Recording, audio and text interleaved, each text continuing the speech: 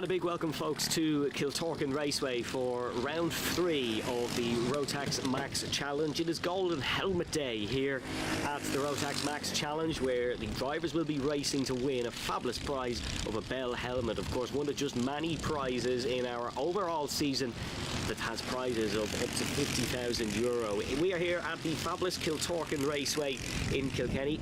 It is one of the favourite tracks of these young karters, owned and run by the Holland family since April 2000, and it went under renovation recently in 2023, and the young karters love this track since that. There's been a whole world of improvements, and it's going to be a good day here at the Rotax Max Challenge. We have, of course, all our Rotax classes: Micro Max, Mini Max, Junior Max, Senior Max, Senior Max 177, and 3 guest classes as well here this weekend. We have the Tillotons out on track, the Tilloton T4 Minis, Juniors and Seniors. So it's currently the Minis out for qualifying to round up our morning qualifyings and warm-ups, and then we will be getting the races underway. It's going to be a good one here, folks, in Kiltorcan, so settle down for the morning and afternoon, and we're going to have a good day of karting.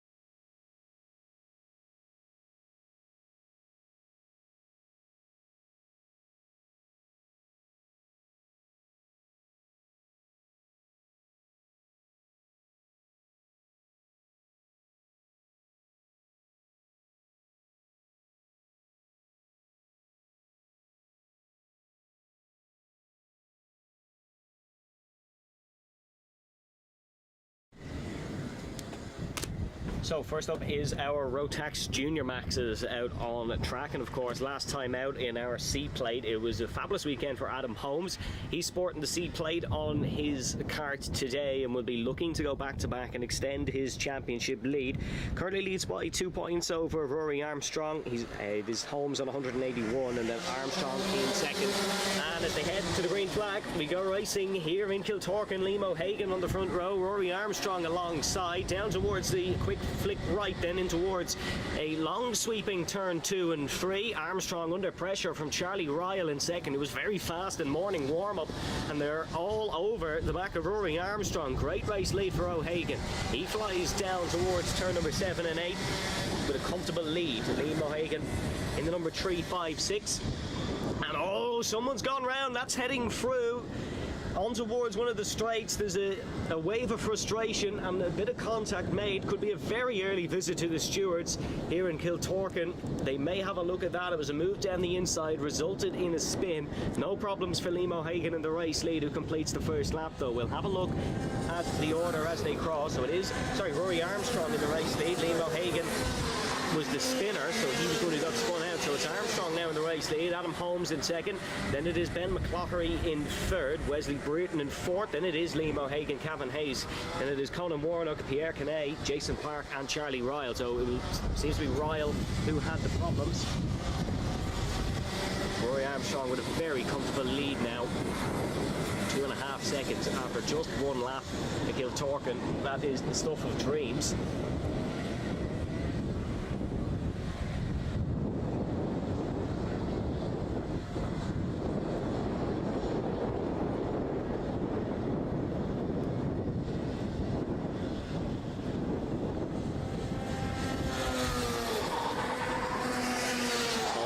Your C-plate winner, looking to put into that gap that Rory Armstrong has. He put into it by about 0.3 of a second on the last lap, so slowly but surely making progress. It's Ben McClaughry then who is in third.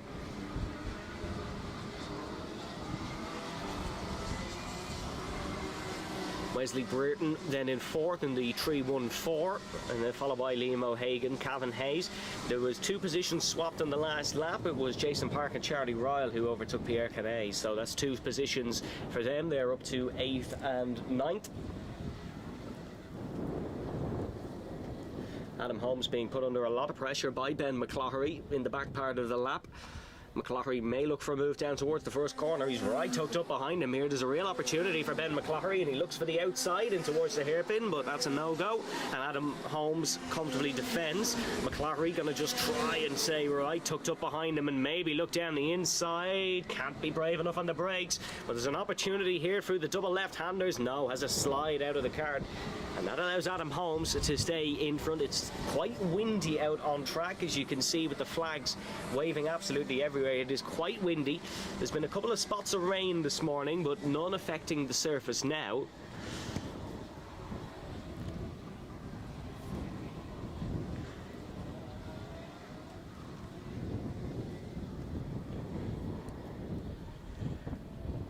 Still, Rory Armstrong with a very comfortable lead at the front of this one. Holmes and McClaughry in second and third. Them fighting, of course, is going to just benefit Rory Armstrong. He'll be able to pull away even more. Then McClaughry, current holder of the fastest lap, but they weren't close to it on the last lap due to that little bit of fighting. McClaughry still not close enough, and this is very similar to how his heat races went in White River. He just seemed to be stuck behind, but not anymore. Then McClaughry dives down the inside. Beautiful move on our C-plate winner, Adam Holmes. He's up to second place and is getting racy very early on in this one. We've 2 minutes and 10 to go. Lovely move by Ben McClaughry to take the position. He's up to second now, heading up towards the left-hander. So great move for McClaughry.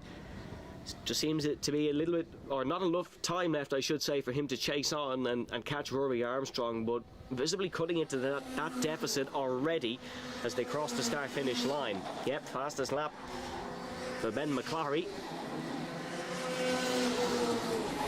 Down the order then, Cavan Hayes, getting past Liam O'Hagan. Jason Park has got past Conan Warnock, so good lap there for Hayes and for Jason Park, both gaining positions and trying to get themselves some more points to go towards the final. As we've someone round. we have a spinner that once again is through turn 4. And not the first car to have an issue through that corner. We saw Ben McCloughery almost kicked out the rear. That's the number 395. That is Charlie Ryle who goes round. So disappointing for Ryle, dropping to 10th place.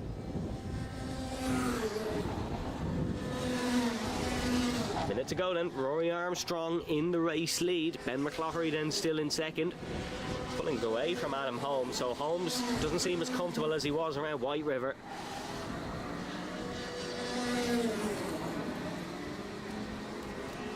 Ben McCloughery, of course, in this Junior Max class doesn't really need an introduction. He's won many a T4 race. Of course, T4's our guest class here this weekend.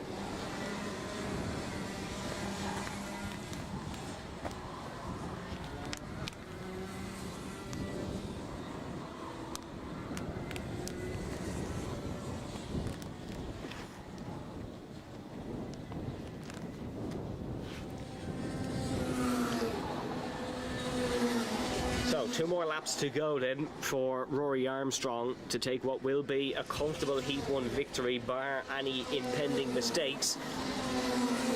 Gap down to 1.9 between himself and Ben McCloughery, but McCloughery just not closing in enough, just doesn't have enough time to close in. If we were doing maybe an hour of Rotax Juniors, Ben McCloughery might be able to get right in the tail of Rory Armstrong, but just a little bit far away. Couple of good scraps down the order as Cavan Hayes and Liam O'Hagan still very close indeed. Wesley Brereton in a bit of no man's land in fourth, but he's not going to be too disappointed at that. Just a bit of time to get used to the track, get used to the conditions, but a real scrap between O'Hagan and Park. Good scrap between Warnock and Carney as well, although that gap has opened up significantly, potentially due to a mistake. So one more lap left for Rory Armstrong,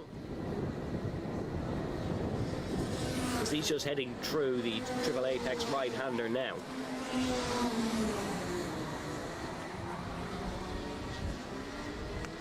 So Colin Warnock getting past Jason Park on the last lap. He's up to 7th spot now, but that battle still rages on. That one's not going to be over until the checkered flag waves. And there was another little move down the inside from Jason Park. He's trying absolutely everything as the Antrim man to try and find a way past Colin Warnock, but just seems to be too little, too late for now.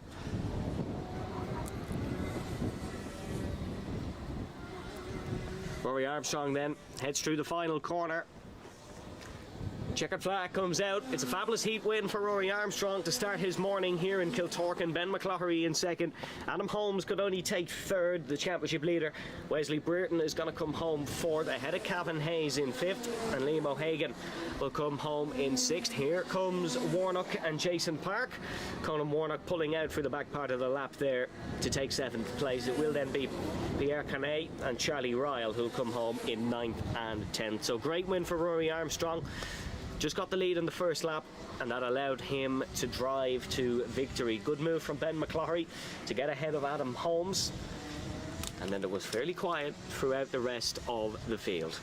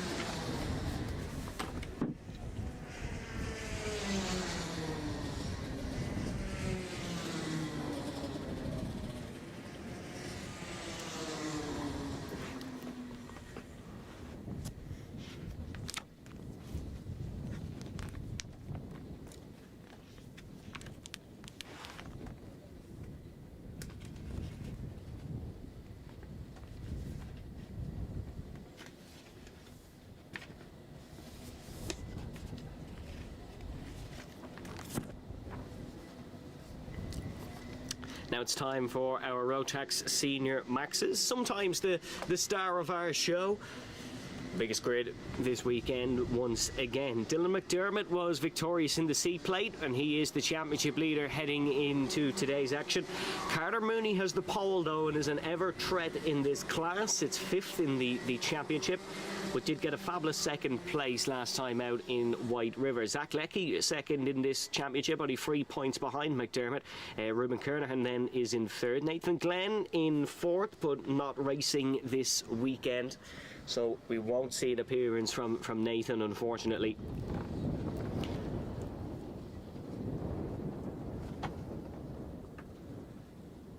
Carter Mooney will be looking to win this heat though, starting from the pole position. He's got prime position in this one, was very quick around White River, and indeed was Carter from Dromara, County Down, racing of course for DMS.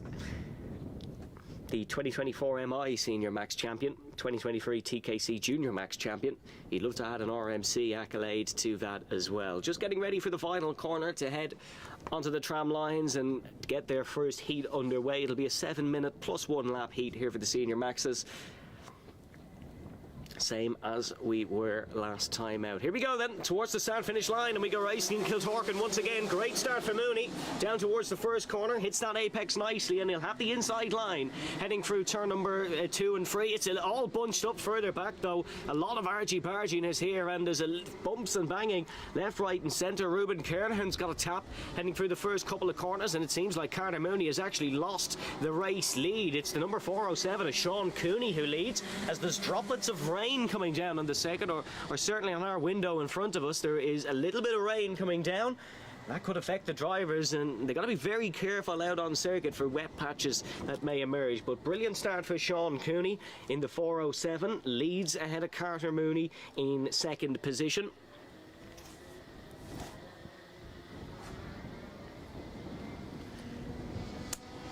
And Mooney has actually got it back, so Carter Mooney getting it back. Jay Larkin with a great race start as well, and Jay Larkin is now up to 2nd position. So Sean Cooney, despite taking the race lead when he just went out of our view, lost it, and now he's fallen down to 4th as well. So that's Dylan McDermott cutting through. As nonchalant as ever is Dylan McDermott, just looks like he's unfazed by anything that happens out on track, but he's scrapping and looking to try get past Jay Larkin in the number 429 in front of him. Jay Larkin, of course, last time he was here was his first ever outing in a Rotax, and there's a good bit of rain now, and there's a little bit of contact between Larkin and McDermott by the looks of things. That's hampered Dylan McDermott's run heading up the hill past Marshall Post 5, and he's fallen down a couple of places here. We'll have to see where exactly he's fallen to once they come back closer to the pit building, but Carter Mooney doesn't know his luck, because he is in a fantastic race lead, even bigger than what we saw Rory Armstrong had in the Junior Maxes. Dylan McDermott, so he's not lost that much. He's actually gained 2 positions, would you believe? So Dylan McDermott is up to 2nd, despite that little bit of contact with himself and Jay Larkin. Larkin came off worst of it. He's fallen down to 6th position, so losing 4 spots on that last lap, and this is really fantastic racing here in the Senior Maxes. They certainly don't want a quiet start to the morning, and just battling the cars through the left-hander, battling the carts I should say, through the left-hander. Definitely struggling with this sudden downpour of rain. It's probably the last thing they wanted here to start their heats. A nice easy dry race on some slick tyres would have been probably the dream waking up this morning. This has certainly been the dream for Carter Mooney, who has the race lead still with 4.5 minutes to go, heading down towards turn number 1. McDermott in 2nd. Aaron Coogan has promoted himself to 3rd. What a lap from Ruben Kernahan. He's come all the way from the back, currently in 3rd. Fastest lap of the race as well for Kernahan, so he's absolutely flying out there. And really, really loving these conditions is Kernahan. Could definitely see him on for a podium here, but he's going to have a bit of trouble getting past Aaron Coogan. Has to catch him first, 0.5 of a second behind, but in the way he's cut through this field so far, you wouldn't be too surprised to see him overtake. He's like Alex Dunn yesterday in the Formula 2 as Ruben Kernahan, just making it work out there.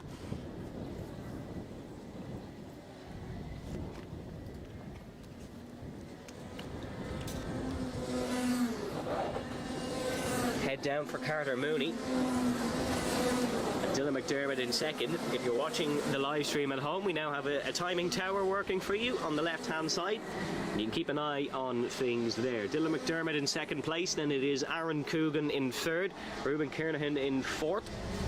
Sean Cooney in 5th. Jack Buckley's up 2 spots to 6, so Jack Buckley having a good time of things. And it's Josh Allen in 7th. Tyler Bruton up in 8th. Jay Larkin all the way down to 9th. It's not gone to plan for Jay Larkin here in heat number 1, despite that great race start. Got up to 2nd position early on, was battling with Dylan McDermott, and things unfortunately have gone down the drain since then. Carter Mooney rounds through the final corner. No, he's not dodging the rain, ducking into the card. He's trying to get absolutely everything heading down towards the first corner. And he has done the fastest lap of the race on the last lap, so rain not affecting things too much. Carter Mooney clearly finding some time out there. Dylan McDermott was only a 10th of a second off. As a matter of fact, the top 4 were all within a 10th of a second the last lap round. 58 flat for Mooney, and then 48 flat for Mooney, and then 48.1 for the rest of the top 4. Down the order, Jack Buckley's got another position, as has Josh Allen. Sean Cooney, who started on the front row, has fallen to 7th position, fell 2 on the last lap, so disappointing last lap for Sean Cooney. He is now down to 7th.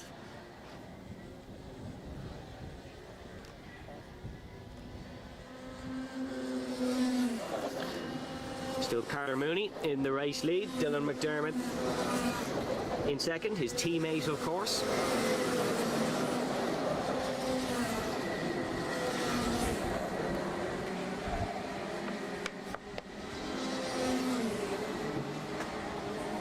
As a dive down the inside from someone there in the mid-pack, that may have been Jack Buckley again as they fly through. It was the 407. It was Sean Cooney actually who's looking to make amends. That was a nice move down the inside from Cooney, just heading into the 4th corner. He's looking to try and jump back up the order is Sean Cooney. Of course, only done the 1 race in White River, sits 19th in the championship, but had a good result there in White River. Got 34 points in the final, 27 in the heats. Heats didn't exactly go to plan, but it's a long season.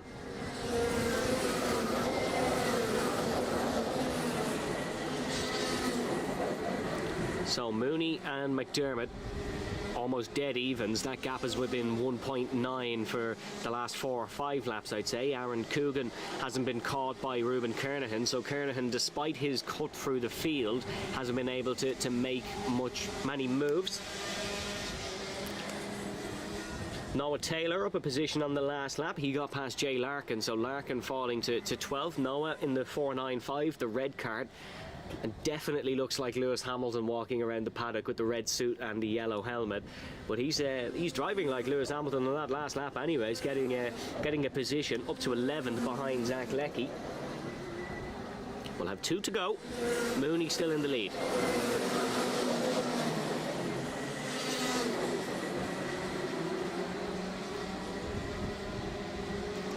It's right close in the battle for 5th between Jack Buckley, Josh Allen, Sean Cooney.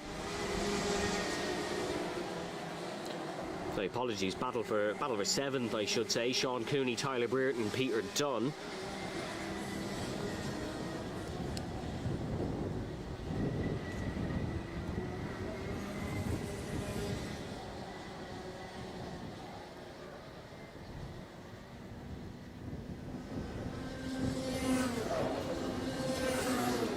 Coogan could be under a little bit of pressure on this last lap from Jack Buckley behind. Buckley has dispatched Ruben Kernahan, so our 2 biggest movers in this field, Jack Buckley, Ruben Kernahan, now swapping positions themselves. So it is Jack Buckley who's chasing down Aaron Coogan. You can see as they're just on your picture now, it is Coogan there in front in the 475 in the yellow. It is Buckley in the 440 in the green and white. Almost looks like a Tony Kart livery from a distance.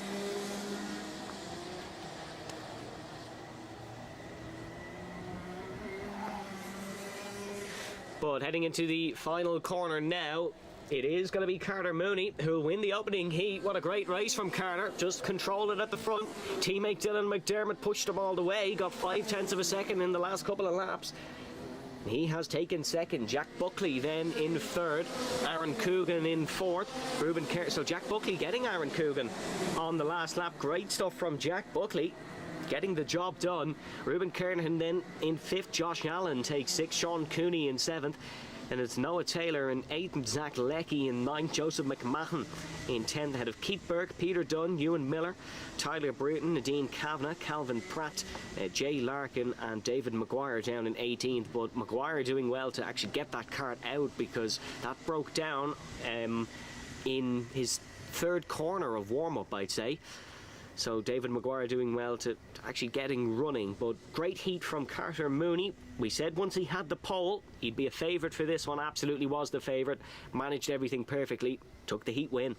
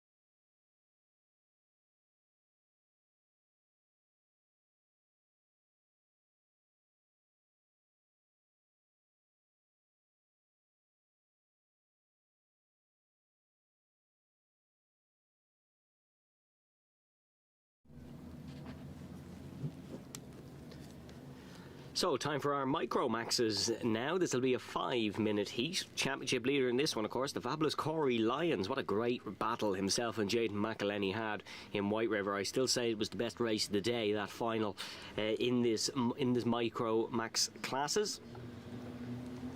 On the pole for this one is the 162 of Harry Thiley, who of course was in the top 3 for all races or all heats and the final, I should say, in White River. Just fell back in that final early on and wasn't able to challenge the front 2, but a very sneaky move on the last lap on Corey Lyons in heat number 1.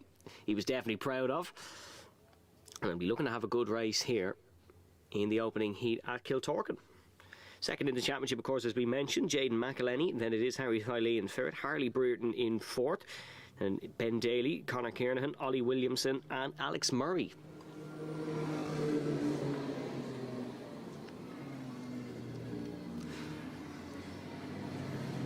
And of course, 2 warm-up laps for these Micro Maxes.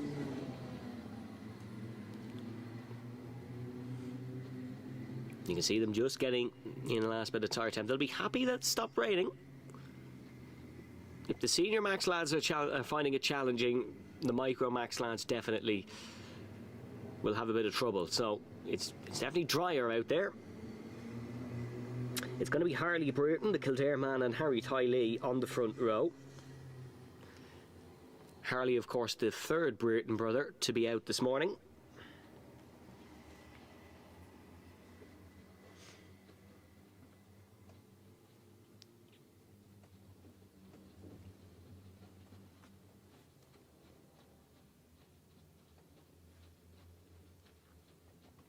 This should be a good one. So, of course, as we said, 5 minutes plus a lap for the Rotax Micro Max class.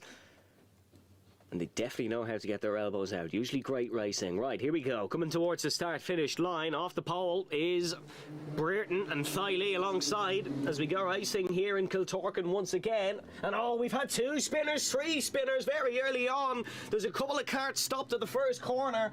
Some big problems for some. Harry Thiley, I think, has been involved in that one. I think Harley Brereton got through and is in the race lead. Yes, he is. And it's McElhenney and Corey Lyons in second and in third. So yes, Harley Brereton in the race lead. Then it is Jaden McElhenney. Corey Lyons in his almost famous blue suit in the Micro Maxes at this point is in third. There was problems for Harry Thiley into the first corner and a couple got collected in that. So big grid shuffle very early on here in the first heat of the Micro Maxes. We'll get the running order as they come towards the start finish line, but it is definitely Harley Brereton in the race lead, just about. McElhenney is going to be trying a move in towards the first corner. Corey Lyons might look to make it free abreast. McElhenney is through. Corey Lyons is not quite through, staying behind Brereton, but he's definitely going to have a go and challenge his teammate and championship rival at the front of this grid very early on. As, oh, Brereton way late on the brakes, spins it out,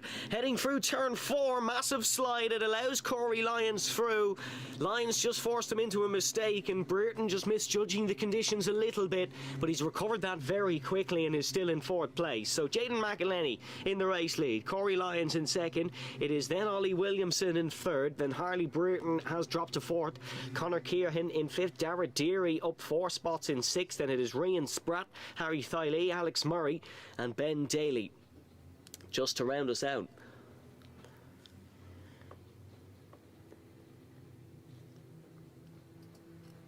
So McElhenney still in the race lead, Corey Lyons in second. 2 very familiar names in Micromax racing.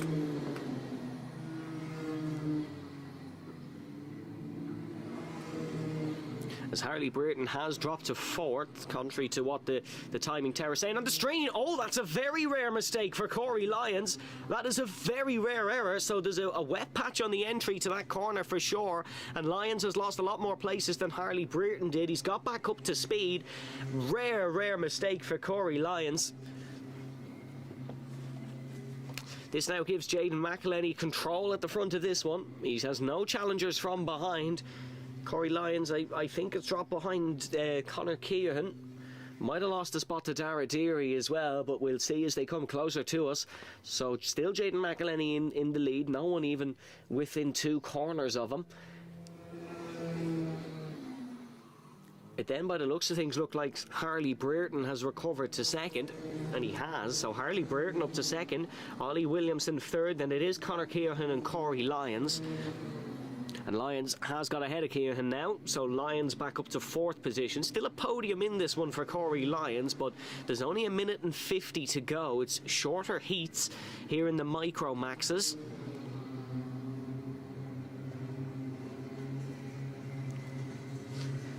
And Ollie Williamson under a lot of pressure now from Corey Lyons. And Lyons tries it down the inside. Every corner is an overtaking opportunity for Corey Lyons. He's now on the outside, heading in towards the lefts and rights.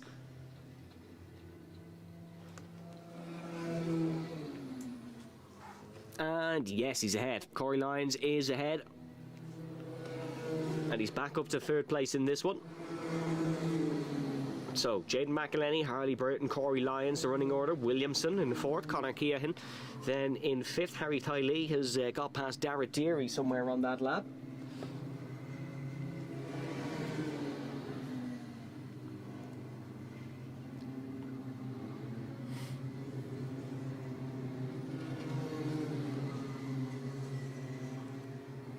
just looking like it's going to be a bit too much for Lyons to catch Brereton. So Brereton is going to be delighted with a second place here in the heat if he can hold it.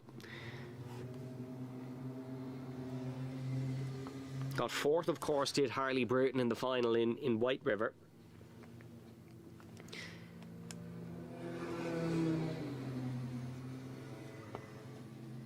Or sorry, apologies, it was fifth in White River for Brereton, fourth in Nuts Corner. So if he could start the day off with second here, don't think there'd be too many complaints from the PBR racer.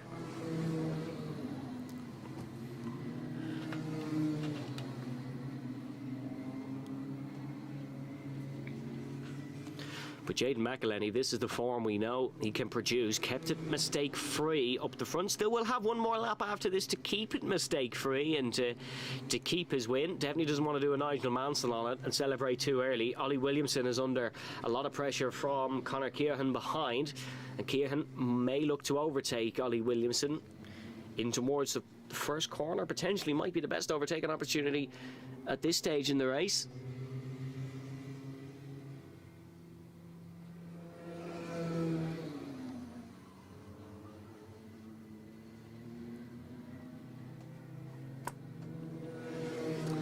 You can see side by side down the main straight they go. This is Ollie Williamson and Conor Keohan in towards the first corner. Williamson later on the brakes carries the momentum through, but he's ran a little bit wide, bumps over the curb. It's not the smoothest of curbs there. You definitely feel it when you bump over it, but he's staying ahead of Conor Keohan in towards the right-hander now. Last on the late breakers for Harry Tylee behind. Tylee senses not just one spot here, but two, and Keohan tries to chuck it up the inside. No go though. That does force Ollie Williamson wide, and they're still side by side, heading in towards the left-hander down the mini straight. Ollie Williamson, still just about in front. Harry Tylee trying everything, sneaks down the inside. Lovely move from Harry Tylee to get ahead. Conor Keohan, though, still going to fight back at it. Across the start-finish line comes Jaden McElhenney. He takes the race win. It's going to be Harley Brereton in second, ahead of Corey Lyons in third. In our fabulous fight for fourth, it's not going to be Ollie Williamson. It's going to be Harry Tylee, who I think is going to take fourth place. That's a cracking recovery from Harry. It is. Conor Keohan is in fifth, and Williamson falling to sixth on the last lap. He's going to be gutted with that one, but brilliant fight from the Micro Maxes once again. Great fight back from Tylee after the disastrous start, but once again it was the McElhenney show, and he takes a comfortable win by 9.1 seconds in a 5-minute plus 1 lap heat. Insane performance, and he'll be looking to keep up that momentum heading into the afternoon.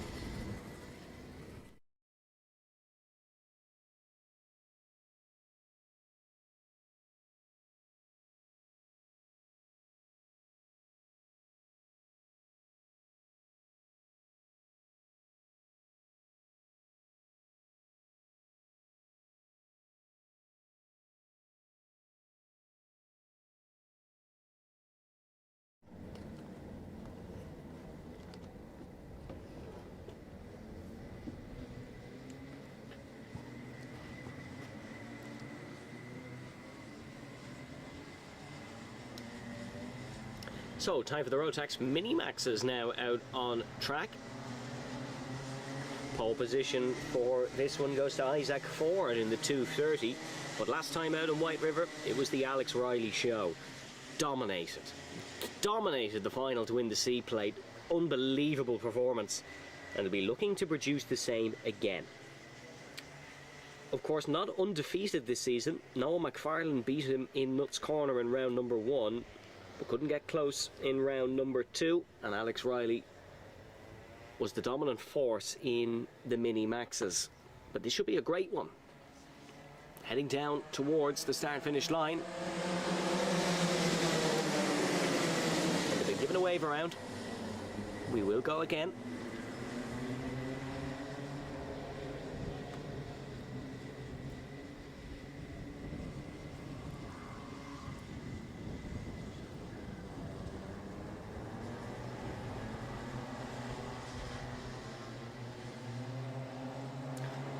It's going to be Brogan McDonald who'll be on the front. Or sorry, not Brogan McDonald. It will be number 243 who'll be alongside Isaac Ford on the front row.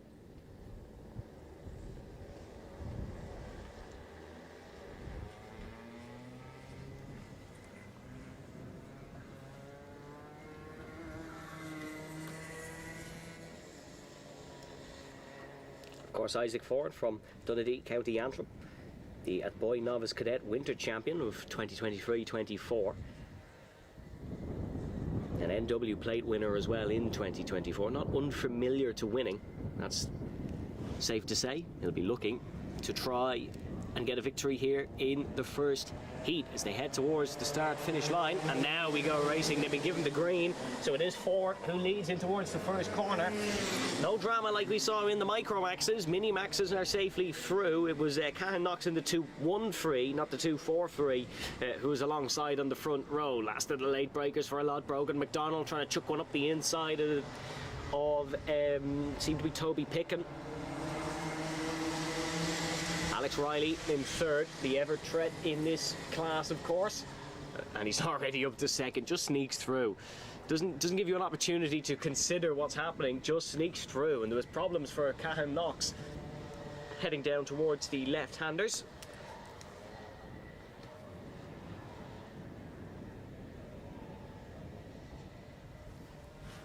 But it's right close in the battle for the race lead, and that's because Alex Riley has taken it by the looks of things as they fly past us here. Yes, Alex Riley, race lead. Cracking start for Sophie Campbell, up 6 positions to second, so both Riley and Campbell going to be fighting for this one, it seems. Third place is Charlie Blair, who's up 9th, and Charlie is an absolute king of coming from the back of the grids. Always performs when he's given a low starting spot. Seems like he's doing so here again. Isaac Ford then falling to 4th. Toby Picken is in 5th. Good start for Brogan McDonald as well, up 5 to 6 spots. So Brogan, we said, was trying some moves. Definitely got some moves done and is up to 6th position here in this one. Yellow flags are out. There is someone out of their cart just in the middle of the track. Just can't quite see who it is here. I think it could be Andrew McCullough. Certainly Lalu and McCullough didn't take the line. Still Alex Riley in the race lead. Sophie Campbell second spot. Another spot gain for Brogan McDonald. Has now got past Toby Picken. So McDonald getting the move done. Campbell almost pushing Alex Riley through the corners. Riley, of course, sporting his brand new C plate that he was delighted to take home with him after a brilliant win in White River.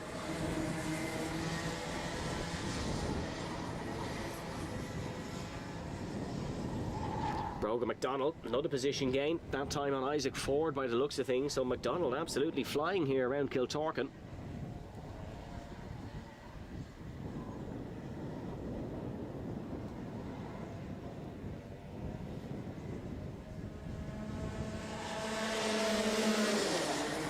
Fastest lap of the race for Alex Riley. Gains a couple of kart lengths. What a sneaky move from Charlie Blair down the inside. That's second position now for Blair. Campbell's going to try and fight this one back down towards the left-hander. There goes Sophie Campbell looking for the position. Can't quite get it. Blair blocks that inside line no matter what. Wants to stick as close to the apex as he can.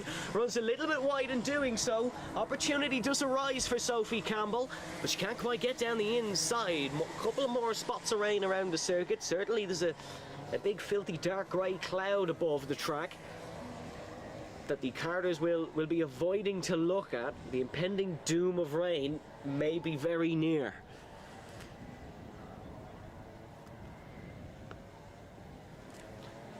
Alex Riley certainly taking the advantage of the battles behind with him. Sophie Campbell looks down the inside once again at Charlie Blair, but no avenue to overtake has arisen, and Campbell will have to stay behind for the time being. Oh, very, very squarely under the braking for Charlie Blair, but he gets it stopped in time. And this is very frustrating for Sophie Campbell. She just can't quite get past. A little bit further down the order, Oliver Meredith up to fifth position. So Oliver doing very well, getting past Isaac Ford. Evan McCloughery getting ahead of Evan McCloughery and Jude Duvant getting ahead of Cahan Knox, who started on the front row, so things not going well for Knox. Lalu and McCullough are both out of this one, not completing any laps.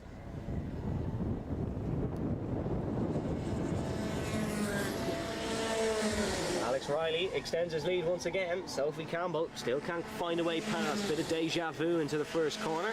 Charlie Blair still in second position. 30 seconds to go in this one. We'll have just about one more lap, I'd say.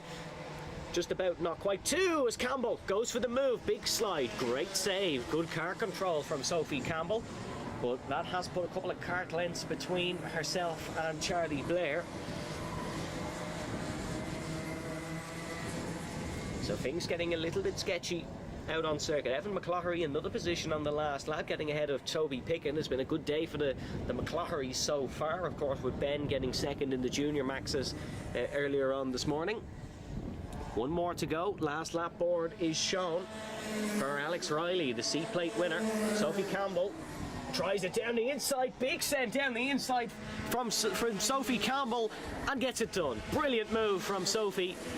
Very similar to what Charlie Blair did to her a few laps ago. Sophie Campbell is ahead and in second position on the last lap. Just has to defend it for the rest of the lap now, and that's the tricky bit. You can get the move done, but it's defending it as a whole other ball game.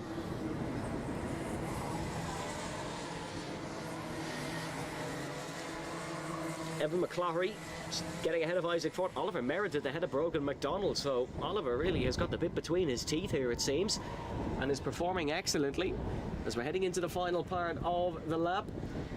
And through the final corner comes Alex Riley. Unbelievable performance as expected. Riley across the line gets the job done. Sophie Campbell gets second with a brilliant move on the last lap, getting ahead of Charlie Blair. Big thumbs up from the wall beside the start finish straight for that one. It will be Oliver Meredith in fourth, then Brogan McDonald in fifth. Evan McCloughery comes home in sixth. Isaac Ford taking seventh. Toby Picken in eighth with Jude Duvant in ninth. And it is Cahan Knox in 10th position. Ethan Dalton is just going to come home in 11th now. And then a non-finish for Ben Lalu and Andrew McCullough, unfortunately. But it seems to be the Alex Riley show here once again in the Mini Maxes. We'll have to see what they can do in Heat 2 later on this morning.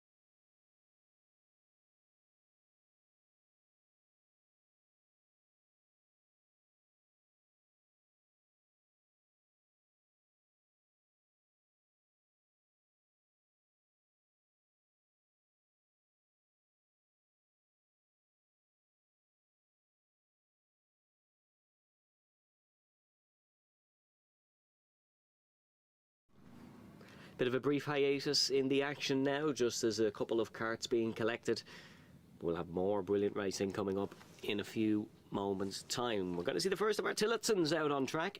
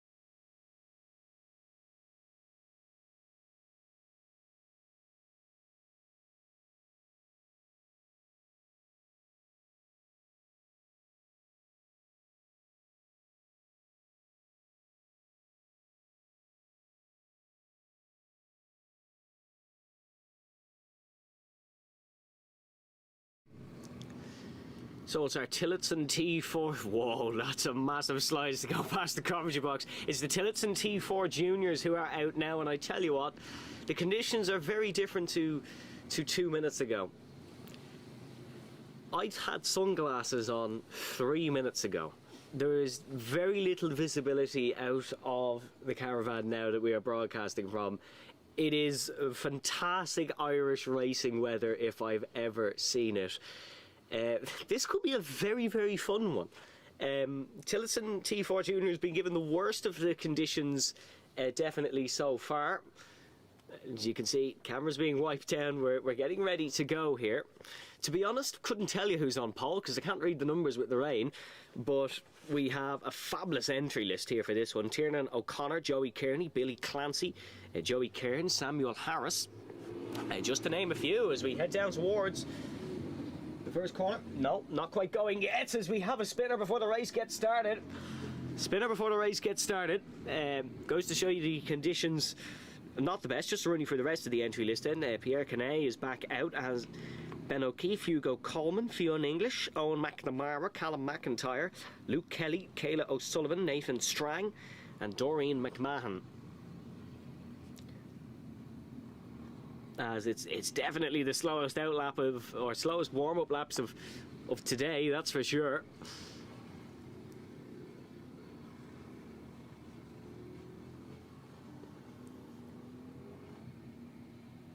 Getting very slippy out there indeed.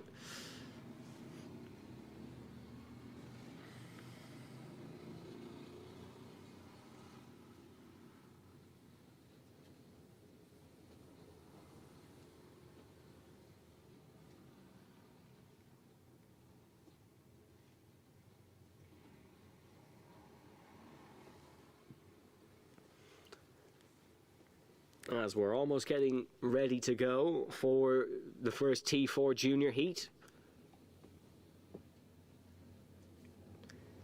Just flying down towards the first corner. No, not been shown green again. Another wave around.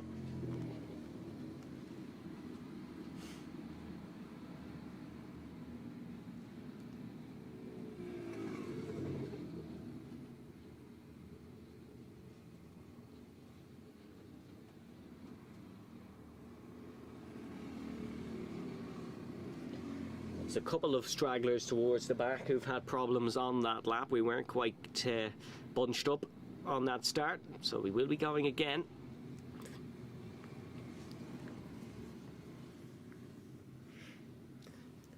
The Rotax guys are going to be absolutely delighted that they didn't have to face these conditions. We've another spinner. Someone else has gone off. And getting out of the cart, oh no, that's not the best start to the race, but it looks like he's just trying to pick that off the curb. May need a little bit of marshal intervention.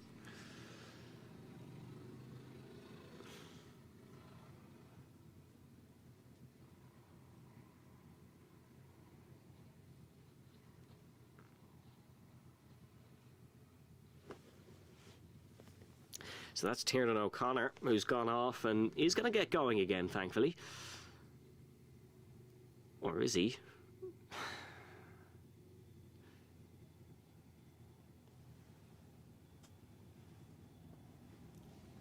As we've been waved off, red flag, we have been waved off here, so we're not going to get going. I think understandably so, given the conditions. It's back to the pit lane. I suppose it gives Tiernan O'Connor a proper chance to have a go at this one. But back to the pit lane. We are under red flag for the Tillotson T4 Juniors. Hopefully we get going soon, but conditions just not allowing for it at this present time. So we'll have another go, and we will get Tillotson racing underway soon here at round 3.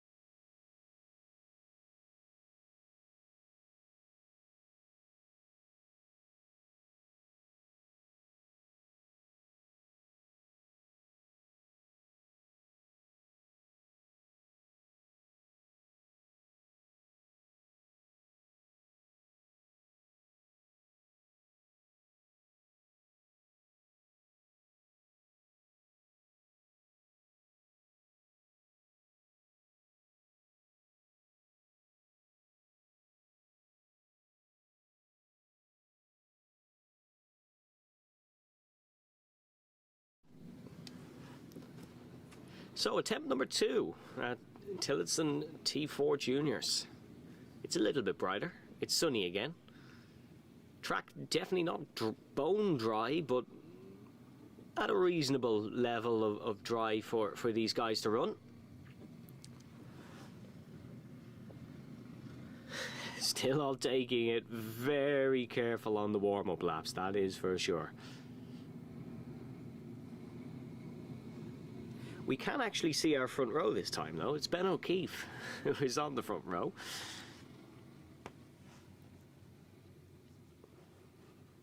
This is still going to be a sketchy 8 minutes plus 1 lap for these guys though, because that was the most rain we've had all morning.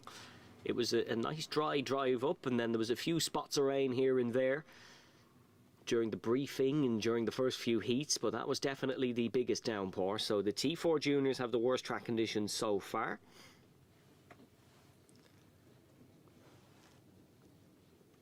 But as you can see, good old Irish weather. It's lovely and bright again.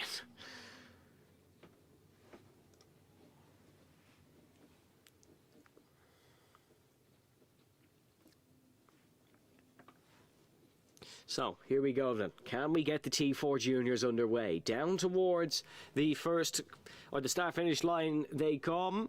We're all anticipating the green light, and yes, we do go racing here for the Tillotson T4 Juniors. It's a great start off the line for Ben O'Keefe. Joey Carney as well, looking to stay near the front. Billy Clancy started in third with Pierre Carnet in fourth as they head down towards the right-hander for the first time. Oh, it's very slidey. There's a lot of overstepping at the back of the cart, and it seems like that is Joey Carney who's lost that position. It is Joe, sorry, no, apologies. Ben O'Keefe who lost that position. Joey Carney in the lead of this race.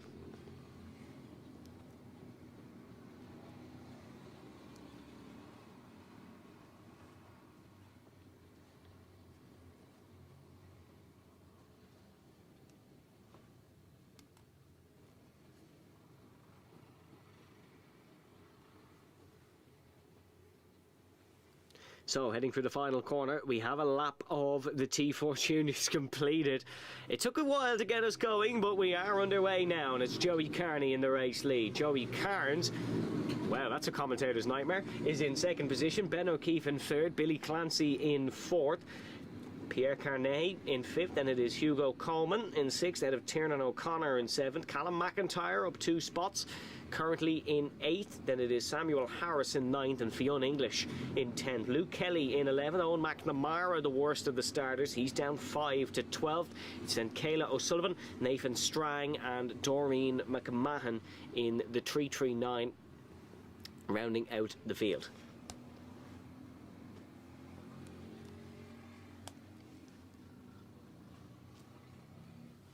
Still Joey Carney in the race lead. We're lapping at 1 minute here in the junior, so this is not going to be the longest race in terms of laps.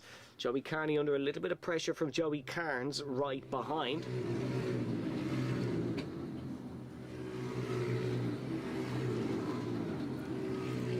Ben O'Keefe in third, still Billy Clancy in fourth, and Pierre Carnet is in fifth for what's been his second heat of the day. Of course, was racing in the Junior Maxes earlier, now out in the Tillotsons. The only French representative here in the RMC. Callum McIntyre under a little bit of pressure from Samuel Harris. That's in the fight for 8th position. Callum McIntyre, of course, the novice racer in this class. Samuel Harris with a little bit more experience, so he's going to try put that to test and get the position ahead of Callum McIntyre. But in terms of the battle for the lead, as they're flying past the camera now, down past the start-finish straight, it is still Joey Carney who holds it. They've knocked about 6 seconds off lap time, so track conditions definitely improving. Joey Carnes in second, and then Ben O'Keefe in third, as they're right close now, and it looks like Ben O'Keefe might try and move down the inside. No, not quite. Just going to stay behind for the time being.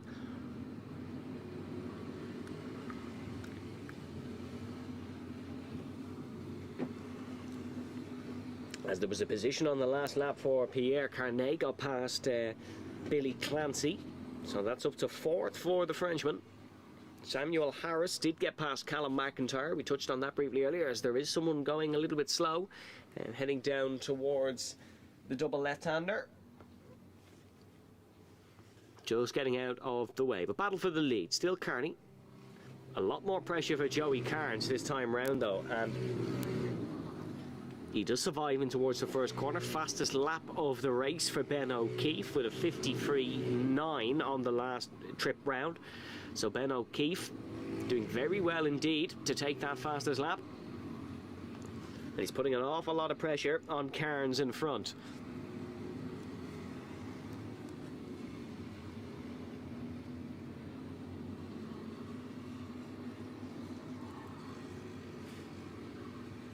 Very, very close in the battle for second now between Joey Cairns and Ben O'Keefe.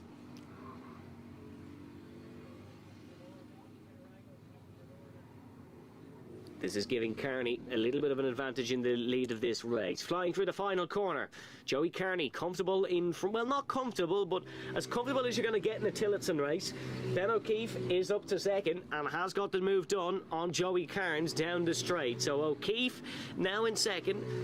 Can he hunt down Joey Carney at the lead? Carney with the fastest lap last time round, 53.7. Ben O'Keefe 53.8, so lapping very close indeed as blue flags are coming out. I think that is Nathan Strang, who they're going to be just lapping soon.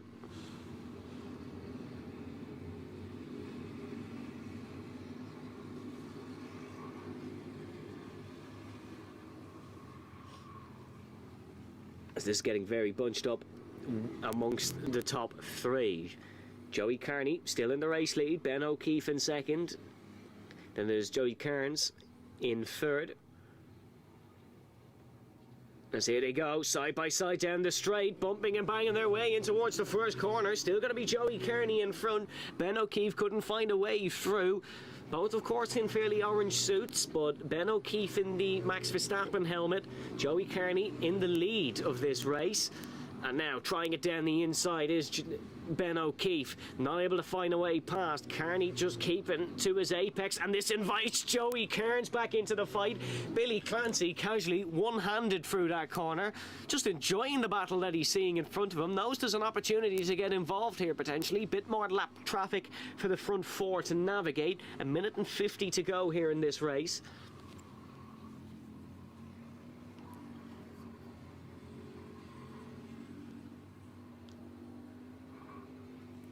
It's flying through the final corner. They're going to be side by side here once again, are Carney and O'Keefe. And Ben O'Keefe just cannot find a way past Joey Carney at the front of this one. This is a right old tussle here at the Tillotson T4 Juniors. And Ben O'Keefe just cannot find a way past the race leader. Has the pace, definitely has the pace to do it, but just cannot find a way past. And one little mistake from either of these two, and there's two hungry sharks waiting to pounce right behind in the form of Joey Cairns and Billy Clancy.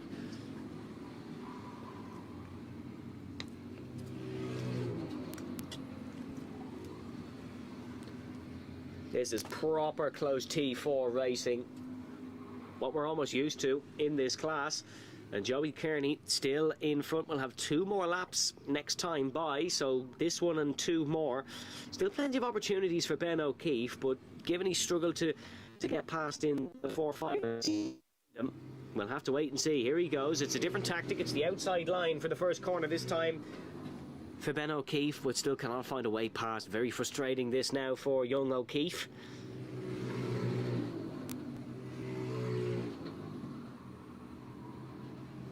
And here he goes, great run through the outside now for Ben O'Keefe, but this is a difficult corner to try and flick it all the way around, and you can see he ran wide trying to do so, and that invites Joey Cairns to have a look, but wasn't able to get down the inside once again. He'll stay behind for the time being. 1 more to go. About 2 or 3 more opportunities for Ben O'Keefe to try and win this opening race. First heat of the day in the Tillotson T4 Juniors. Of course, we'll have the minis and the seniors T4s coming up after this one, so still plenty more Tillotson action. Here we go then, down towards the first corner for the final time. Maybe the last opportunity for Ben O'Keefe. Can't get it done now. Seems to be very quick through turn 2, 3. but just struggling to get down the inside, and Kearney once again planted on the apex of the corner. O'Keefe has to try go the long way, and there's a little bit of a mistake there for Joey Kearney, and the lap traffic is played absolutely perfectly for Ben O'Keefe. Race leader Kearney gets boxed in, and Ben O'Keefe was able to flick it round the outside. Perseverance has prevailed for Ben O'Keefe. Tried the same move 2 or 3 times. It's eventually paid off. And Ben O'Keefe, bar any mistakes, has stolen the T4 Juniors at the death here in heat number 1.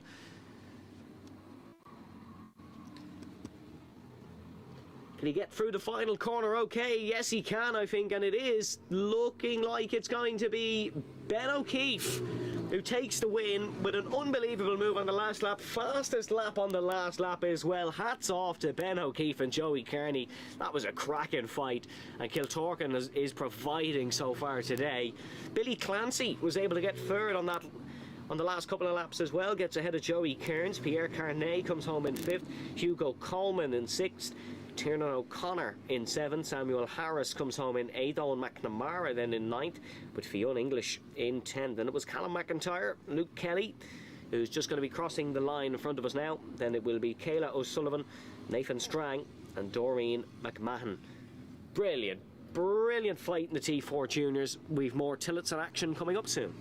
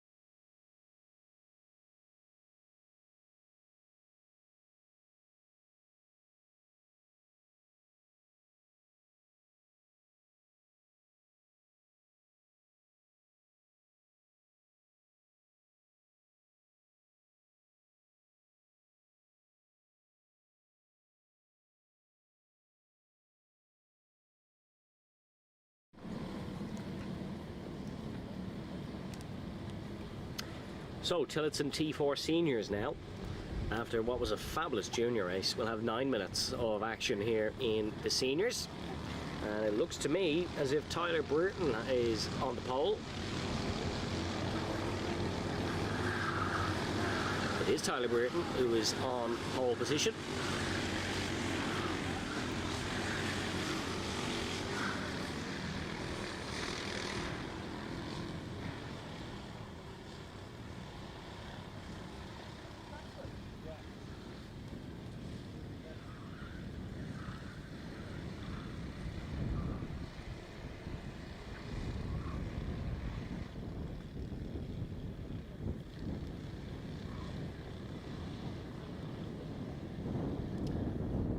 And of course, as we said, if the T4 Junior race was anything to go by, this should be a barnstormer.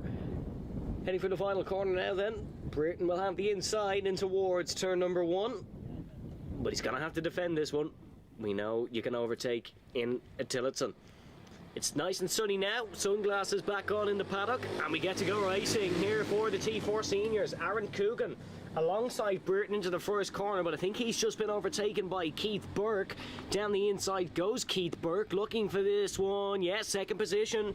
Great race start for Brereton. Not a great start for Coogan, who's falling down the order here, and he's being pushed left, right and centre.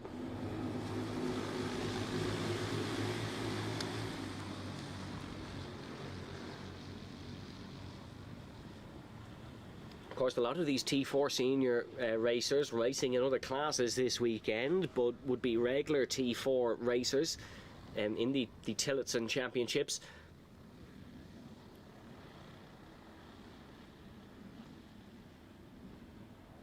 Here we go then for the final corner. For the first time, it is Tyler Brereton who is in the race lead. Keith Burke in second.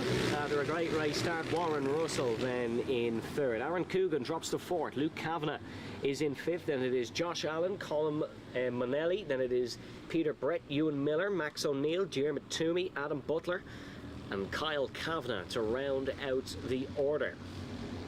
Tyler Brereton slowly being closed in by Keith Burke.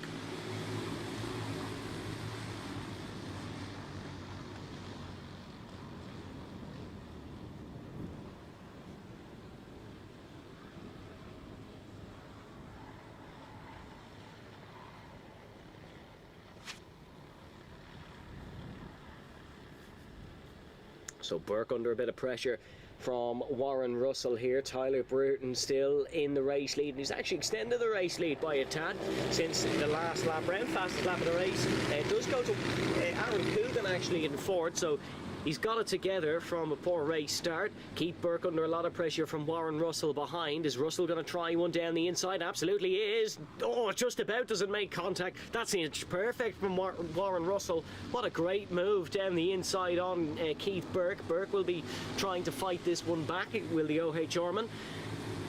And Warren Russell just getting in front. Aaron Coogan would like to get onto the back of this battle here, but he's under pressure himself from Luke Kavanagh, who's only a tenth of a second behind, or was only 2/10 behind last time at the start-finish line, but he's gained since then. So still Tyler Brereton in the lead of this one. Second place now Warren Russell. He's going to get the head down and chase after Tyler Brereton. Aaron Coogan in fourth. Then it is still Kavanagh, Allen, Monelli, Brett, Miller, O'Neill, Toomey, Butler, and unfortunately Kyle Kavanagh not running. So we're down to 12 in the T4 seniors.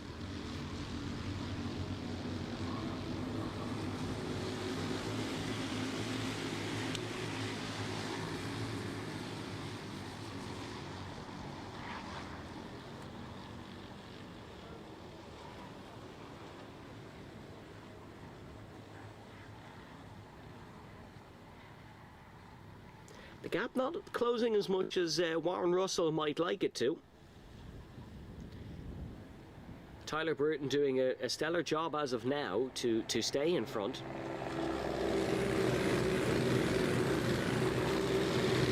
As they come past their start-finish line once again. No fastest laps being traded this time. It is still Tyler Brereton in the race lead. Warren Russell is in second, then Keith Burke in third. Gap 3 or just under 4/10 of a second at the line between your front two. As Dermot Toomey losing a position there, he's now fallen behind Max O'Neill, so O'Neill is in front of Toomey.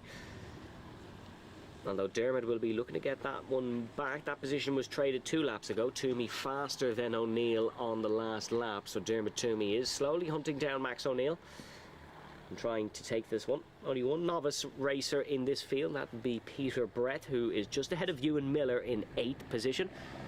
So Brett going to be the top novice of the day anyways, so you can be happy about that one. Still Tyler Burton in the race lead though.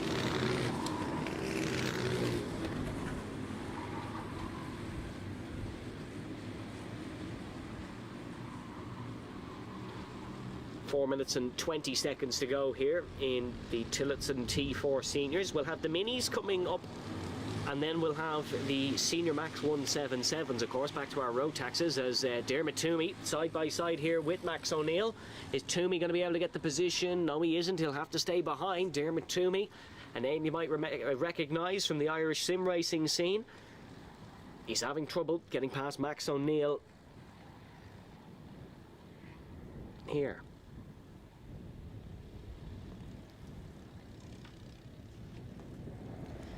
So it's all elbows out from Warren Russell. Has to defend from Keith Burke in towards the first corner.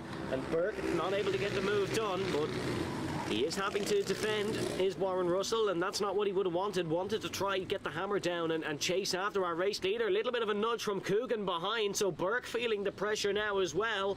And it's a 3-way fight, 5-way fight for second place now, as Luke Kavanagh and Josh Allen have invited themselves into the fight. So Tyler Brereton comfortable out on his own in front. Then it is a dogfight between Russell, Burke, Coogan, Kavanagh and Allen. No positions being traded on this lap, but it is very close indeed amongst the field. And Keith Burke gonna try dive down the inside of Warren Russell. Still side by side entering into towards the final corner. It's Aaron Coogan who's emerging in front here, and they're 3 abreast down towards the first corner. Look at this between Burke, between Russell. Oh, they've somehow kept it clean. Got very sketchy indeed. Josh Allen, a big beneficiary of that. It's now Coogan in second, then Keith Burke, and there's a little bit of a nudge. Someone's run along the rumble strip at the outside of the corner and losing a couple of positions. Think it could have been Warren Russell. It was. He's down to 6th. No, seems to be Luke Kavanagh actually. Warren Russell just gaining more positions, so Luke Kavanagh falling down the order there a little bit.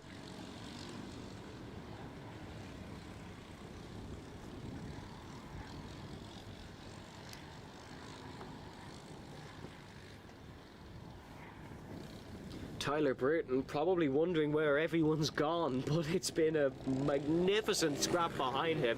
Aaron Coogan in second now, then it's Keith Burke, then it is Warren Russell up to 4th, then we have Josh Allen, and Luke Kavanagh was the one who was pushed wide heading through the almost triple apex right-hander. As Coogan, a little bit slow through 4 and 5, Keith Burke. There's a sniff of an opportunity there to regain second place for Keith Burke. As Dermot Toomey has got past, or has now got past Max O'Neill. Adam Butler seems to have a couple of kart problems. That doesn't sound like it's running right as it comes past us anyways. Could well be, but doesn't sound like it.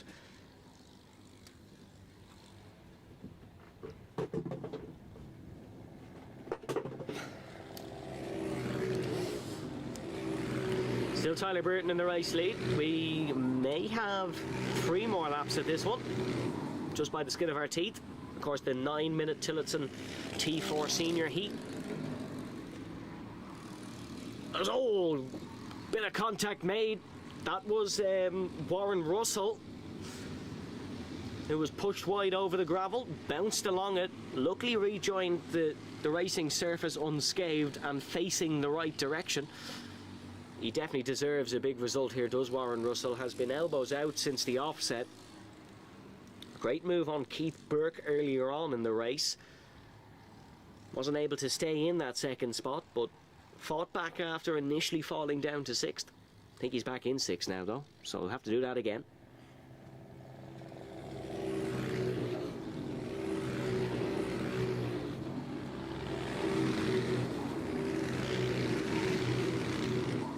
Yeah, Warren Russell falling to 6th. Luke Kavanagh up 2 spots to 4th. So there's been a right old switcheroo in that battle for 4th. And they're right close again. Down the inside goes Josh Allen. And now Warren Russell looking for the position as well. Russell has the outside on the 2 of them. But it's a difficult move to make.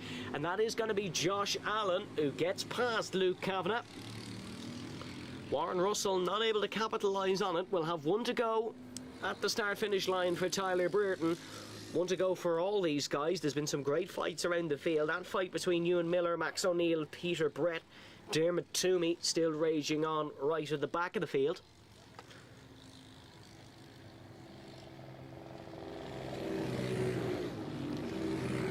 Tyler Brereton in control of this one to the tune of 1.7 seconds.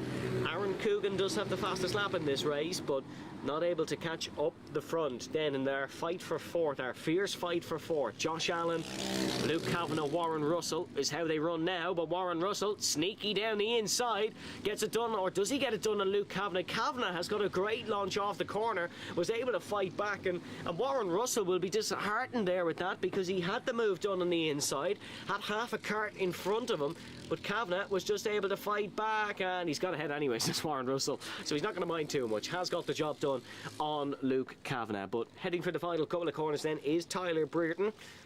The Kiltorcan will win the first Tillotson T4 senior heat of the day.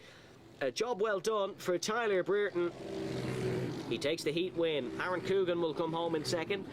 Keith Burke then in 3rd, then it will be Josh Allen in 4th and Warren Russell in 5th. Luke Kavanagh then in 6th ahead of Colin Manelli, and then it'll be Max O'Neill, Ewan Miller, Peter Brett, Dermot Toomey, and Adam Butler unfortunately running with a few problems, 20 seconds off the pace. Great race in the seniors, or the Tillotsons.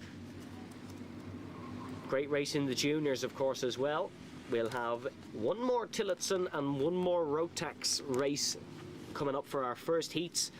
We have the T4 Minis, and then we have the Senior Max 177s. But Tyler Brereton with the win to start off the T4 Seniors.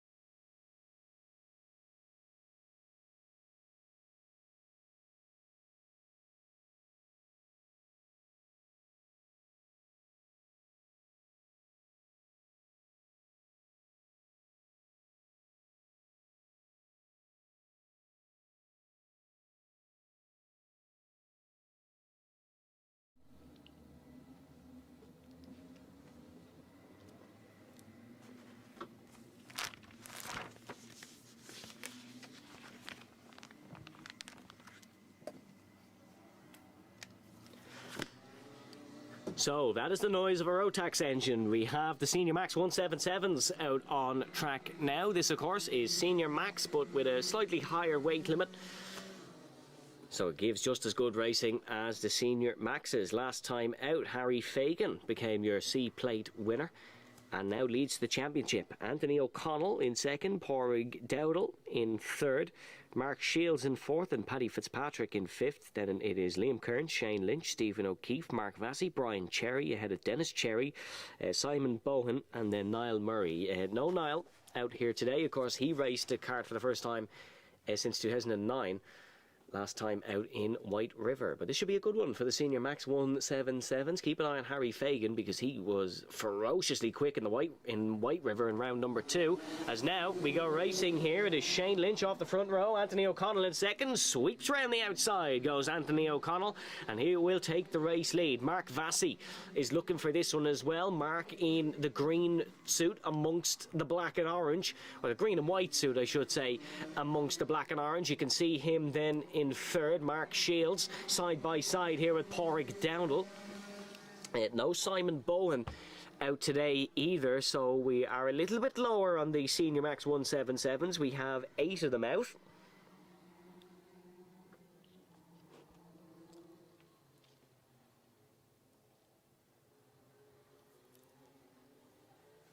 Great race start for Anthony O'Connell. Leads. They come across the start-finish line for the first time.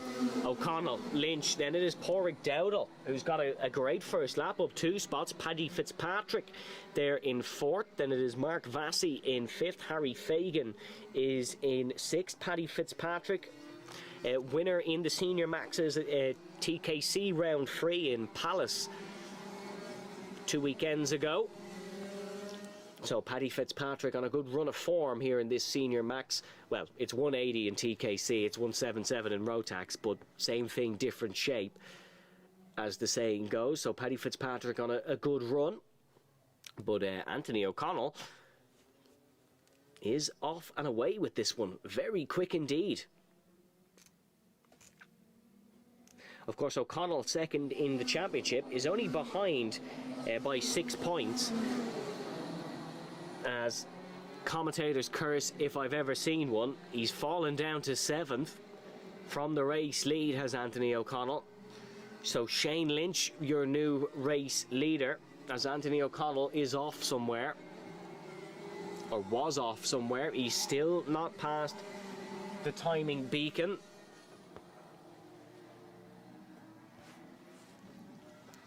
It's very disappointing. It's a totally different narrative to a minute ago, and very disappointing for Anthony O'Connell. But Shane Lynch in the race lead, fastest lap on the last lap. He's being chased down by Pádraig Dowdall from Inishkea and Monaghan.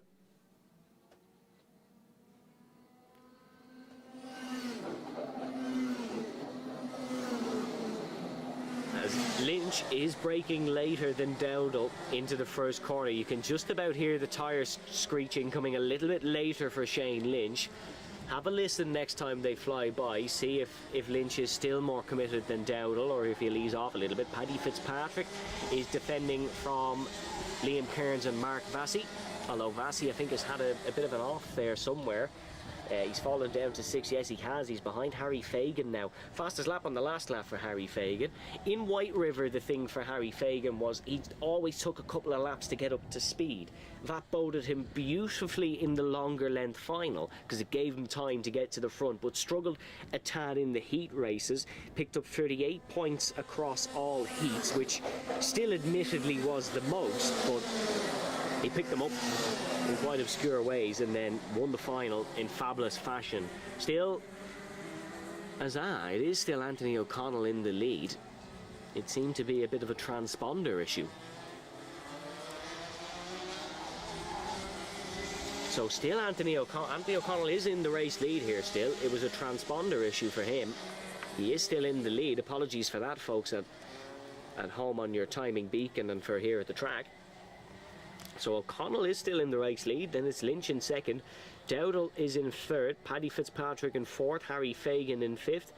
Liam Kearns in sixth. And Mark Vassey falling to seventh. It was Mark Shields that had the problem, so he he hasn't taken to the line. He's dropped down the order. Seems to be a little bit of a muddle up somewhere there, but can confirm Anthony O'Connell still in the race lead. Shane Lynch is in second, and then it is Dowdall in third with 2 minutes and 40 to go. Dowdall and Fitzpatrick under a little bit of pressure from Harry Fagan. Fagan right on the tail of Paddy Fitzpatrick here.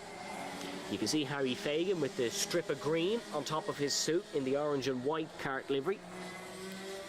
As Mark Vassy is not running up to speed here.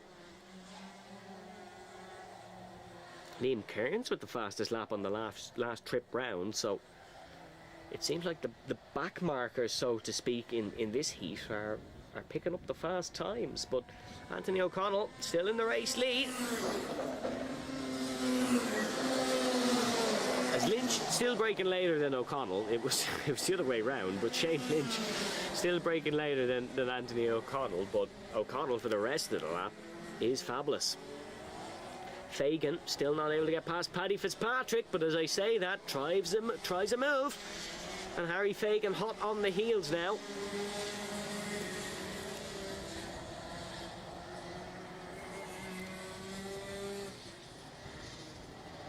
Still not able to find a way past this Harry Fagan, but he is right behind. Fastest lap of this race once again going to Liam Kearns. It was beaten again on the last lap, but Kearns still the one that took it. So Liam Kearns is flying in sixth, but unfortunately way off their field here, so he's not able to make much use of it. Still no move for C-Plate winner Harry Fagan. Stays behind Paddy Fitzpatrick. Porrick Dowdall has gone dropping down the order in the 507. Is that another transponder issue, or can we see him there? No, that's legitimate. He has gone dropping down the order as Porrick Dowdall.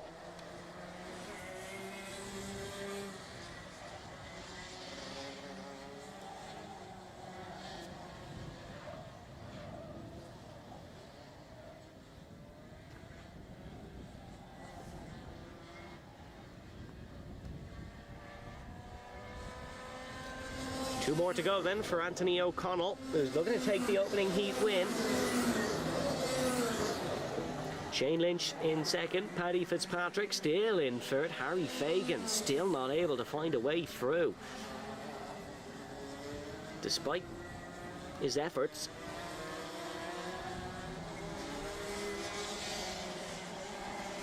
You can just see Shane Lynch just sliding it through the double left-handers. Just gets, it almost looks like it's out of shape, but definitely isn't. It is well controlled in the way he's taking it.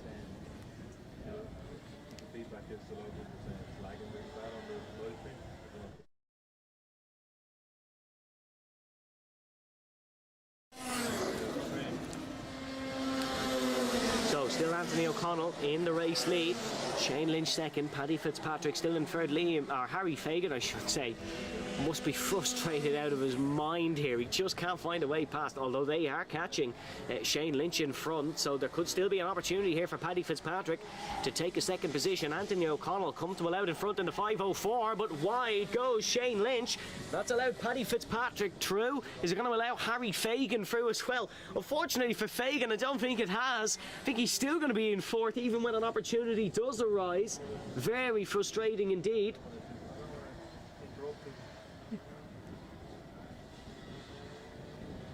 As running through the final corner, Anthony O'Connell is going to take the checkered flag to win the first heat. Shane Lynch is going to be, no, sorry, it's going to be Paddy Fitzpatrick in second. Shane Lynch comes home in third. Harry Fagan agonisingly off the podium.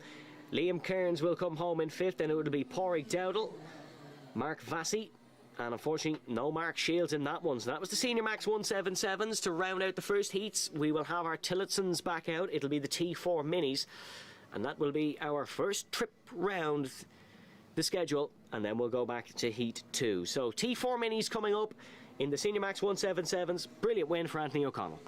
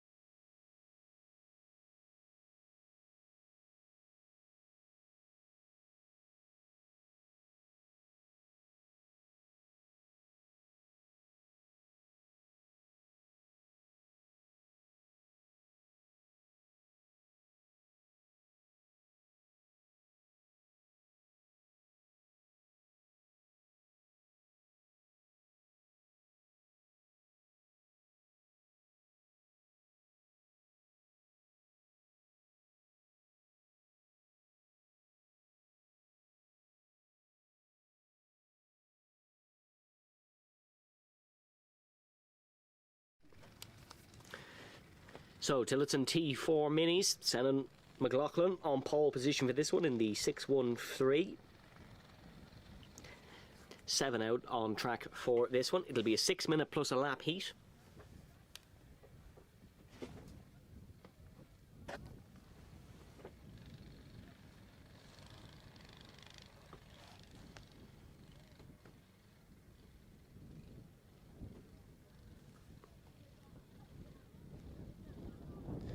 As they just ran through the final corner, we have Dermot Claridge Jr., we have Colin McMahon, Oisin O'Sullivan, Max Cooling, Stephen Doyle, Billy Green, and then of course Senan McLaughlin in this one. So now, towards start finish line, we go racing. Good start from Senan McLaughlin, but he's not going to keep the race lead. Oh, that got very close between himself and Dermot Claridge. But Claridge sweeps around the outside. Great move. Billy Green now putting the pole sitter under a bit of pressure as well. So McLaughlin not getting the best getaway, seems to have got up to speed now. Here in the slowest of the three T4 classes, Billy Green running an Ayrton Senna helmet. You can see the yellow and green out on track, just chasing down the two in front of him.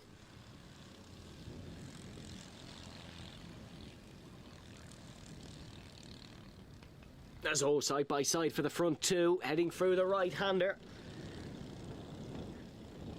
Still side by side for the final corner. Wow, they've kept that held beautifully side by side down towards turn number one. Brilliant fight here between McLaughlin and Claridge, and McLaughlin is ahead. Billy Green still in third, but Senan McLaughlin, despite losing the race lead at the first corner, has retaken it. Great move.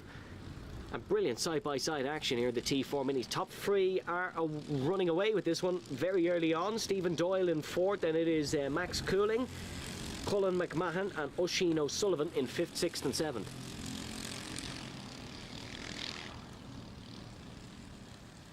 A couple of cart lengths of breathing room more than anything for Senan McLaughlin now. Dermot Claridge just under a little bit of pressure from Billy Green behind.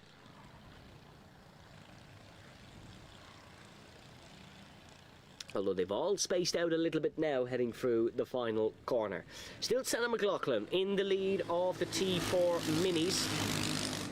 Dermot Claridge in second in the 208. 205 of course is Billy Green, Stephen Doyle, Max Cooling, Colin McMahon and Oisin O'Sullivan. No changes on that previous lap.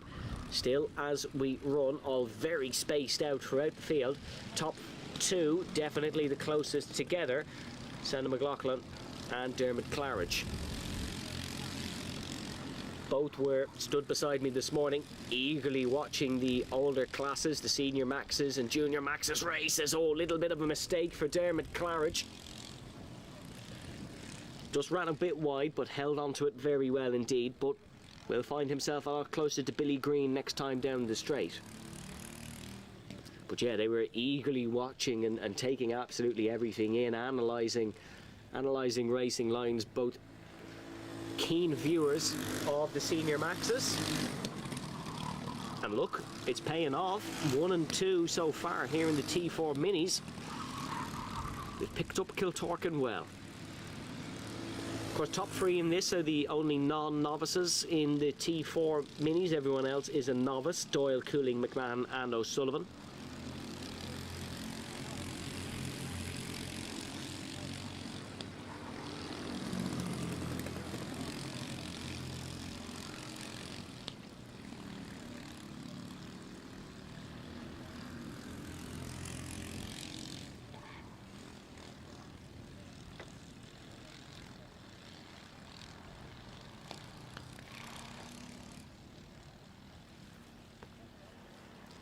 Big healthy lead for Senan McLaughlin now.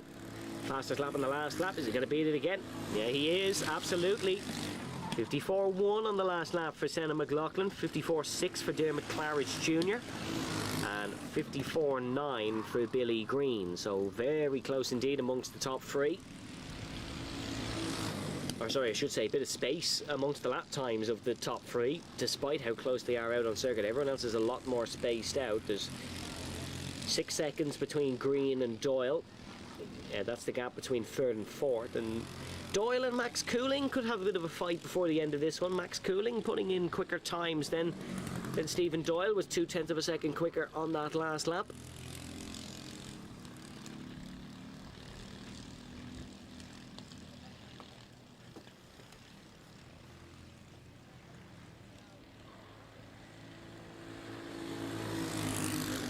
But still, Senna McLaughlin in the lead of this one. Another fastest lap last time round. So track conditions are improving. It's a lot warmer out there than it was this morning for their qualifying session. Track temp sitting at about 25 degrees Celsius now. It's a lot warmer. It's ramping up, and Senna McLaughlin is just gelling with it perfectly here.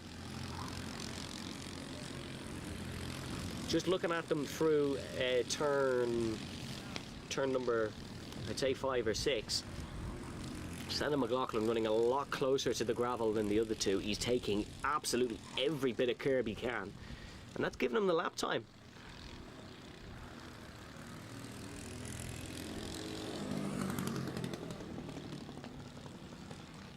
Could easily be another fastest lap this time round for Senna McLaughlin. He'll have 2 laps to go. Yes, of course, fastest lap. 54.089. I think that could be identical to the other previous one he had, but a very good lap from Senna McLaughlin nonetheless. No, sorry, it's just kicked over there. It was a 54.1 on the last lap for McLaughlin, so no fast lap that time round, as there's a bit of a mistake there. That is second place has gone off. He's beached it in the gravel. It looks like it's Dermot Claridge. It is Claridge. He's looking to pick himself out of the gravel here, but that is second place gone, unfortunately, here in the T4 Minis. Very, very disappointing, as we've someone else gone off as well. I think it could be Oisin O'Sullivan, who gets back underway. 2 off on the penultimate lap. Claridge still looking to pick himself out of the gravel here. No marshal intervention, and he has got himself out of the gravel. Fair play to Dermot Claridge, but the man he was fighting for the win with at the start of this race is coming round to lap him. Utterly disappointing for Dermot Claridge Jr. It will hand second place to Billy Green, and it will hand a podium to Stephen Doyle. So for all of Green's efforts to try and chase Claridge down, he has been rewarded, but not in the fashion he probably wants.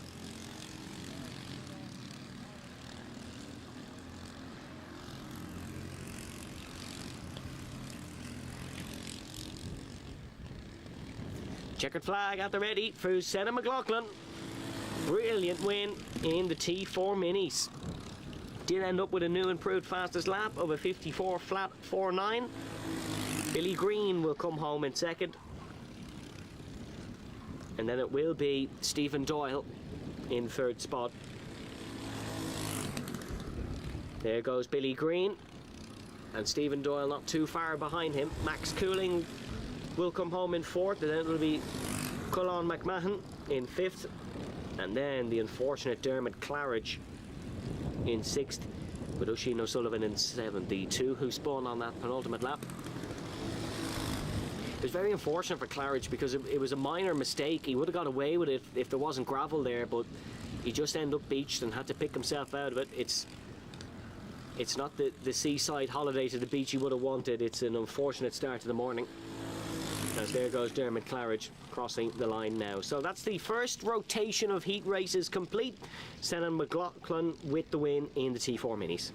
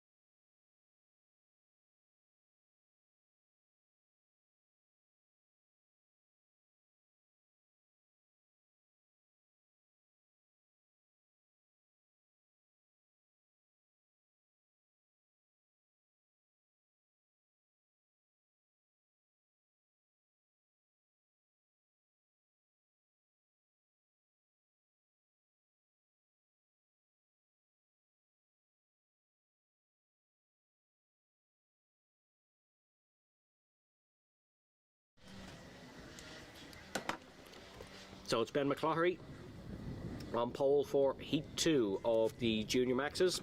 Of course, a great second place earlier. Just losing out to Rory Armstrong. So expect McCloughery to be quick here, especially when starting on the front row. Curdy sits third in the championship, does Ben McCloughery. He'd like to make that first come the end of the weekend.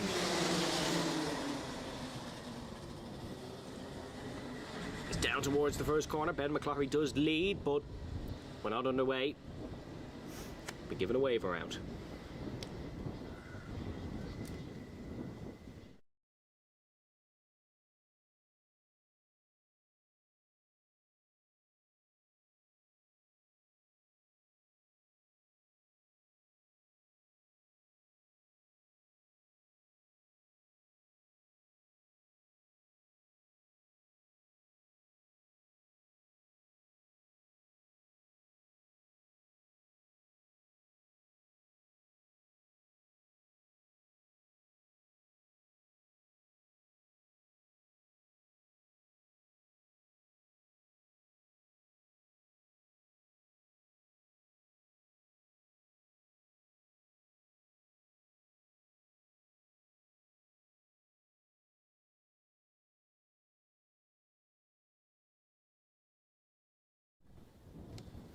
So wave around was due to someone not being with us for the first start, but we're all together now. And it's going to be Ben McCloughery and Wesley Brereton who are on the front row. So this could be a right tussle down towards the first corner. As we go racing at Kiltorcan for the second heat here in the Junior Maxes. McCloughery's going to look to try go around the outside of Wesley Brereton, but he's not going to be able to. And oh, contact made. Brereton's got a big hit there. All okay and seems to be going. Well, Wesley Brereton is going, but the cart who hit him isn't and seems to be getting out. Very disappointing start in that one. Race leader is Rory Armstrong. What a start for Rory. A big beneficiary of that opening lap incident. And now it is Armstrong and McCloughery once again fighting down towards the left-hander. Still Armstrong in front. Ben McCloughery has to stay behind.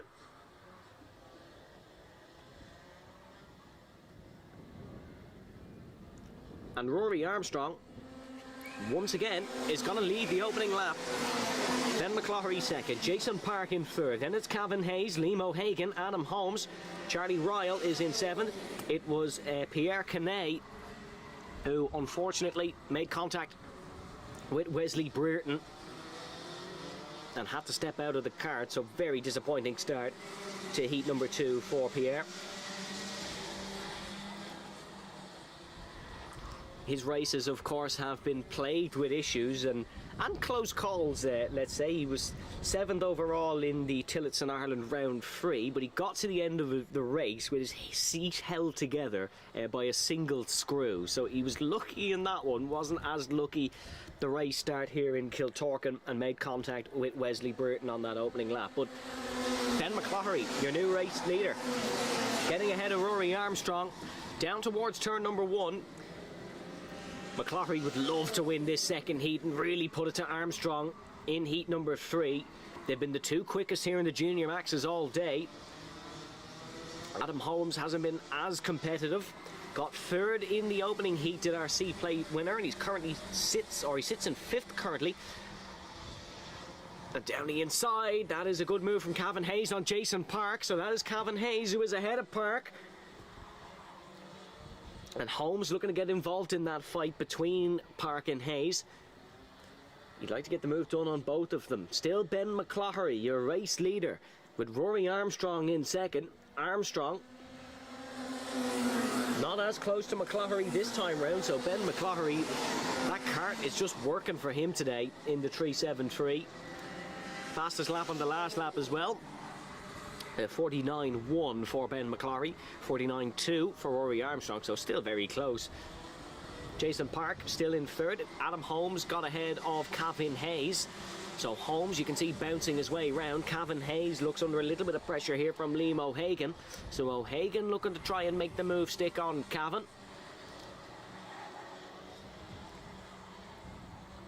Wesley Brereton slowly catching Conan Warnock in front, but with only 2 minutes and 50 seconds to go, it looks a bit far-fetched for Brereton to get anything other than 9th here after that very unfortunate incident, which it was good to see him pull away from, because it was a fairly hefty whack to the side.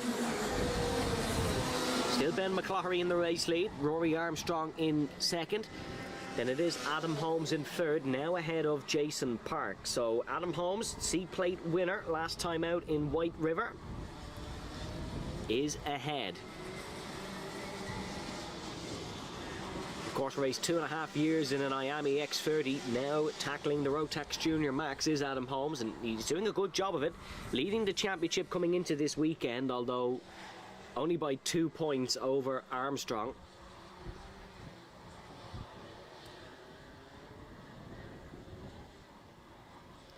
Although just not able to put it up to Ben McCloughery and Rory Armstrong so far this weekend, but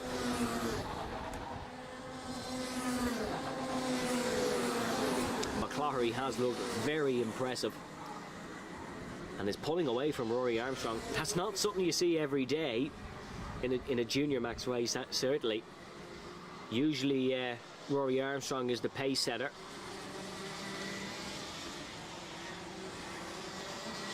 Of course, Armstrong won the IGP last August up in Nuts Corner. He'd like to do it again this year on the 17th of August. So 1:10 to go here in the 2nd heat of the Junior Maxes. Ben McCloughery leads and Rory Armstrong still in 2nd.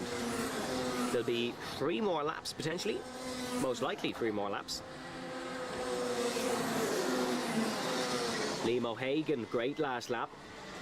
You could just see him getting ahead of Jason Park now. And he's looking to chase down Adam Holmes, although that's going to be difficult. Oh, swoops down the inside. That is Calvin Hayes on Jason Park, but Park able to defend. So Jason Park still in front for the time being. Then it is Calvin Hayes in 5th. Calvin almost like Knight Rider going around there with the black helmet and black race suit. Jason Park just in front of him.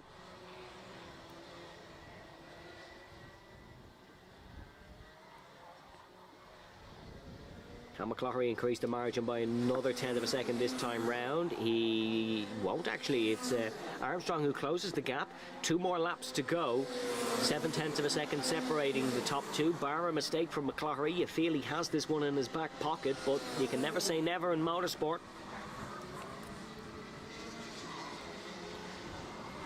Conan Warnock getting ahead of Calvin Hayes now. So Hayes, of course, was attacking Jason Park, but Conan Warnock, you can see, is just ahead of him. Charlie Ryle, not too far off now. So Charlie Ryle might look to get involved. Wesley Brereton's put in a good few laps. He's lapping quicker than the group in front of him, significantly quicker than the group in front of him.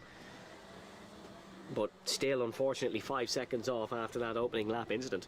1 more to go for McCloughery and Armstrong then. 1 more to go for the entire field.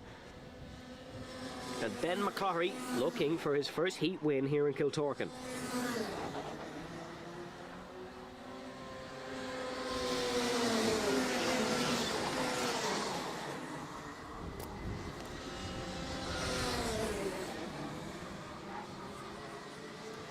Battle for 4th, Liam O'Hagan, Jason Park. Park looking to take 4th off Liam O'Hagan. Liam's driven a great race. It would be unfortunate to see him lose 4th, but Jason Park has really hunted him down in the last few laps. Much nicer line through the left-hander. May look to make a move in the final couple of corners, but it's going to be difficult at this part of the track. Nevertheless, front runners going to be heading into the final couple corners now. And it will be Ben McCloughery who's going to win ahead of Rory Armstrong. McCloughery now takes 1 heat. Armstrong took it earlier, but Ben McCloughery wins heat number 2. Great drive from young McCloughery. Great drive from Armstrong in 2nd. Adam Holmes, C-Plate winner, comes home in 3rd. Liam O'Hagan will get 4th ahead. Oh no, sorry. Jason Park will get 4th ahead of Liam O'Hagan. So Park making it work in that difficult part of the track. Liam O'Hagan then in 5th, Conan Warnock in 6th, Calvin Hayes in 7th, Charlie Ryle will come home in 8th ahead of Wesley Brereton in 9th, and unfortunately we didn't get any laps completed from Pierre Canet after the opening lap incident. So that was the Junior Maxes. It's going to be the Senior Maxes coming up now, and that one is going to be a barnstormer as well, or at least we expect it to be. after the earlier win from Carter Mooney.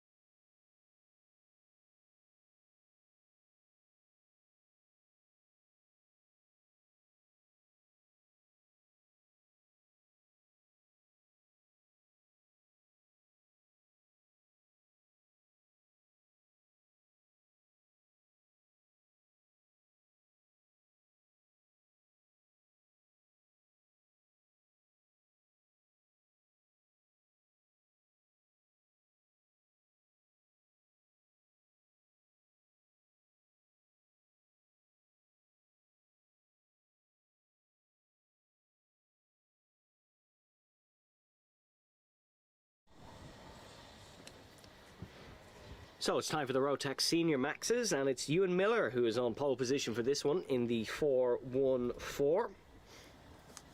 Of course, also racing a Tillotson T4 here this weekend, so double jobbing it.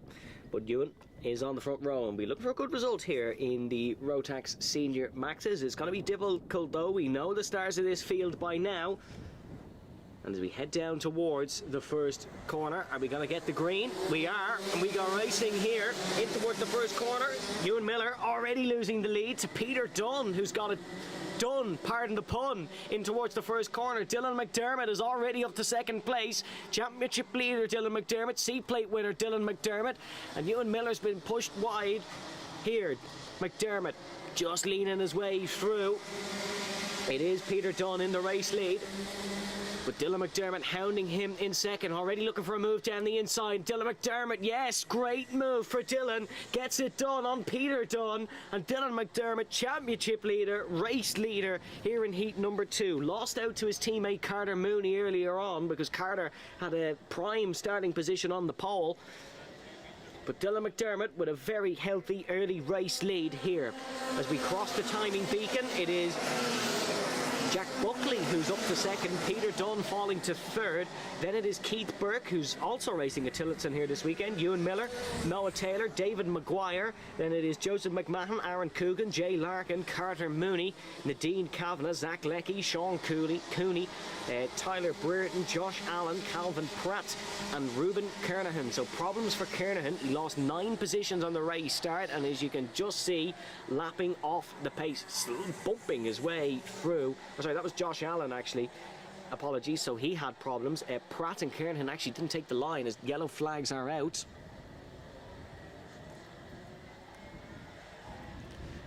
There is a yellow flag just after Marshall Post 3, so we'll have to see what that is for. But still Dylan McDermott in the race lead.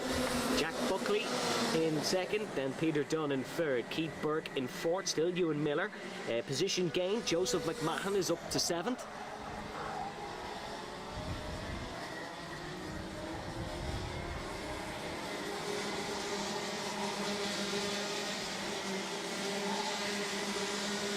Coogan putting David Maguire under an awful lot of pressure, and down the inside he goes. That's the position gained.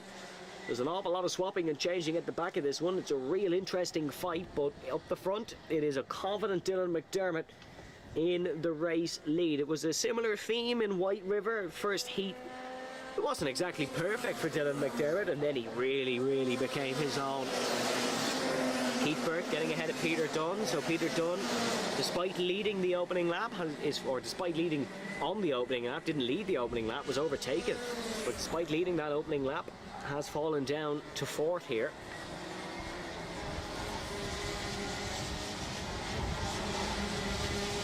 Noah Taylor catching pole sitter Ewan Miller. That's in the fight for 5th. Noah in the 4.95. And still some problems for Josh Allen, although did catch a second to Tyler Burton in front of him on the last lap.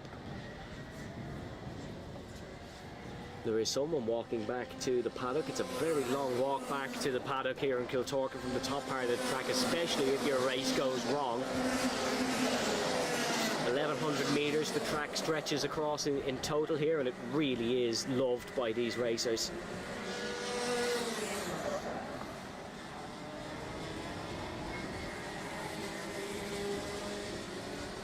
Still Keith Burke in 3rd, although he's got a train behind him almost at this point that consists of Dunn, Miller, Taylor, McMahon and Coogan. Carter Mooney, Heat 1 winner, is only in 9th here. He got a position on the last lap, but still in 9th position, not able to gain as much as, say, Dylan McDermott did on the race start.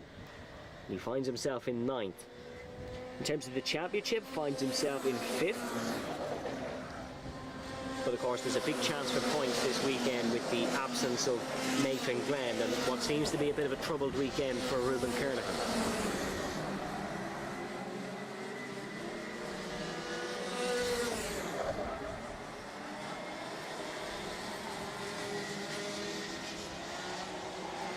Bit of a slide from Peter Dunn in his pursuit of Keith Burke. He might find himself under pressure from Ewan Miller, who is taking to the senior maxes very well.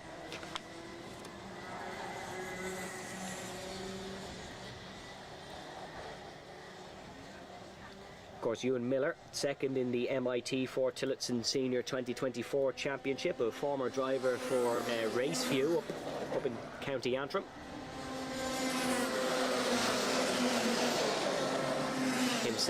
You'll always see himself and Luke Palmer throwing hammers at each other in the T4s. Very entertaining spectacle, that is for sure. Peter Dunn under pressure here from that very name, Ewan Miller, but I think Miller's just lost the spot to Joseph McMahon because of that. We'll have a look and see, and yeah, McMahon is ahead of Ewan Miller now. And he's ahead of Peter Dunn now as well, and Ewan Miller, very under pressure from Aaron Coogan behind. It's getting very close, almost too close for comfort in this battle for 4th between Dunn, Miller, McMahon and Coogan. We'll get the proper order of things as they cross the timing beacon with 3 more laps to go, dare I say. It is, of course, McDermott in the race lead, Jack Buckley 2nd, Keith Burke 3rd, they're unchanged. Then it is Joseph McMahon, Peter Dunn, Ewan Miller and Carter Mooney getting ahead of Coogan and Taylor. So Mooney starting to make some inroads here in this race, diving down the inside. Goes Ewan Miller on Peter Dunn. Great move from Miller, gets up and ahead. It's not often when a driver starts on pole they're able to recover once they fall down the order, especially in these heat races where the grids are all sort of shaken up. But Ewan Miller has had a really good effort here so far in heat number 2, and he's looking to continue that on.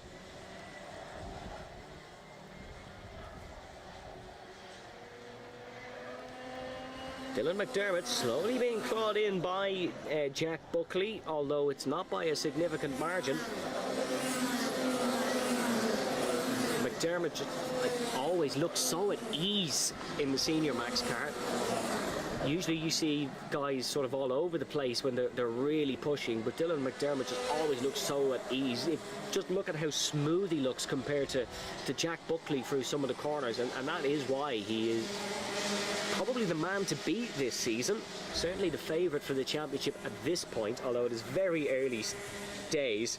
This championship, of course, won't conclude until the 27th of September in Nuts Corner, so that's a long way away. But we'll have one more to go for Dylan McDermott. And one more to go for Jack Buckley.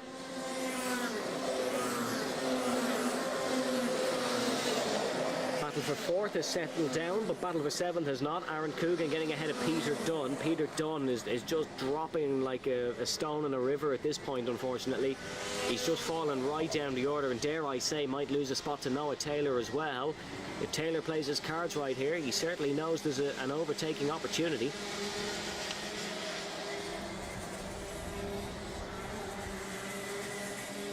But as Dylan McDermott heads up the small incline and round through the final couple of corners, he's going to take his first heat win of the day. Brilliant performance from Dylan McDermott, as per usual. What a cracking win, ahead of Jack Buckley in second, Keith Burke then in third. Joseph McMahon will come home in fourth.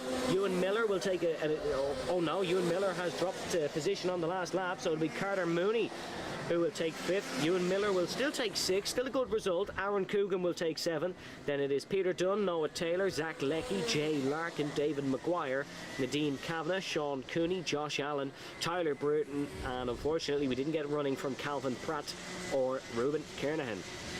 So Dylan McDermott back on the money in the Senior Maxes.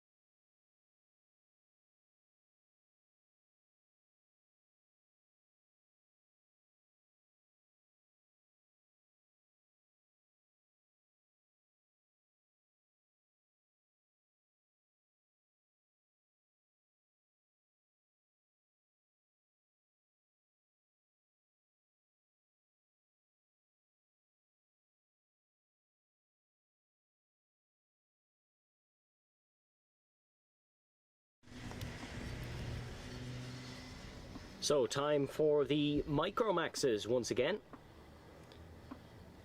What a very entertaining class this has been this season. Earlier heat saw Jaden McElhenney take the win, Harley Brereton in second, which has been kind of against the run of form for him, so a good result there, and he'll be looking to make that the new run of form. Corey Lyons, with a very rare error, came home in third, Harry Thylea in fourth. Then it was Conor Keown in fifth, ahead of Ollie Williamson in sixth position. So this one should be a good one.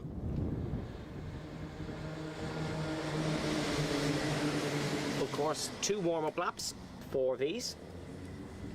Jaden McElhenney has the pole. So McElhenney from Manacunningham Donegal will be looking to take a second heat win here and practically confirm himself on pole for the finale that will be coming up this afternoon after lunch.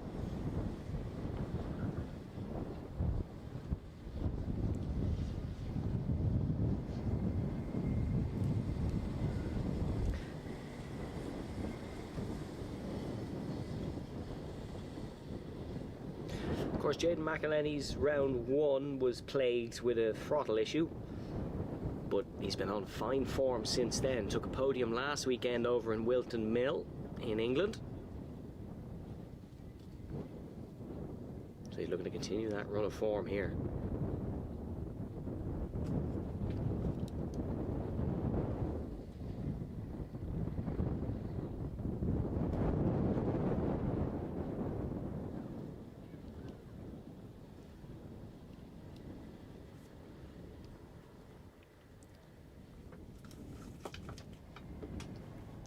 Here we go then, through the final corner, and we're up towards the start-finish line. We're being given the green.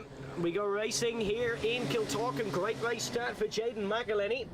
He'll lead here. Good start for, I think that was Harley Brereton as well, who's got a good getaway. Good start for Harry Thylea. Conor Keown, not the best launch off the line. As Corey Lyons immediately, oh, someone's gone off there. It's not Lyons. Corey Lyons is looking for 5th position, I think. And yep, Corey Lyons trying it round the outside of Ollie Williamson. It was Alex Murray who had a, no sorry, it wasn't Alex Murray, it was a Rian Spratt who had a bit of a spin round. Not too sure, but Alex Murray not with the spin. He's continuing on still with the pack.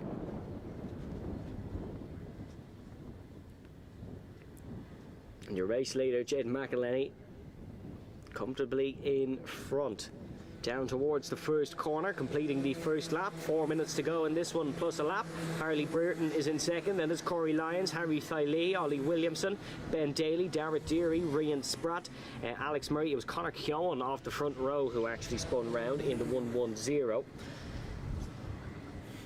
So disappointing start for Conor Keown, who ran well earlier on, got 5th, beating Ollie Williamson.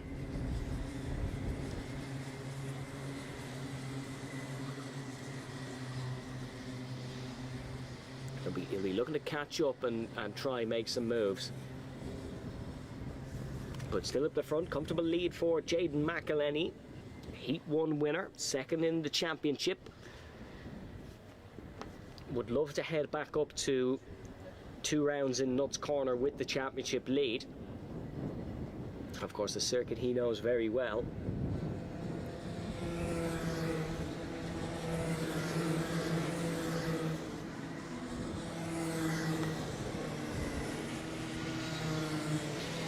Corey Lyons slowly catching Harley Brereton. And that will become a fight. Lyons probably still fancies himself for the win here, but it's got to be difficult to catch Jaden McElhenney. Although, I say that, Corey Lyons was 0.6 of a second quicker on the last lap. No, sorry, he was not. He was 0.4 of a second slower. I was wondering why the timing screen was showing McElhenney as the fastest lap, but that makes sense. It was a 55.6 on the last lap for McElhenney, 56 flat for Lyons. So McElhenney actually the quicker of the two, not the other way around. Corey Lyons right on the tail of Harley Burton. He's going to get a slipstream down towards the first corner, and you'd fancy Corey Lyons to take this position. They head in towards turn number 1. Blue car doesn't go for it down the inside. Lyons really seems to not like these next few corners. He always goes for his moves in unorthodox places, does Corey Lyons. Got the move done into the fast right-hander in White River to take the win in the final last time out. It was on the second last lap. He hounded Jayden McElhenney all the race and then just bang, pulled off a move out of absolutely nowhere. He'll be looking to try and do something similar to Harley Burton here, but Harley, I tell you what, pace definitely improved since White River. The Burton's running well around Kiltorcan, it seems.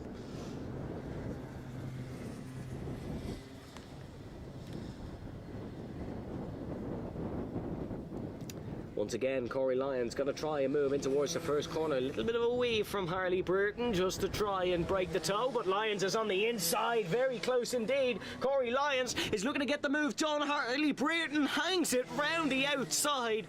There is no questioning their bravery. Burton giving it absolutely everything over the curb.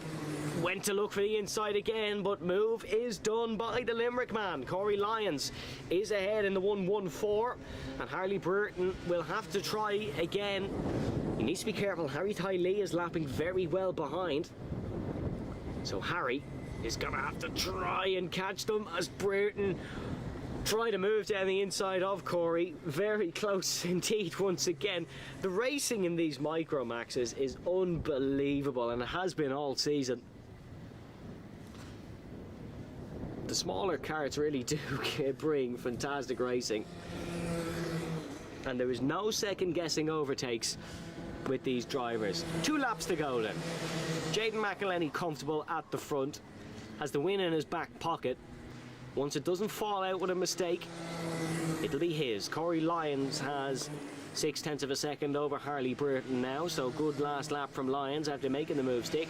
Burton will be just looking to follow Corey round and not get involved in a fight with Harry Lee, take a second podium of the day, and he's on for a very good starting position in the final.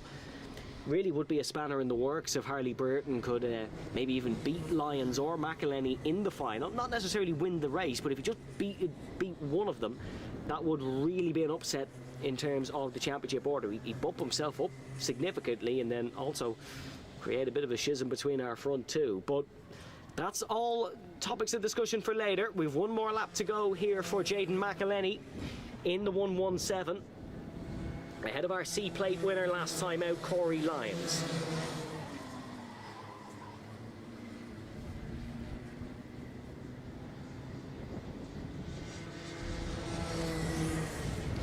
Just down the order then, we haven't really had much of a chance to talk through them. Williamson is in 5th ahead of Daly and Deary. Then Ring and Spratt has just been overtaken by Conor Keown, and Alex Murray rounds out the field. Alex, of course, still learning the kart. Had his first ever competitive race in White River last time out, and the pace has been improving tenfold since then. But certainly good pace is the order of the day for Jayden McElhenney, who's going to be rounding through the final corners now to take the win here ahead of Corey Lyons in 2nd place. McElhenney is the hot favourite for the final win. Lyons then comes home in 2nd, Burton in 3rd. Harry Lee, oh, he's got Burton. He has got Burton on that last lap. Where is Harley Burton? And yeah, Burton's gone off because they're all coming home before him, and there is yellow flags in the back part of the track just out of my view, so Harley Burton went off somewhere.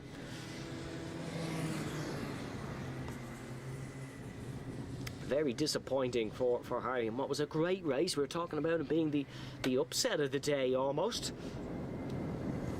As Yevy's standing just outside of, just before the final corner. If you're watching on the live stream, you would have got a good view of it there. He's just at the second final corner, so very disappointing for Harley Burton, who will finish in 10th. Just to run you through the full results then once again. McElhenney, Lyons, Lee, then Williamson, Daly, Keown, Deary, Spratt, Murray and Harley Burton. That was the Micro Maxes. a great race once again, and that bodes nicely for a competitive final after lunch.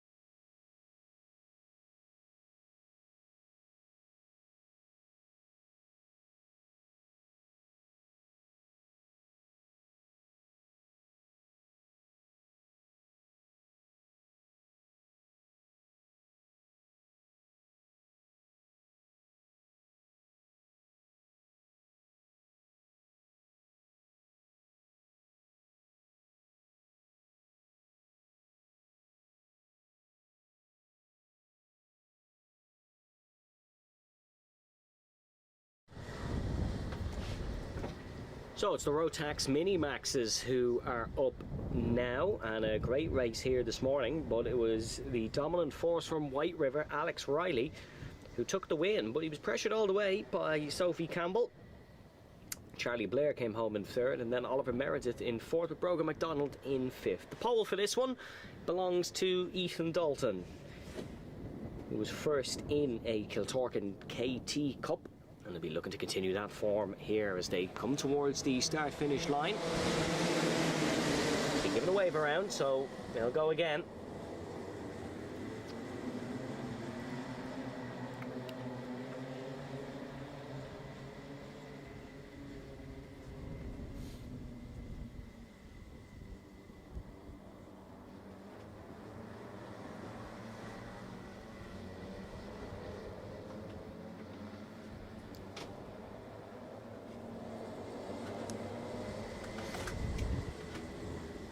Ethan Dalton will be joined on the front row by Turn 3 Motorsports' Oliver Meredith, who had a great race earlier, cut through the field nicely.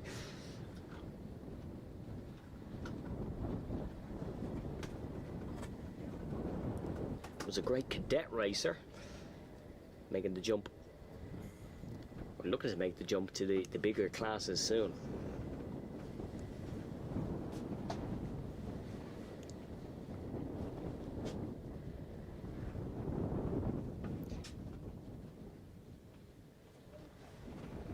Keep an eye on Noah McFarlane as well in the championship. He put it to Alex Riley in Nuts Corner, but Riley gonna get big points over him here today. Here we go then, we're coming towards the first corner, and now we go racing, and it was almost free abreast in the middle of the pack. Ethan Dalton has already lost the race lead. Great start for young Oliver Meredith, good start for Brogan McDonald as well. Evan McCloughery has got a decent jump, but Dalton already falling down to third. Brogan McDonald looking to chase down Oliver Meredith very early on here, but Meredith with the race lead. Alex Riley with the C plate looking to try and make some moves as well. You don't need me to tell you how quick he has been so far this year and so far today.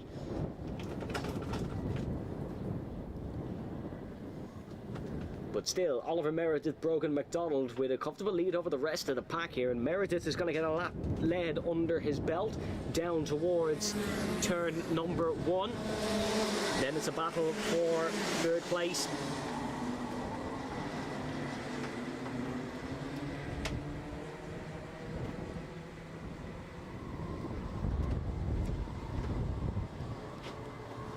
It is Alex Riley who is in third.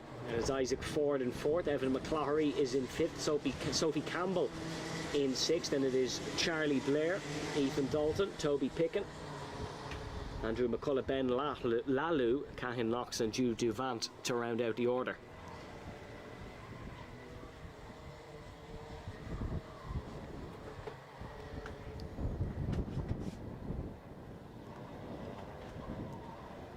Isaac Ford with a great race, start of 4 spots. Alex Riley, your biggest gainer, as to be expected, to be honest, up 8 positions.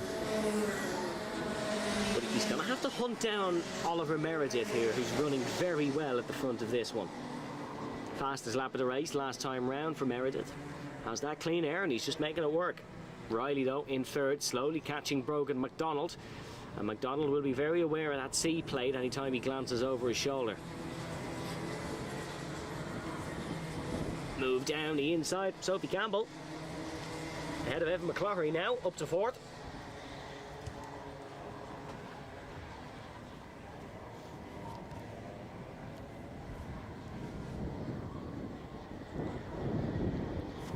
Of course, we mentioned Jaden McElhinney's great podium at Wilton Mill last weekend. Sophie Campbell, another one racing at Wilton Mill, racing for DMS Karting, of course, from Ballymena. Riley ahead of McDonald, got the job done in the back part of the lap.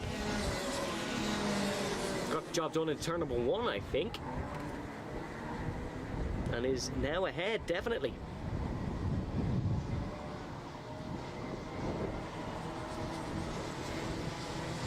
Sophie Campbell now chasing down Brogan. Antrim versus Armagh in that fight.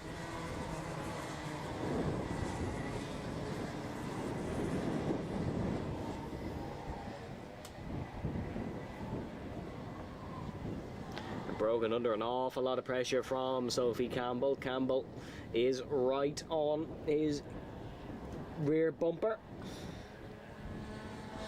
Is there going to be a move in towards the first corner? You wouldn't be too surprised to see it. Campbell lunges one down the inside, but overshoots it a little bit. Does very well to save the cart and keep up a reasonable amount of momentum, but McDonald sold her a dream, got the switchback done. Broke nice and early, took the inside curb, will keep the position, but Campbell is very much looking for this overtake to happen very, very soon. Nice little scrap for some of the minor placings. Andrew McCullough looking to get past Toby Picken.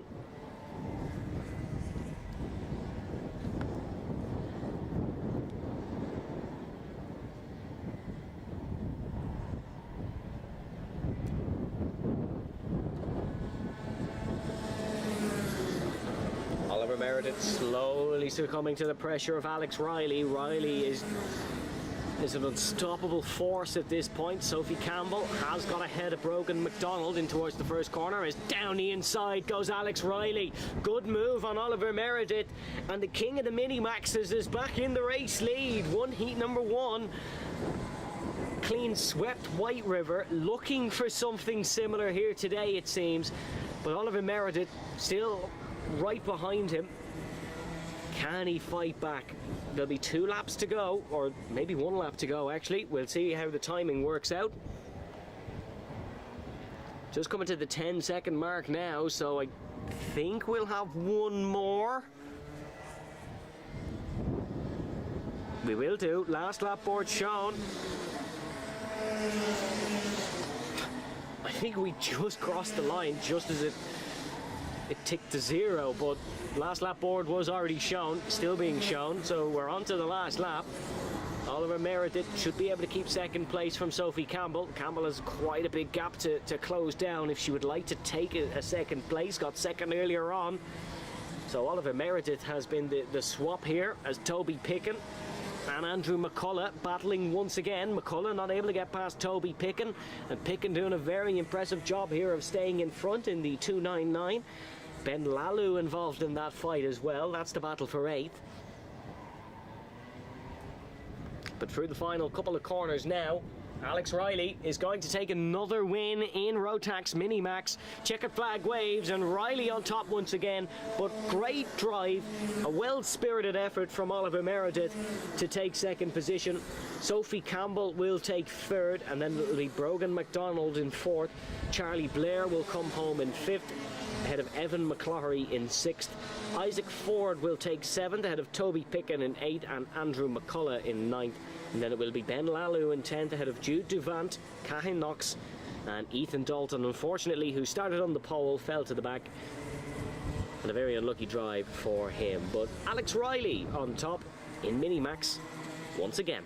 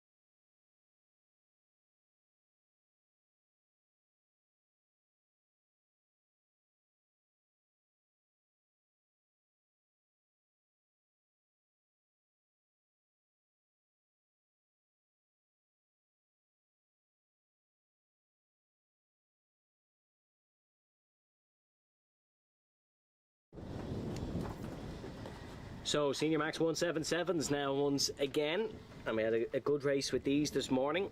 It was Anthony O'Connell, despite timing issues and me not noticing, but he still was at the front of the race, took the race win.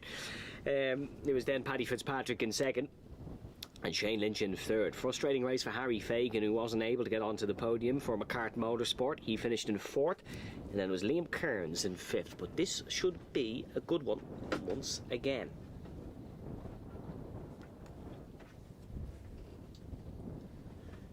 As they head down towards the start-finish line, to be given the green flag. And now we go racing here in Kiltorcan. Good race start for the 565 of Paddy Fitzpatrick, who started on the pole. But there's a few problems at the first corner, and there's a couple of carts gone off. So once again, trouble at a race start. That first hairpin is providing a lot of drama. Fitzpatrick still away, and well, Harry Fagan is in second position, and then in third it is the 511 of Liam Kearns. The problems were for the 504 of Anthony O'Connell. So race winner earlier is actually at the back this time and did have some trouble. So very disappointing for Anthony O'Connell, who's down the back here and has a recovery drive to do. Sits second in the championship beside Harry Fagan, and after a positive heat one this morning and a big outscore of Fagan, probably thought that today was the day to take that championship lead in his grasp, but disappointing race start. Paddy Fitzpatrick leads, Liam Kearns, or sorry, not Liam Kearns in second, still Harry Fagan in second, timing screen just not quite updating.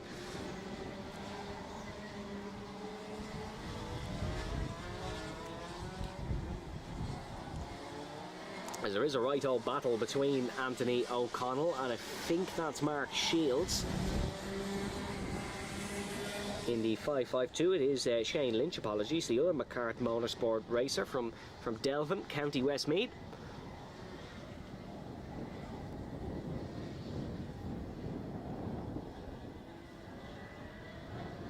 Very close at the front as well between Paddy Fitzpatrick and Harry Fagan. Just to run you through the full order for the first time, Fitzpatrick leads, with Fagan then in second, Liam Kearns in third, and it is Porrick Dowdall, Mark Shields, Shane Lynch and Anthony O'Connell. A black and orange flag shown for 552, that is Shane Lynch, so he's been given the meatball flag. We'll have to get something fixed on that.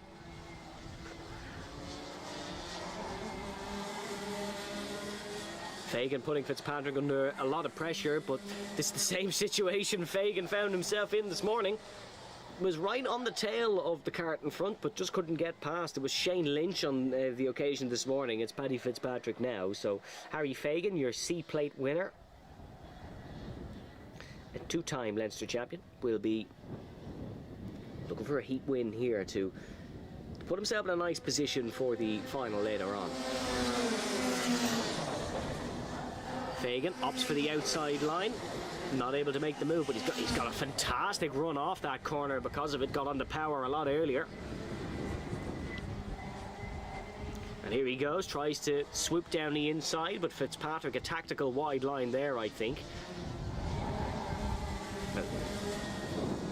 As Liam Kearns looking to get involved as well. Fastest lap on the last lap for Liam Kearns.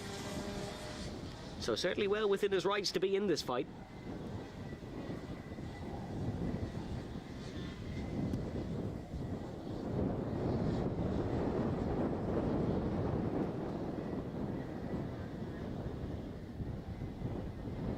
As here we go then, down the start-finish straight once again. It is still Paddy Fitzpatrick who's leading Harry Fagan.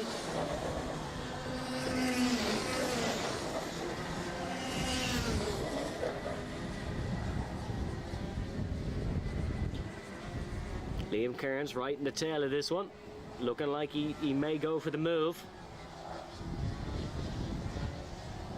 No fastest lap in the last lap for Kearns. It was for Mark Shields. So Shields having a good run at things. We have no Mark Vassy in this heat, so still suffering with the problems from earlier on.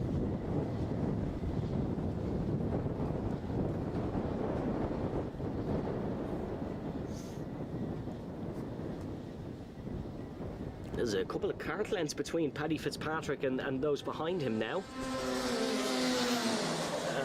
Harry it's a couple of kart lengths, not between Paddy Fitzpatrick and those behind, between Harry Fagan and those behind. So Fagan has taken the race lead. And look at already the gap he's pulled. That was the problem earlier for Fagan. Well has the pace, just couldn't get in front. Now he has got in front. Now it's time to shine for Harry Fagan. Had a cracking celebration when he won the C plate, went no hands across the line. Could be something of similar stature if he won here today and was able to extend his championship lead.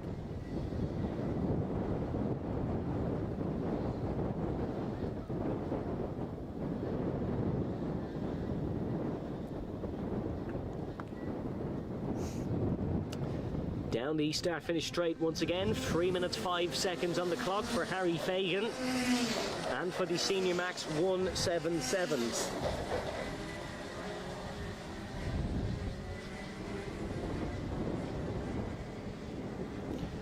Is there a move on here for Liam Kearns? Just trying to get past Paddy Fitzpatrick.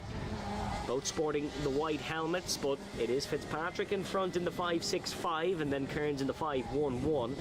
It is Fagan leading, of course. Then it is those two, Fitzpatrick and Kearns. Then Mark Shields, Pádraig Dowdall. Then it is Anthony O'Connell. And unfortunately, Shane Lynch only got 2 laps under his belt before he had to pull off due to that black and orange flag that was shown to him by the marshals.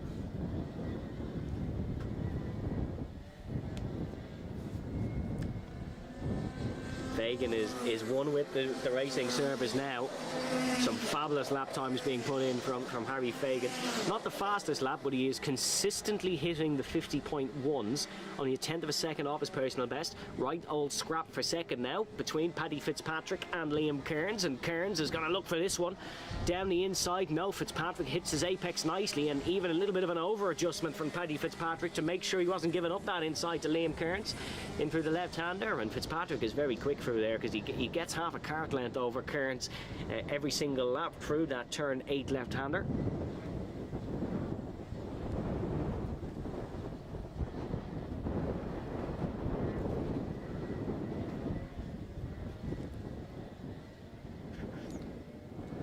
Race lead in comfortable hands now, but battle still on for second. Is there going to be a move here on Paddy Fitzpatrick? No, there isn't. And Fitzpatrick making that kart 3 times the size that it actually is.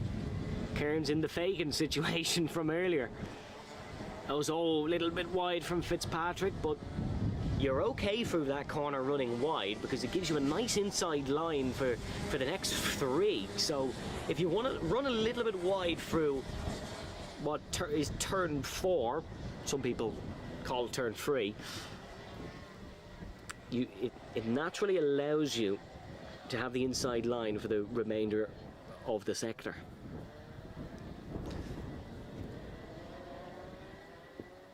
So there will be 2 more laps after this one for Harry Fagan to see him home. Only one man dipped into the 49s this race, and that was Mark Shields a handful of laps ago. 49.996 for Shields, so you can't really get any closer to a 50 dead than that. Here we go. Kearns, I should say, trying it on Paddy Fitzpatrick. This has invited Mark Shields into this fight, so Paddy Fitzpatrick is going to have a right old train behind him. It's like the main line behind Paddy Fitzpatrick.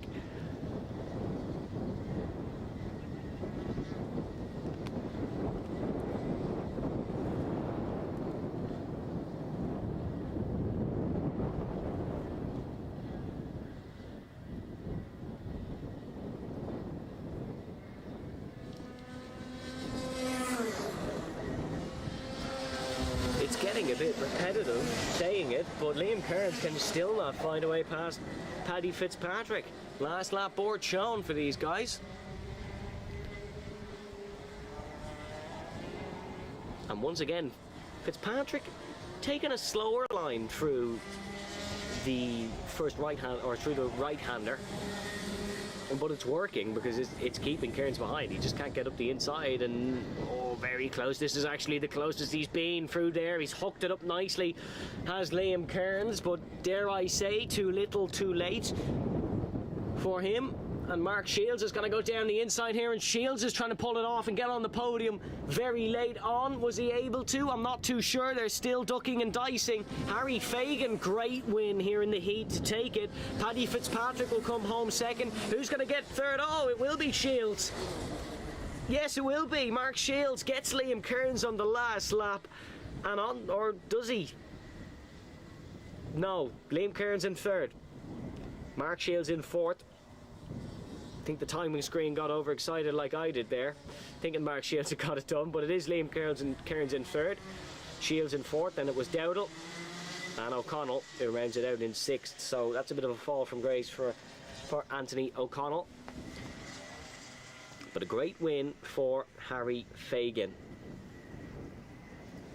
And as far as I can tell, that will be the last heat before lunch, and we'll get back after it. A bit more Tillotson, more Rotax action, and more importantly our finals to see who is going to win themselves, well, for the Rotax classes, who is going to win themselves a Bell helmet here at our Golden Helmet Day for the Rotax Max Challenge, round number 3. It's been a fabulous morning in Kiltorcan. We've had every weather bar a blizzard. I suppose we haven't had a hurricane either.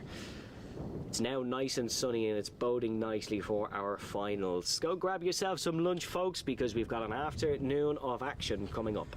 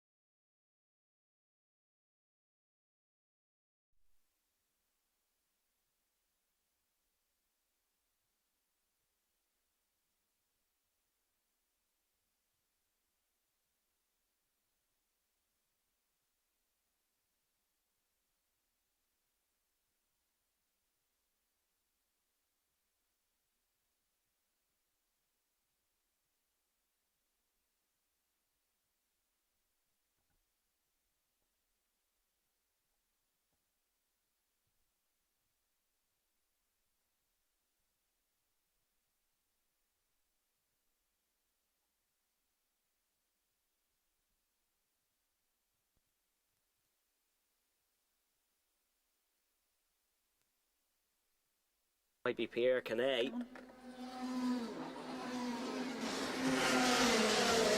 So Adam Holmes in the race lead, Cavan Hayes in second. Conan Warnock then has been demoted to 5th position, losing a couple of spots. Jason Park up to second now, but he's under fierce pressure from Ben McCloughery, and McCloughery is looking to try and get past pretty quickly. Diving down the inside goes Ben McCloughery, now on the inside line, heading into the left-hander. Lovely move from Ben McCloughery, up and in front.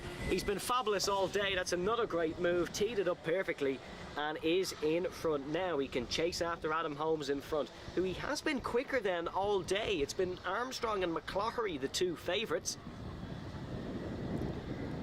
McCloughery is going to try and chase after our championship leader and C plate winner. Across the line comes Adam Holmes, 49.9. He's certainly rejuvenated after lunch, but fastest lap of the race does go to Ben McCloughery. Jason Park is in third with Rory Armstrong in fourth. Then it's Conan Warnock, Cavan Hayes, Wesley Brereton, Liam O'Hagan, Charlie Ryle, and then Pierre Canet, who we said had that issue at the start of this race. Down in towards the third corner, Jason Park under a little bit of pressure from Rory Armstrong. Armstrong looking to bounce his way up the order and back onto the podium pretty quickly. Won, of course, the opening heat this morning. Didn't win heat number 2, lost that one to Ben McCloughery, but it was a great tussle between the two of them.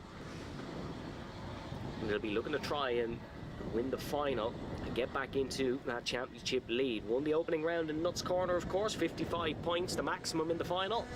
He likes to do that again and take that.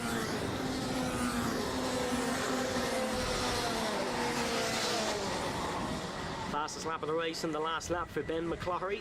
And sorry, it was actually beaten by Rory Armstrong then.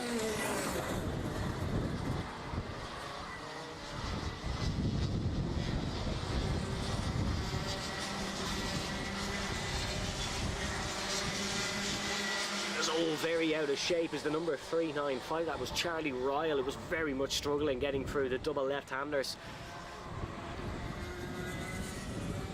Just hanging on for dear life through that corner. We've 2 minutes and 55 to go here in heat number 3 of the Rotax Junior Maxes. First race after lunch. Of course, we'll have the final for this coming up. First final once we get through another rotation of heat. Still Adam Holmes, C-plate winner in the race lead.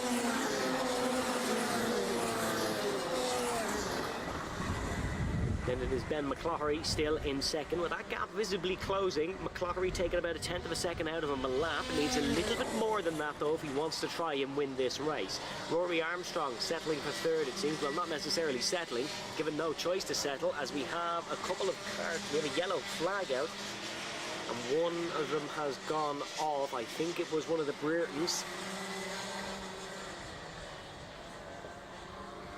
Could have been Cavan Hayes either, but someone had a little bit of an off through sector 1. They're back going again.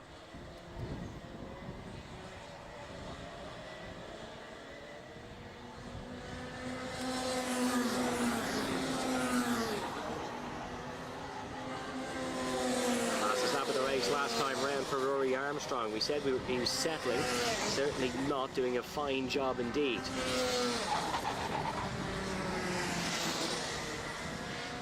With about 3 or 4 laps left, gap is certainly closing between Adam Holmes and Ben McCloughery.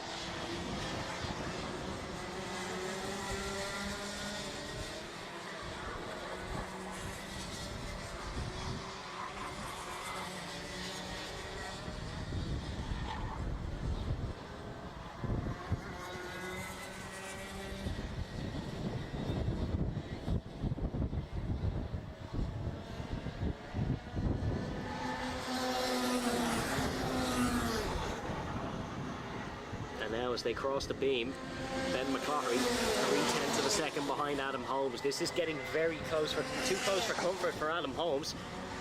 He's not struggling with the pace, just Ben McCloughery has been ferocious all day so far. Very quick in heat number 2, winning that one, of course. And the number 373 is right on the tail of Holmes in front.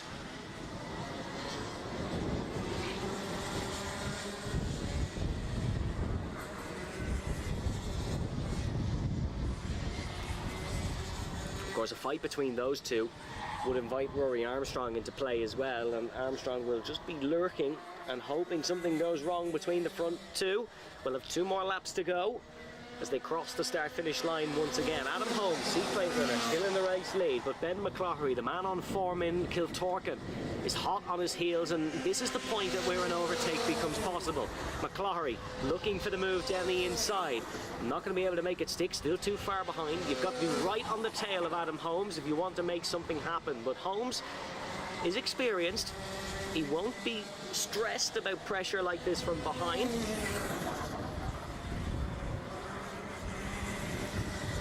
A little bit further back, Liam O'Hagan was able to overtake Wesley Brereton. Charlie Ryle is just behind those two, so Brereton losing the spot to O'Hagan. It was Cavan Hayes, who we said had the moment earlier on, that brought out the yellow flag briefly. So here we go then, starting the last lap of the race is Adam Holmes, and Ben McCloughery is hot on his heels. Not able to try a move in towards the first corner. Is he going to be able to try a move in towards turn 2 and 3? Very quick through this part of the track is Adam Holmes, so that might be his saving grace here. McCloughery not able to send one up the inside. This is where Ben McCloughery got the move done earlier on to beat Rory Armstrong. Got it done on the last lap, of course, with a little bit of lap traffic in front of him. But seems like Adam Holmes may be able to hold on to this one, unless there's a miracle in the last sector for Ben McCloughery. Holmes has driven a fantastic last lap.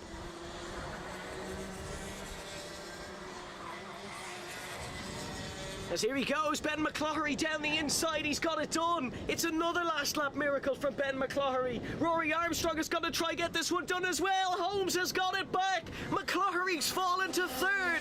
What a win from Adam Holmes. Unbelievable last lap as they entered the tricky technical section of the circuit. Ben McCloughery tried one down the inside and Adam Holmes was able to get it done. We said Rory Armstrong would be lurking. He absolutely was. Second place on the last lap. Armstrong's will probably get the pole position for the final then. Ben McCloughery going to be sickened that he's fallen to third. He was in the race lead with just a couple of corners to go after going for the move.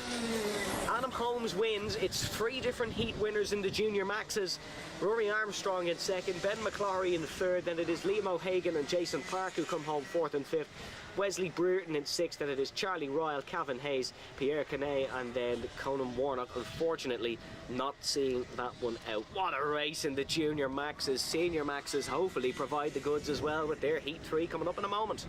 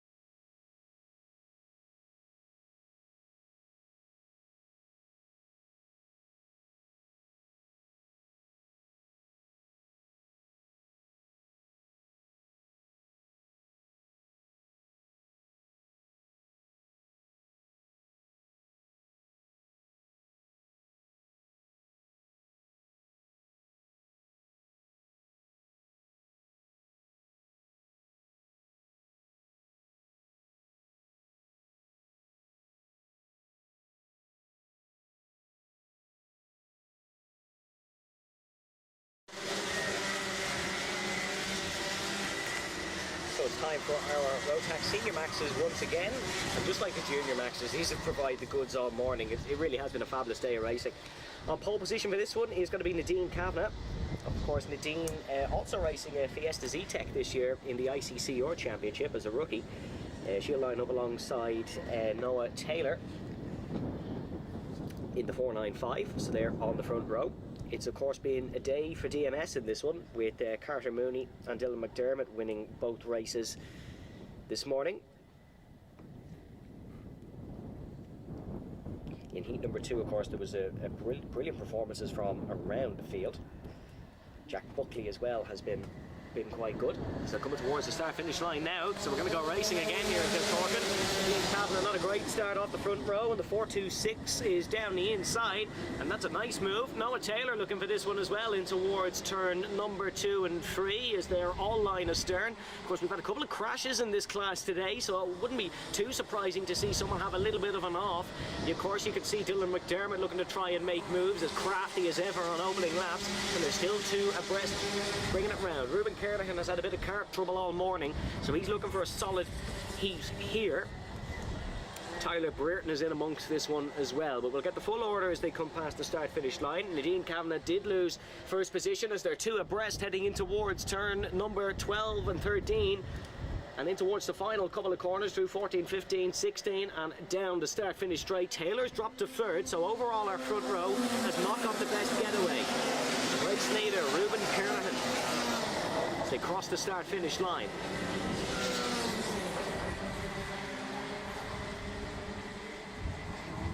Nadine Kavanagh in 2nd, so Nadine hasn't got the worst start despite originally being overtaken by the 420 of Kernahan, not the 426. 407, that's Sean Cooney who's having a little bit of trouble in the middle sector, and we have one who's fallen towards the back.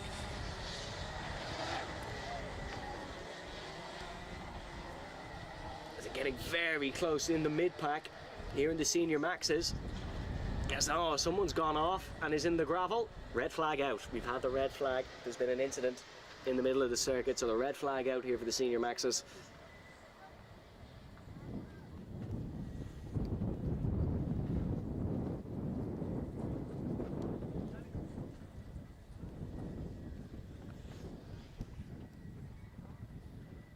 Race being brought to a halt here. We'll get underway shortly, but red flag out for an instant.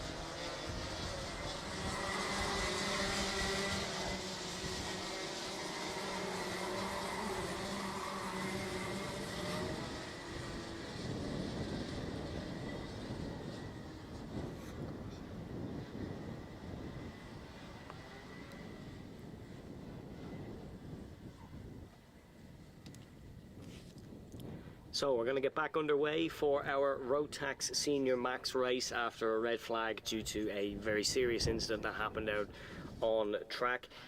First and foremost, wishing the very best to the drivers involved in the incidents, and we'll try to keep you folks at home updated as much as we can on that. We're going to be restarting this race. It'll be a 7-minute race, and as far as my knowledge goes, it will be the original grid. So we'll be Nadine Kavanagh off the front row. There's been a couple of changes. There's been a couple of guys who have headed to the pit lane once we were on the red flag grid.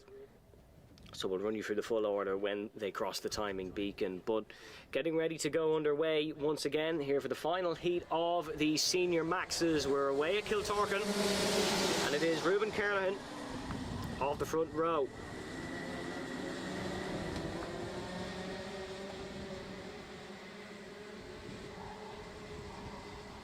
In towards turn 2 and 3 for the first time, all very single file. Dylan McDermott getting involved in it, and he's fighting here with Keith Burke, battling his way through. Not able to get past. McDermott will go to the outside, heading in towards the middle part of the lap.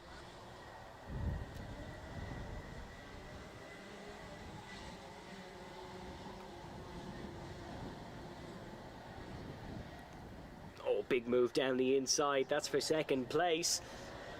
And Dylan McDermott, championship leader, making a move as well in the back part of the lap as they cross the timing beacon for the first time since the restart. It is Ruben Kernahan who is in the race lead. Second position, as it's just updating, second position is Jack Buckley.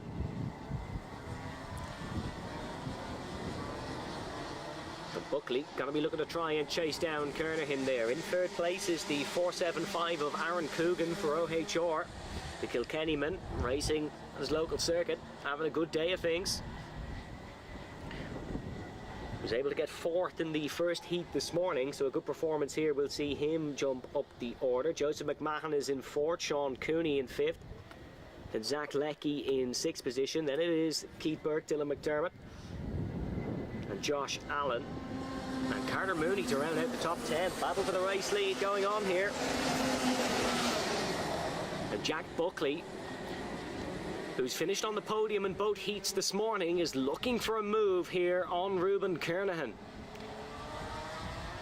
Buckley going to try it down the inside, maybe for here. No avenue opens up. Aaron Coogan sitting right behind here as well.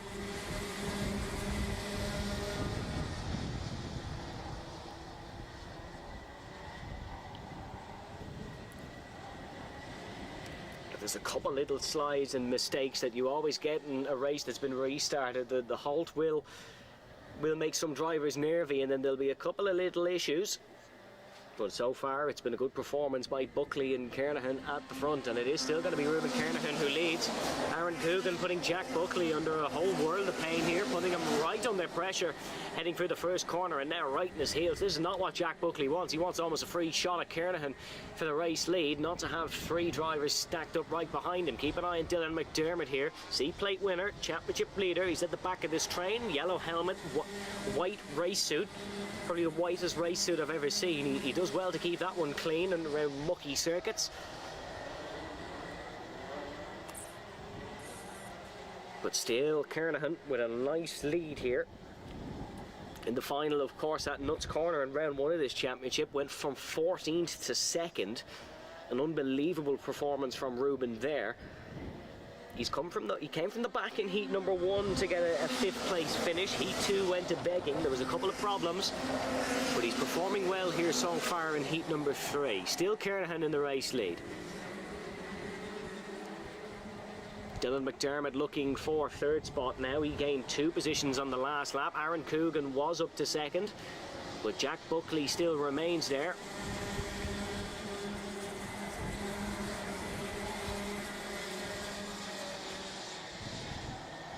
Dylan McDermott once again looking to try and sneak up the inside.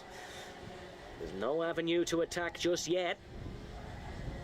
And as they round in through the hairpins, this is where Dylan McDermott makes his difference. Look at that exit he's got as he heads up the hill in towards the final couple of corners, rounding through the final corner now. He'll have to run on Jack Buckley down the main straight, and as they fly past everyone watching in attendance, Dylan McDermott has gone round the outside. No, he's on the inside now.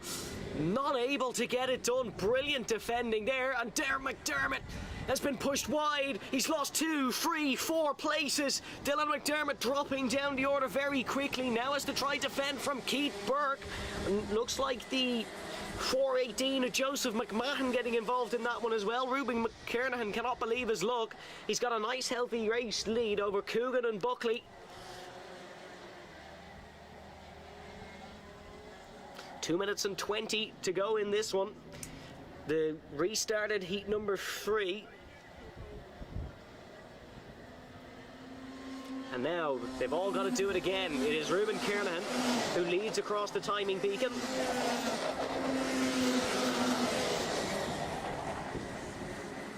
Aaron Coogan in second, then it's Dylan McDermott in third. McDermott's got to do it all again here to try and get past Coogan. First time was unsuccessful. He's followed by Jack Buckley, Joseph McMahon. His teammate Carter Mooney is in the mix as well. Of course, won the first heat this morning from pole. Finished second in the final last time out in White River. Number 404 is Carter Mooney, if you're looking for him on the live stream.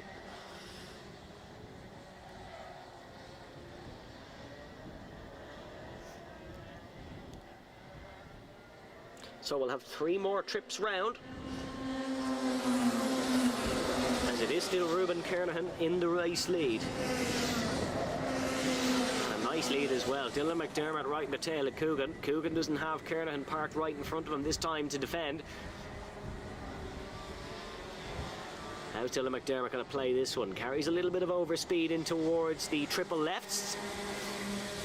That'll give him a nice run down towards turn 8, turn 9.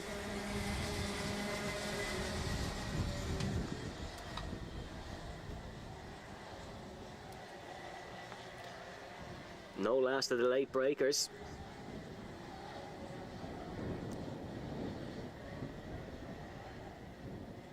As he's got it done. Dylan McDermott's got it done. Heading for the back part of the track just as they went out of our view. He's got it done on Aaron Coogan. Now, can McDermott charge on? He's 2 laps to get to catch and pass Ruben Kernahan, and this really would be a performance of the ages if Dylan McDermott could pull this one off. Was 5th only a handful of laps ago, and I tell you what, he's a lot quicker than Ruben Kernahan in this first sector. He's the championship leader for a reason. He won the Race of Champions for a reason. Did the number 408 of Dylan McDermott from County Roscommon. Not traditionally a racing stronghold, but they've got a kart prodigy in the form of Dylan McDermott. But Kernahan has put up a stellar job here, and you'd feel it'd be harsh if he lost this one. Dylan McDermott trying it on the outside here, heading through the hairpin. And Dylan McDermott is on the outside here, and as he lost another space, I think he's fallen back to third as Dylan McDermott. They come back towards the start-finish line. He's fallen back to fourth. That's disastrous. Or to third. That's disastrous for McDermott. As they entered the last lap, he was challenging Kernahan, seemed to go for a move, got all out of shape, and now he's behind Aaron Coogan once again. So he did fall originally behind Jack Buckley, and Buckley is looking to try and dive it down the inside as well. This is a great tussle here in the senior maxes. Carter Mooney, Joseph McMahon, spectators to the battle for second. Kernahan has a good few tenths of a second in between himself and the rest of the field, and should be okay to see this one home. But is Dylan McDermott going to be able to try a move on second place Aaron Coogan? McDermott will still be on the pole for the final, you'd feel, with the points he's accumulated, but he'd always love to get an extra position. He's not going to, and as the checkered flag comes out, brilliant drive from Ruben Kernahan from the front. It's our second win from the front row today. Aaron Coogan will come home in second, and Dylan McDermott will take third. We had a bit of a drag race to the line a little bit further back.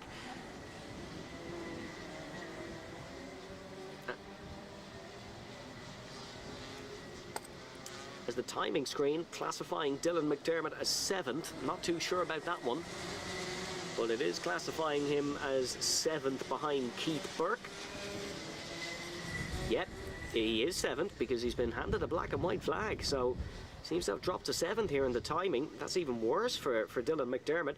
So to run you through the results that we have, it is Ruben Kernahan Aaron Coogan, Jack Buckley, Carter Mooney, Joseph McMahon, Keith Burke, Dylan McDermott, Sean Cooney, Ewan Miller, Peter Dunn, Jay Larkin, Josh Allen, David Maguire, and then Zach Leckie, who is not classified, but of course that race slightly overshadowed by the big incident we have, and we send our best wishes once again to Calvin Pratt, who was taken off after a pretty bad crash between himself and Tyler Brereton. So that is the senior maxes. They will have their final coming up later this afternoon, and it should be another interesting one.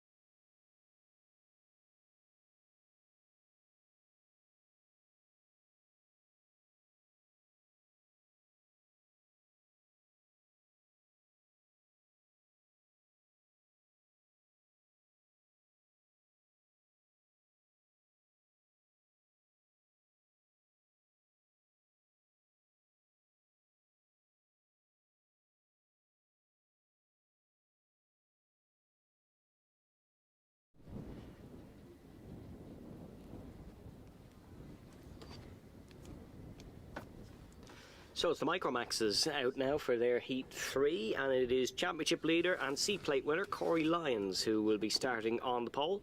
However, he's not been the pace setter here today. That has been Jaden McElhenney, who took both wins this morning. Of course, the Micromaxes underway in towards the first corner.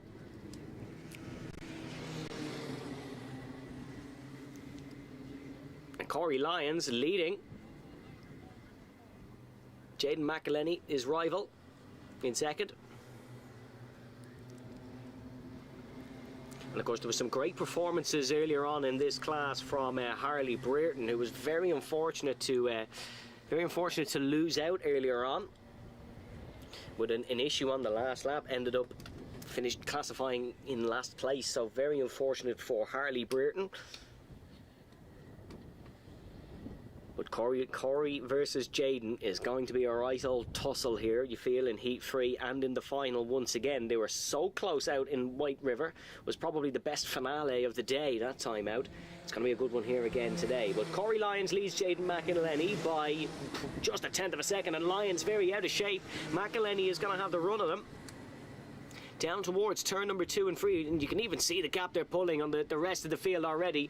Jaden McElhenney not able to chuck it up the inside. Connor Keown in third, and there goes Wesley Brereton battling with Keown. So Brereton not able to get the move stick there. Harry Tylee just behind as well in the 162. Tylee, who was a dark horse in White River, hasn't quite got that same level of performance out of the car today, but he's a great wheel-to-wheel racer, and you can see they're opportunistic as ever,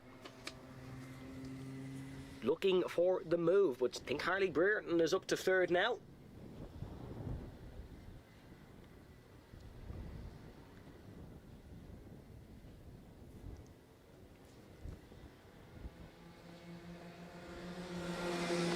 So close for the battle for the race lead. This, of course, a much shorter heat. We only have 3 minutes left of it. And Corey Lyons under a lot of pressure from Jayden McElhenney. It's Limerick versus Donegal once again in the Micro Maxes. And Corey Lyons just about staying in front. It was the total opposite in White River. It was McElhenney who was doing all the defending. But, of course, that was in the final, not in Heat 3. Lyons just drove away with Heat 3 last time out. And that's what's given him this championship lead. In third, it is Harley Brereton, who got 2 positions on that last lap, as we said, ahead of Conor Keown and Harry Tylee. And there's been a couple of penalties handed out, actually, in this one.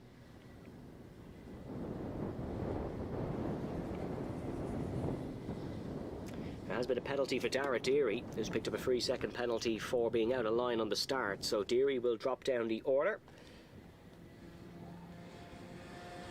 Number 119 has also got a penalty, but I don't see 119 on the screen, so that is definitely a penalty for Dara Deary, unfortunately. Not running a number, running his newly acquired C plate is Corey Lyons, and he leads still ahead of Jayden McElhenney, despite Jayden setting the fastest lap of the race. Jayden 55.831 last time. What did Corey do? He did a 55.849. So when we say it's close between these two, we mean it. Inseparable as far as All-Ireland Rotax goes in 2025 are Corey Lyons and Jayden McElhenney. But of course there can only be one winner, and for now it's Lyons who's leading with 1:20 to go.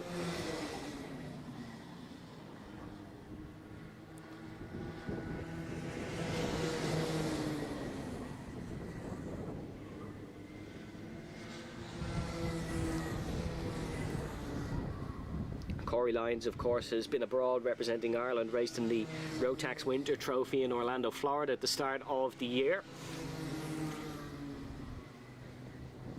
Probably enjoying this more sunny weather rather than what we had this morning. There was a rare error in heat number 1 for Corey. Had a little bit of a moment, but as savvy as ever, recovered pretty quickly and still was able to get a podium position. And that, of course, will be to his benefit, I should say, come the finale, when he'll be looking to start in the front row alongside McElhenney. McElhenney, you would expect to have the pole, as he's won 2 heats, but that is a problem for later on this afternoon. For now, Jayden McElhenney is just focused on trying to get past Corey Lyons. Tries the outside. There'll be 2 more laps of this one. McElhenney's got to start getting creative because Lyons not budging in front.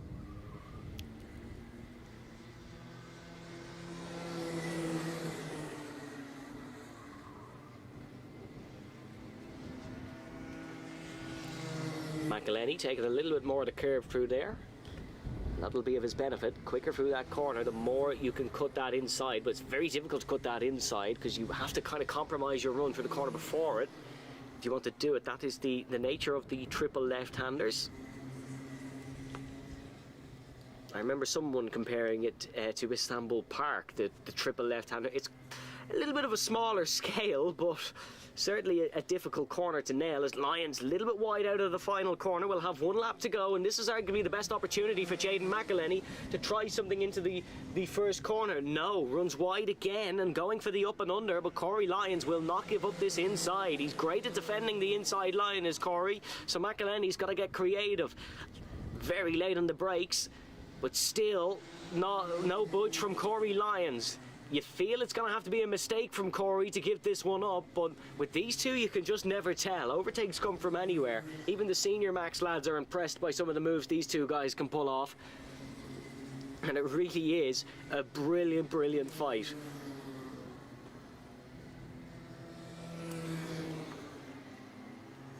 Just 1 sector to go. McElhenney weaving all over the back of Corey Lyons. Has he just tried too much? There's a little bit of separation between the two through the final corner. It's going to be Corey Lyons who'll take the heat win, his first heat win of the day, and that will put him on good form heading into the final later. Jayden McElhenney in 2nd position, and then it will be Harley Brereton who's going to come home in 3rd. So Harley once again continuing his good form. Or will he? No, he won't. He's lost the podium on the last lap again. Harry Tylee has just pipped him in the run to the line. That is Harry's Second time in 2 events getting a podium position on the last lap. He overtook Corey Lyons for second place on the last lap in White River in the first heat, and he's just taken Harley Burton in a drag race to the line. And that could be big. That could be the difference between maybe a 5th place start or a 3rd place start for Harry Lee. So a very important move that he'll be thankful he pulled off. Your full results then from the Micromaxes: Corey Lyons, Jaden McElhenney, Harry Lee, Harley Burton, Conor Keown, Ollie Williamson, Ben Daly, Dara Deary, and then it was Alex Murray and Ryan Spratt to round out the order. Great race between Lyons and McElhenney. I very much look forward to the finale coming up in a few races' time.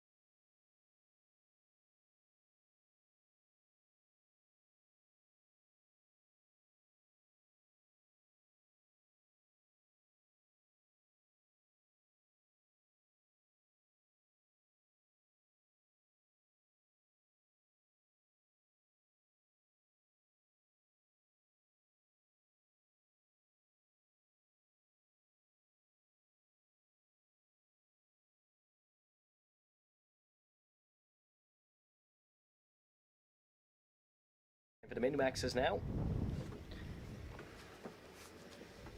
And we had a couple of great races earlier on, but all won by Alex Riley, the dominant force in this category. In Heat 2, there was a brilliant performance by Oliver Meredith. You've really put it up to him. So let's see what happens here in heat number 3. 5 minutes plus a lap for this one once again as we go racing in towards turn number 1. Sophie Campbell is the race leader. Charlie Blair alongside two very quick racers who'll be looking to try and capitalise on their good starting position. Blair is in the race lead. Now Campbell losing out. That inside line in towards the first corner, really not beneficial. Outside is where you want to be. And it is it's Alex Riley who's in the lead. You can't stop him. He'll find a way to get there quickly, no matter where he starts. Sophie Campbell in second, then it is Charlie Blair in third. Of course, Brogan McDonald has been quite competitive in this class as well. It picked up 5th, 4th, so if trends are something to look at, he should finish third in this one on the podium. Ready for the final corner then, it is Alex Riley who is your race leader, but Sophie Campbell right behind. Sophie really put it up to Alex as well earlier, to be fair. So we'll see what she can do heading in towards the early parts of this race. Charlie Blair third, then it is Evan McCloughery in fourth. Ben Lalu is in fifth ahead of Brogan McDonald, Andrew McCullough, and then Oliver Meredith up one spot to 8th. Toby Picken ninth, then it is Isaac Ford, Jude Duvant, Cahian Knox and Ethan Dalton at the back. Riley not pulling away into the sunset like he has been. Sophie Campbell really staying with him.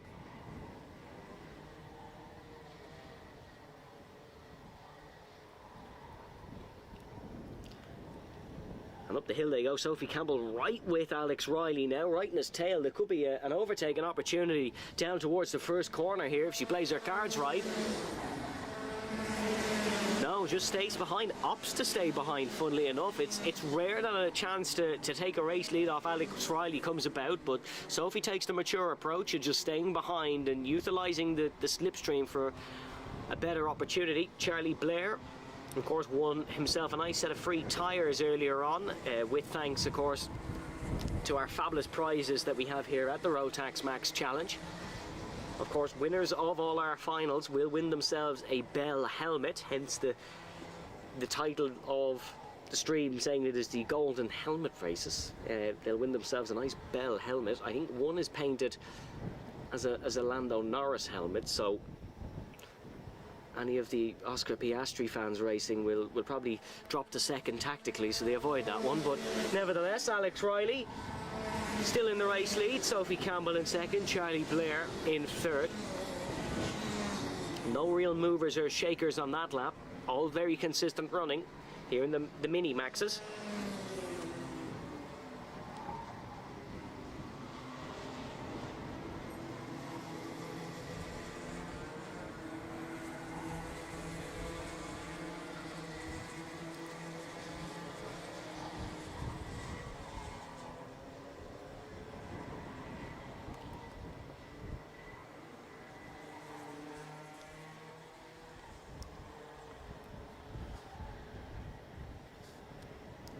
The championship in this one, entering into this weekend, one of actually the biggest gaps in the field. 183 points for Riley and then 176 for Noah McFarlane. McFarlane not racing here today, so going to lose out on more points. But we do have a double header in Nuts Corner, which is certainly a track suited to Noah McFarlane. So McFarlane will be looking to capitalise more there.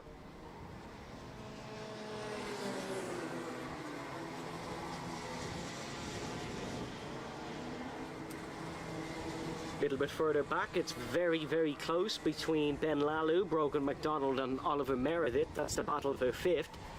And it's a right close tussle out on the track.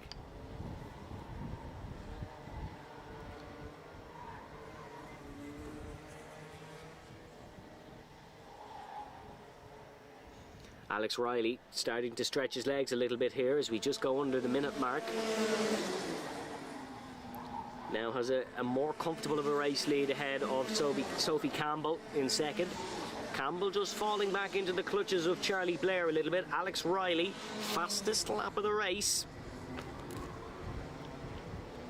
51.4 set by Riley. It was quicker by 4/10 on the last lap than Sophie Campbell. That's where that gap was created.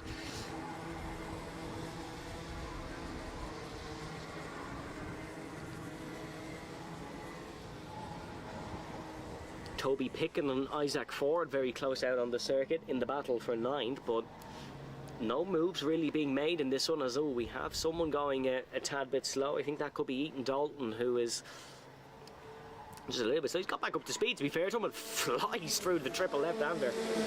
So, not struggling too much.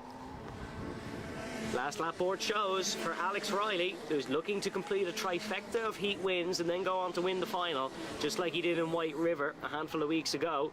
Sophie Campbell's got to be careful of Charlie Blair behind here. Blair is always the threat for a late overtake, and Sophie's just got to run a nice racing line here and try keep him behind, down towards the left-hander.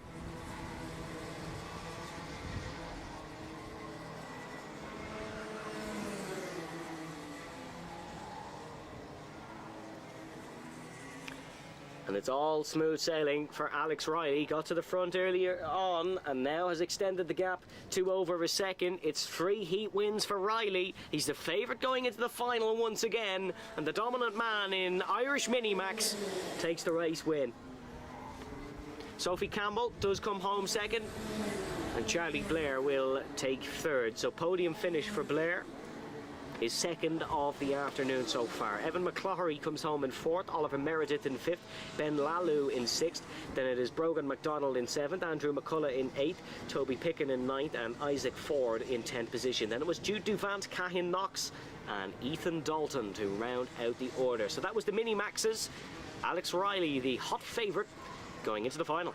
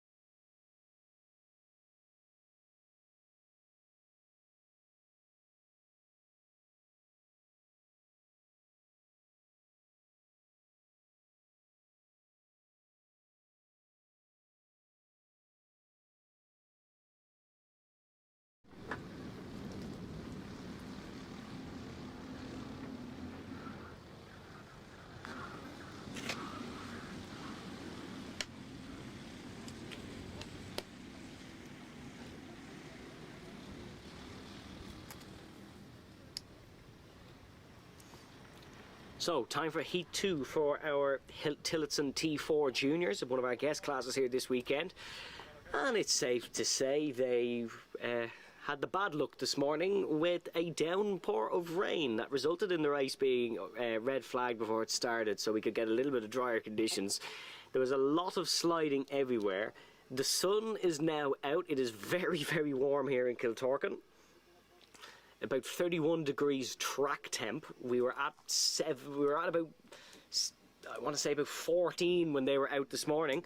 But here we go then for the second heat. Ben O'Keefe, race winner this morning, is on pole position. You can see him in the Max Verstappen helmet and the orange suit. He's lost the race lead at the first corner. He's ran a little bit wide. That inside line is not the preferred one for sure. And Ben O'Keefe losing out there. Or certainly he did lose out. He's regained it. And the yellow flags are out. We have 2 off behind. They're going to look to try and recover, but we have 2 off heading through turns 2 and in towards 3. And there's a couple of slow carts here in this T4 Junior class.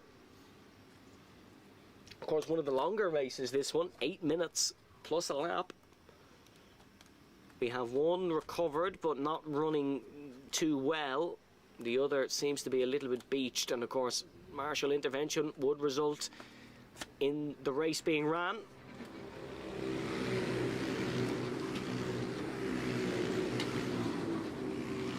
So it is Ben O'Keefe, your race leader, as they cross the timing beacon for the first time. But O'Keefe is under a lot of pressure from Joey Carney and Billy Clancy behind. That's the way they finished earlier on this morning. Ben O'Keefe had an unbelievable move on the very last lap through this exact section of circuit to get the race win off Joey Carney. He utilised a bit of lap traffic very well indeed and was able to flick round the outside while Carney was boxed in, and left Carney with no choice but to concede the position. It was a great move indeed, and Ben O'Keefe will be looking to hold on to this one and not have to result to a late move to get the job done. We're all back and running, but there has been a time penalty handed out to Hugo Coleman. He's picked up a 3-second penalty. Stewards on the ball there, handing that one out. So a disappointing start to the leader in the novice, Hugo Coleman. He'll pick up a 3-second penalty at race conclusion. Still Ben O'Keefe in the race lead, ahead of Joey Carney and Billy Clancy. But all very close in the T4 Juniors. It was very close earlier on. Tillotson Racing does provide that.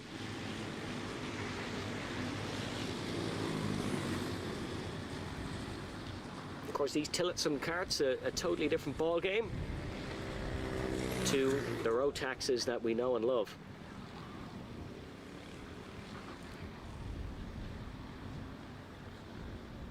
It was an out of position on the start penalty for Hugo Coleman. We saw a few of them handed out in the earlier heat trees, so they're cracking down on that. We had a couple of wave rounds earlier on, so that does make sense that the stewards have had enough of time wasting with an extra formation lap, and they're just going to hand out the penalties instead.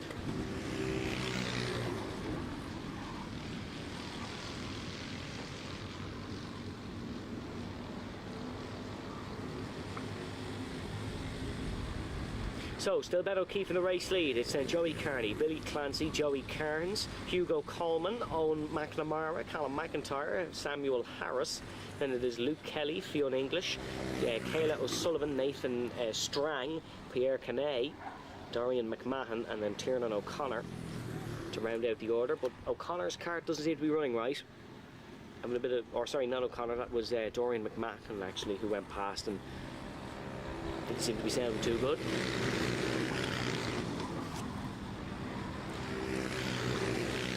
There will be a bit of lap traffic that comes into play in these Tillotson T4 Juniors as it did earlier. Ben O'Keefe this time will be looking for them not to box the race leader in, as he is the race leader, and the blue flags are being waved.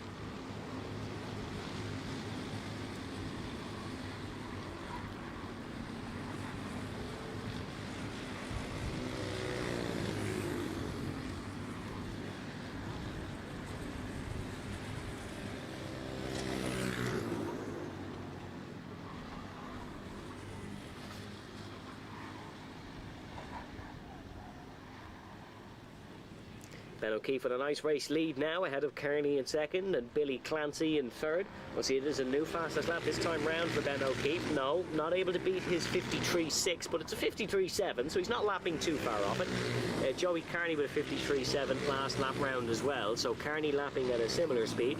Billy Clancy just keeping right behind these two as well, looking to try and put his name into the mix for a race win.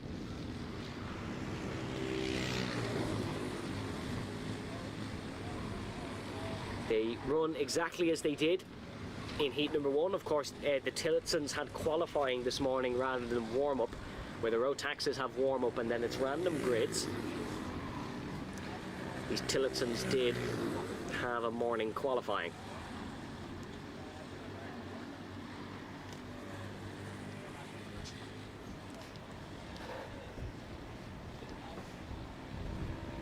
So 2.5 minutes to go in this one, 2:35 if you want to be picky. It is Ben O'Keefe who's in the race lead, ahead of Joey Carney in second and Billy Clancy still in third.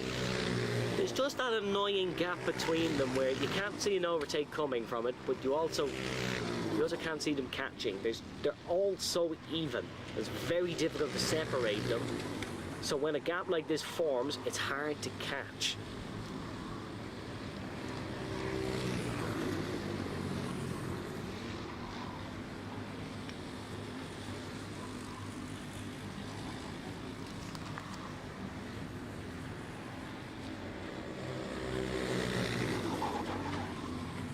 Old McNamara on the last lap was able to overtake fellow novice Hugo Coleman, so they're fighting for 5th and 6th out on track, but they are 1st and 2nd of the novice racers. That's the number 323 and the number 321. Still doing a mighty fine job is Hugo Coleman, but he does have that 3-second penalty that will haunt him. Now, he's 2.3 ahead of Samuel Harris behind, so a couple of good laps, and he would be able to break out of that penalty window and just about keep his position. But it was a great lap the last time round from Samuel Harris actually, and he's now 1.1 behind, so that idea has been swiftly thrown out the window. Minute 10 to go. Fastest lap round actually from Joey Carney, so he's trying to make this one interesting for the folks at home and the folks here at the track at least.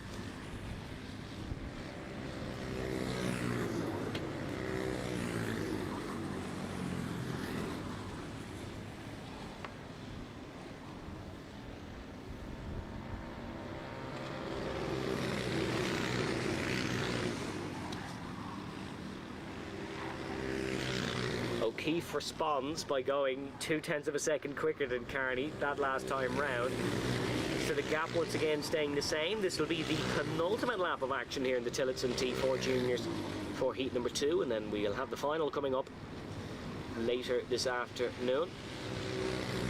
Lap traffic all obeying, and Ben O'Keefe will not have his luck strike back at him.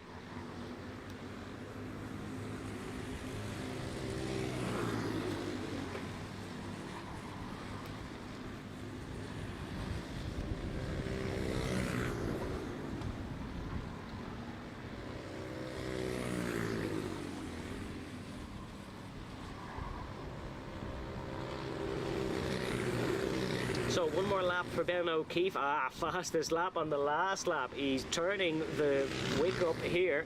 Track temp is increasing, but it's not affecting Ben O'Keefe. Flying in this Tillotson T4 Junior.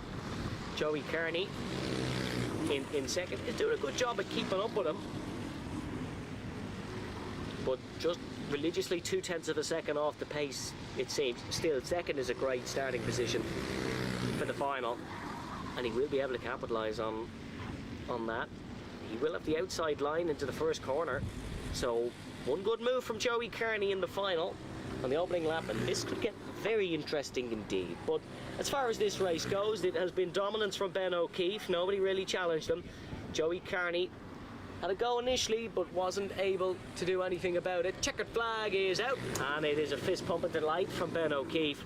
Joey Carney comes home in second, then it is Billy Clancy in third, Joey Cairns in fourth, Owen McNamara then is in fifth, Samuel Harris in sixth, Hugo Coleman only falls to seventh with that penalty, so still second of the novices. And then Callum McIntyre comes home in eighth, Fionn English in ninth, Luke Kelly in 10th, Kayla O'Sullivan in 11th, then Pierre Canet comes home in 12th, Nathan Strang in 13th, ahead of Tiernan O'Connor in 14th, and then Doreen McMahon coming home in 15th position. Good race by the T4 Juniors. Not necessarily the most on-track action that we've seen today, but the consistency was unbelievable. They'll have their final coming up, of course, later this afternoon.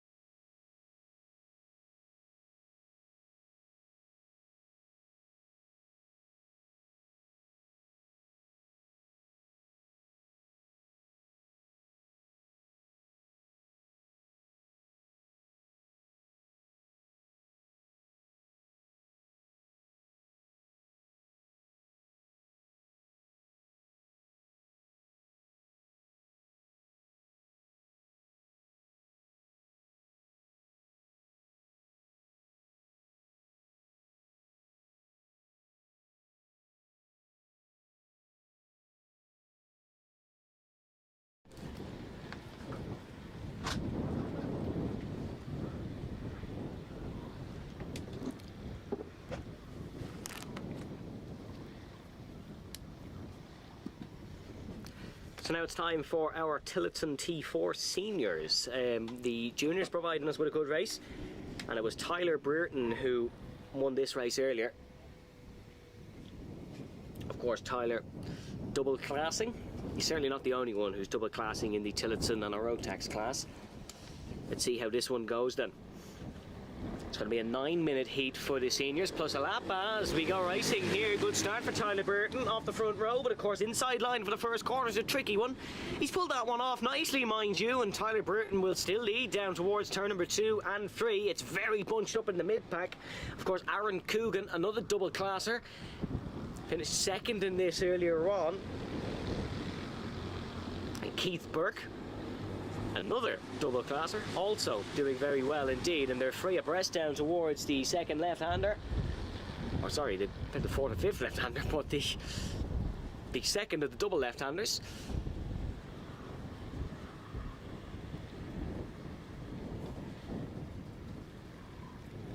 It was Brereton and Coogan off the front row. That's how they finished in the earlier on heat. Let's see as they come back towards the paddock where they are lying, and I think it is Aaron Coogan who leads ahead of Tyler Brereton. It is Coogan ahead, Brereton in second, Josh Allen in third, then it's Keith Burke, Warren Russell, Luke Kavanagh, Peter Brett, Ewan Miller, then it is Colin Manelli, Max O'Neill, Adam Butler, Dermot Toomey and Kyle Kavanagh down the order. As here comes Tyler Brereton, I should say, putting Aaron Coogan under a whole world of pressure. Oh, side by side, what a move by Tyler Brereton. That is unbelievable stuff into a very tricky corner, even when you're on your own, let alone to pull an overtake off. That is classy stuff from Tyler Brereton in the number 406. Very impressive move. Racing for PBR, of course, is Tyler Brereton, the Kilderman, and he's now leading here in the Tillotson T4 seniors. Between the teeth here though, this one is not over. He'll be looking to try and repeat the feat, go back past Tyler Brereton down towards one of these big crucial overtaking zones. Brereton running the wide line. We saw this from Paddy Fitzpatrick in the senior Max 177s earlier. That was the little trick up his sleeve to stay in front. Run the wide line through turn number 3, and then you have the inside for the triple apex left-handers.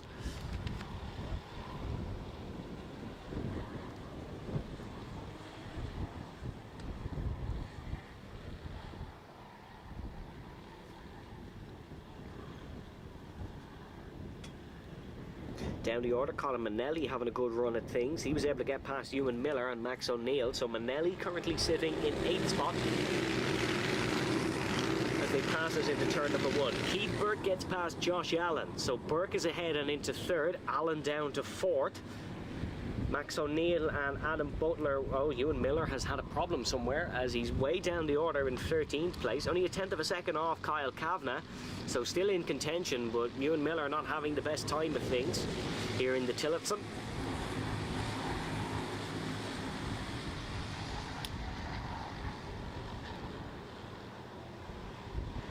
Tyler Brereton still with a lead in this one.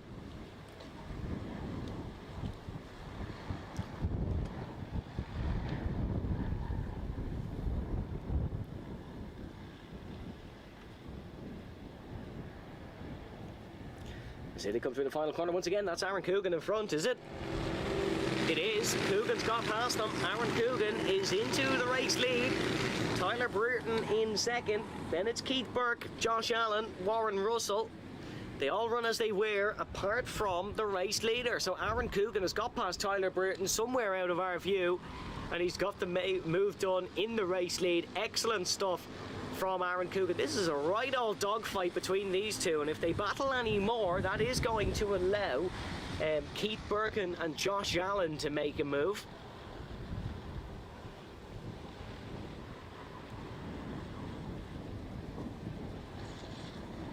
As someone running very wide and losing a spot there. I think Peter Brett has lost the position potentially by running wide. Just very wide line through the left-hander, but as they cross the start-finish line, still Coogan in front. Tyler Brereton is in second. Then it is Keith Burke. Sorry, apologies. Peter Brett actually gained the position. It was Luke Kavanagh that lost it. So Brett, the only novice in the field, certainly doesn't look like a novice in this class anyways, performing very well indeed. Luke Kavanagh, who finished 5th earlier on, not running as well in Heat 2, only in 7th.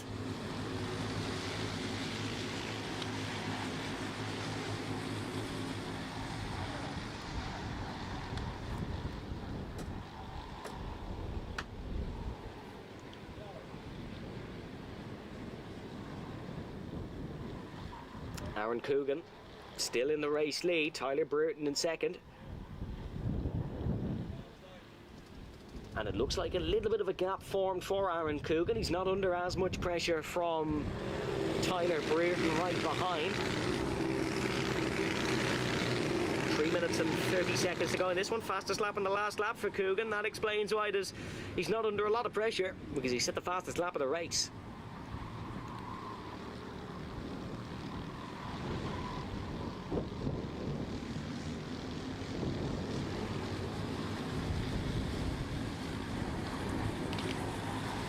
So just to run you through the full order as they stand: Coogan, Brereton, Burke, top 3. Then it's Allen, Russell, Brett. Then Kavanagh, Manelli, O'Neill, Butler, Miller, Kavanagh, Toomey. So Dermot Toomey dropping to the back, unfortunately. Track is cooling a little bit with a bit of cloud cover, but still ferocious conditions out there. As far as track temperature in Ireland goes, this is a beautiful Sunday in County Kilkenny. What would you rather be doing than this?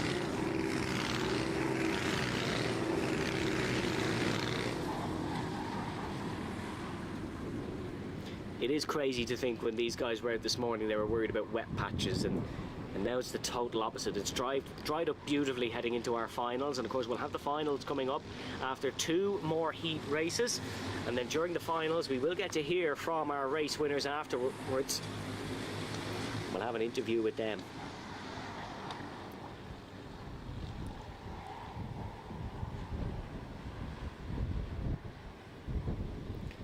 So, still Aaron Coogan in the race lead, but Tyler Brereton fastest lap of the race last time round. So this one is not over just yet, and you can see Brereton tucked right up behind Aaron Coogan.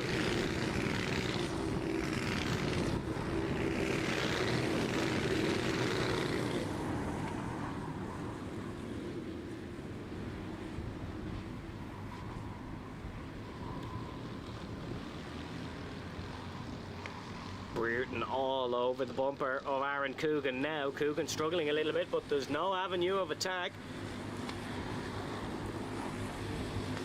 Oh, look at Tyler Brereton. Oh, down the inside. That is a cracking move from Tyler Brereton. It's that corner again.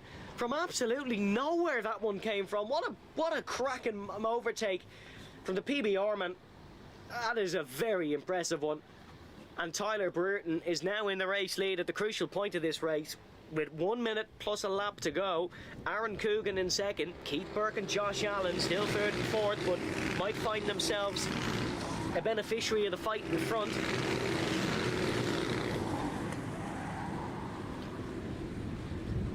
Feels like there's going to be another twist in this tale. Feels like there's something else to come between Aaron Coogan and Tyler Brereton. They've been swapping and changing positions all race. Is Coogan close enough? No, he isn't.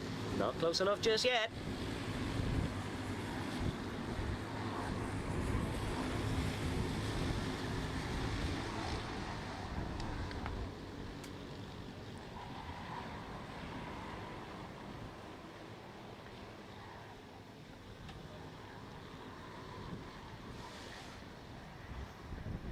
Still Tyler Brereton in the race lead. Aaron Coogan is in second position. We're going to have... one to go? No, we're going to have 2 to go. They've crossed the line with a second, so we will have 2 more laps in this one. Bad news if you're a supporter of Tyler Brereton, because that's 2 more laps for Aaron Coogan to plan an attack. Little nudge through there. And Coogan, oh, little wobble as well. That allows Keith Burke through. Burke a beneficiary, as we said. Coogan nudged Brereton and then got all out of shape on the exit of the corner. There was a little bit of a bobble, and that allowed Keith Burke through. Minuscule margins in the Tillotson T4 seniors. And that is just how close it gets. This one's not over. Not over just yet. And I think Coogan, no, he hasn't got back past Keith Burke. So it is Burke in second position. Keith Burke, of course, finished behind Aaron Coogan earlier on. And as they head down the start-finish straight, this time to start the final lap, Tyler Bruton in a more comfortable position than he was a handful of minutes ago. Aaron Coogan right behind Keith Burke. Wants to redeem himself and get second place. There's got to be a move into the corner that caused all the problems. No, it isn't. He's under a lot of pressure from Josh Allen right behind.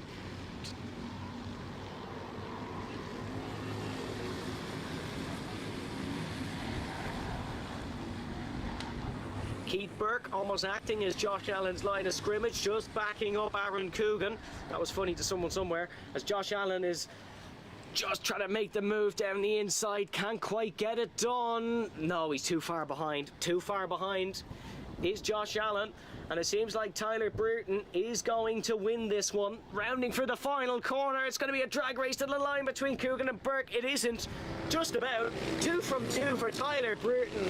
What a turnaround. Keith Burke in second, Aaron Coogan in third, Josh Allen in fourth, Warren Russell in fifth, and Peter Brett in sixth. And it was Luke Kavanagh, Max O'Neill, Ewan Miller, Adam Butler, Kyle Kavanagh, Colin Manelli, and Dermot Toomey. Brilliant race. Brilliant race between the T4 seniors. And their final is going to be watch. We have 2 more heat races coming up. We have our T4 minis and our senior max 177s, and then it's on to the finals.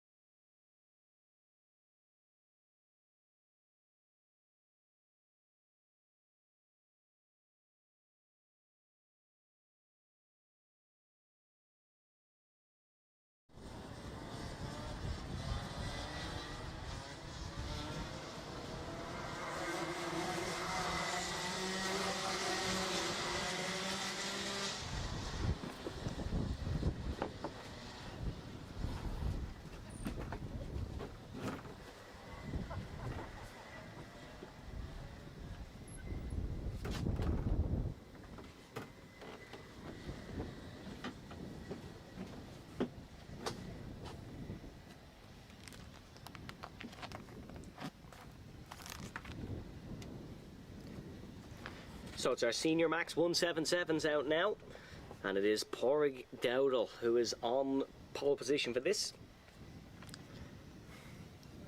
Heat 1 and Heat 2 very intriguing. Anthony O'Connell winning earlier in Heat 1. Harry Fagan took Heat 2. Here we go for Heat 3 then. Dowdall on the front row. Alongside him is Harry Fagan, but was a little bit off the start there. Fagan's going to try and flick it around the outside. Mark Shields has got an excellent launch, and he's in second position now, challenging Dowdall in towards the first corner, or in towards the first sector. Still, Pádraig Dowdall that leads. Harry Fagan right behind Mark Shields. Another one of our tyre giveaway winners is Harry Fagan. Picked himself up a nice set of Mojo tyres.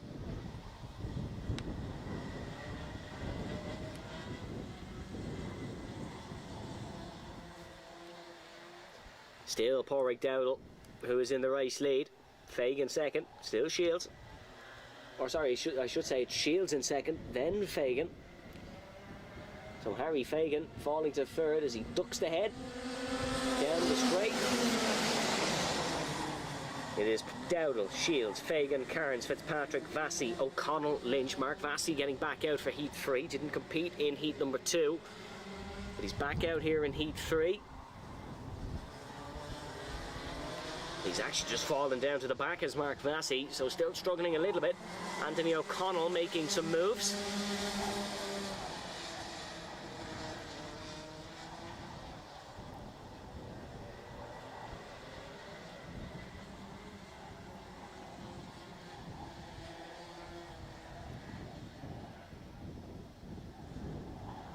Oh, big move down the inside. I think that was O'Connell who went for the move down the inside on, dare I say, Shane Lynch, but we'll get confirmation of it as they cross the timing beam for a second time. Dowdall in the lead, full Shields.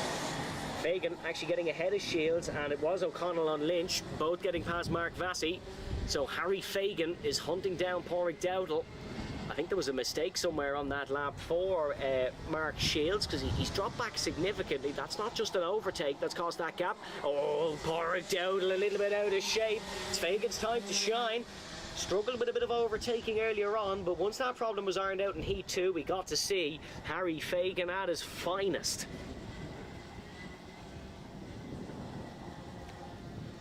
Outside, sweeping from out to in is Harry Fagan. Pádraig Dowdall running a lot tighter of a line, and you can see that's compromised him a little bit, heading through the right-handers. Harry Fagan's going to have a great run here on Pádraig Dowdall, down towards the first corner. Is Dowdall, no, Fagan just opting for a rather obscure line compared to everyone else, but he's been, dare I say, the quickest man in the Senior Max 177 so far today, so I'm not going to correct him on it. Harry Fagan looking for the move on Pádraig Dowdall. Dowdall just a little bit wide through there, just holding on for dear life it seems. And holding on well. Fastest lap of this one belongs to Anthony O'Connell. 50.4 on the last lap round. O'Connell of course won heat number 1, but it was a dire heat 2 for O'Connell. So this is going to be a real mix-up in terms of who starts on the front row. Fagan, you'd like to think if he stayed where he is or even improved upon second place, he'll get the pole. But it's a real toss-up for who gets second.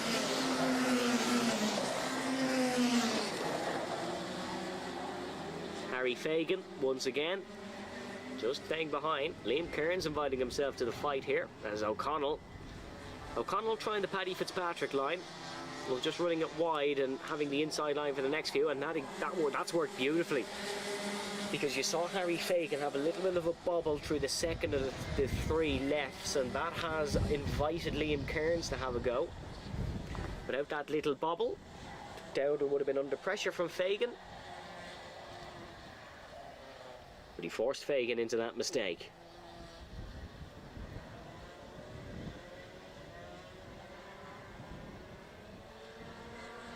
Harry Fagan right behind now. This is a great opportunity. Not able to make it stick. Dowdall just defending that inside line. Real opportunity for Fagan this time. Just seems like Dowdall gets a great run through 1, and that gives him the run all the way around to this twisty end of the first sector. And Fagan just can't quite keep with Dowdall through here, although he has this time. Now that I mention it, he has this time. And Pádraig Dowdall is under a lot more pressure now from Harry Fagan than he once was. 2 minutes to go in this one.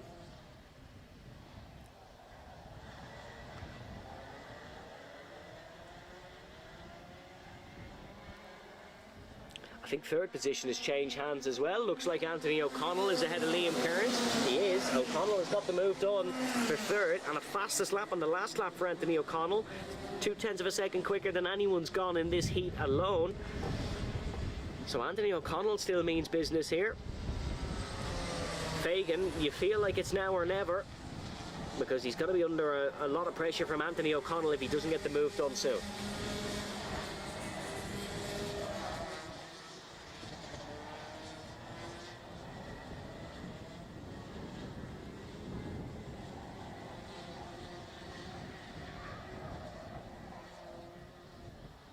as there goes Anthony O'Connell trying to move on Harry Fagan, and Fagan has got through on Dowdle as well, I think. Has he? No, hasn't. Still Dowdle ahead. 3 more laps to go in the Senior Max 177s to conclude the heats. Sorry, I should say to conclude the Senior Max heats. We still have a T4 Minis coming up, and then we'll have the finals. Pádraig Dowdle, race leader, still ahead of Harry Fagan. This is a carbon copy of heat number 1, except we've swapped O'Connell with Dowdle. Harry Fagan has been involved for the fight for the win in all 3 heats. He's only won 1 of them. Well, of course, no one has won this one yet, but he would like to. Not in the race lead as of now.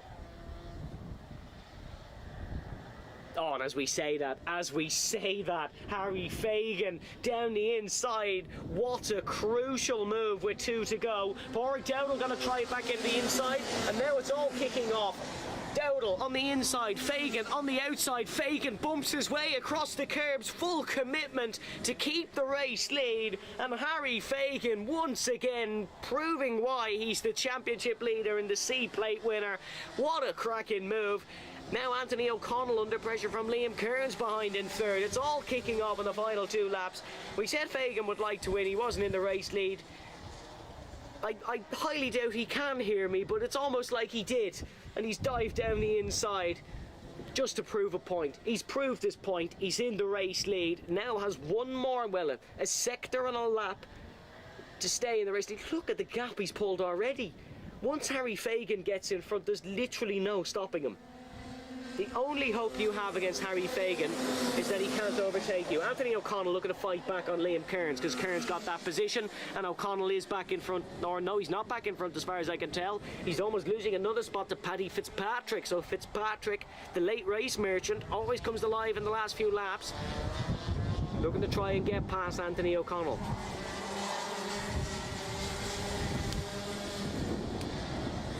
This is really fantastic racing with the Senior Max 177s. Fagan 50.1. He was a second quicker than anyone. Sorry, he was a second quicker than anyone but Shane Lynch, but Shane is down in 6th on the last lap. Harry Fagan is the man on form for the final. Rounds for the final corner. He'll take the checkered flag. Brilliant win for Harry Fagan.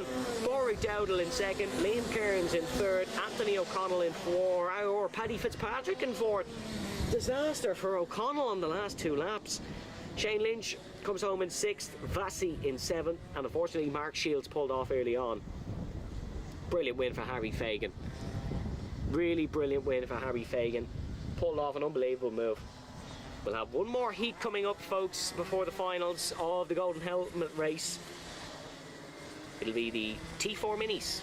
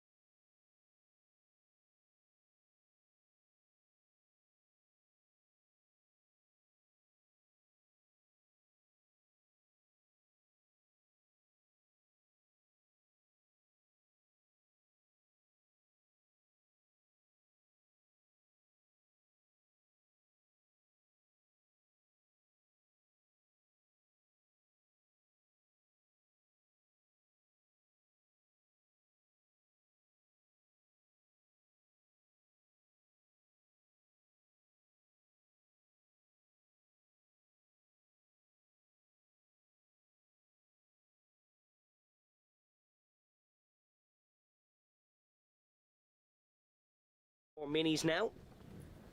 I have the Tillotson T4 Minis, and it is Senna McLaughlin on the pole for this one. Won the earlier heat.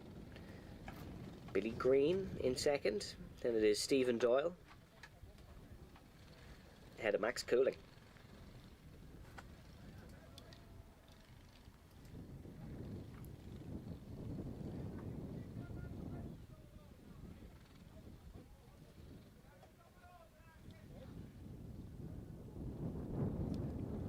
Heading for the final corner now, 2 by 2. It will be McLaughlin who'll be looking for the jump. Of course, it was disaster on the last lap for Dermot Claridge last time round. As we go racing here, immediate defensive manoeuvre from McLaughlin. Oh, they almost made contact for the first corner.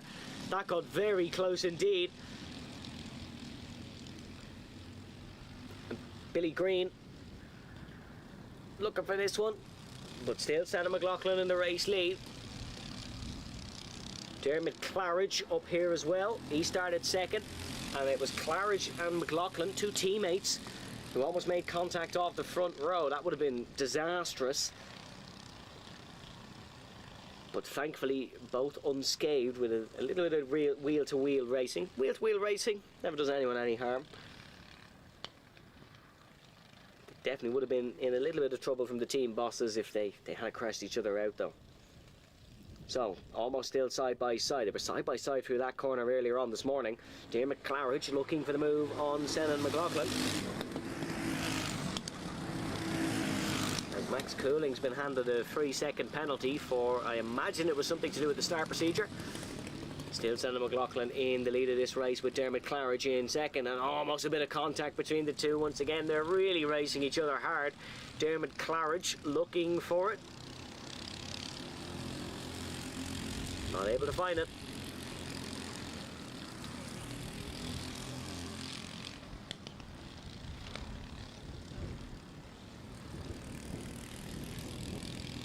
Ducking and dicing their way through the middle sector. This is very close between the two of them.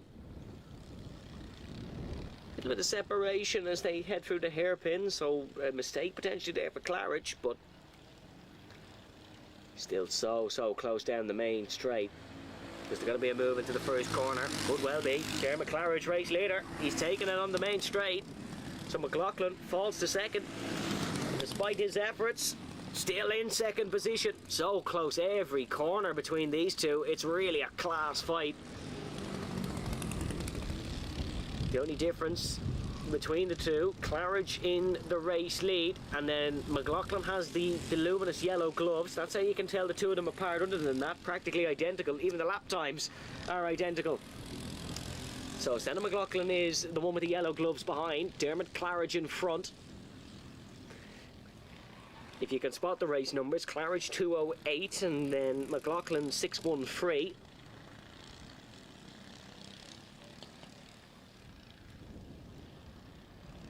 Dermot Claridge still in the race lead. 3 minutes and 15 to go in this one. Senna McLaughlin's going to try it down the inside. Is he? Does. Looks for it. Not able to find it.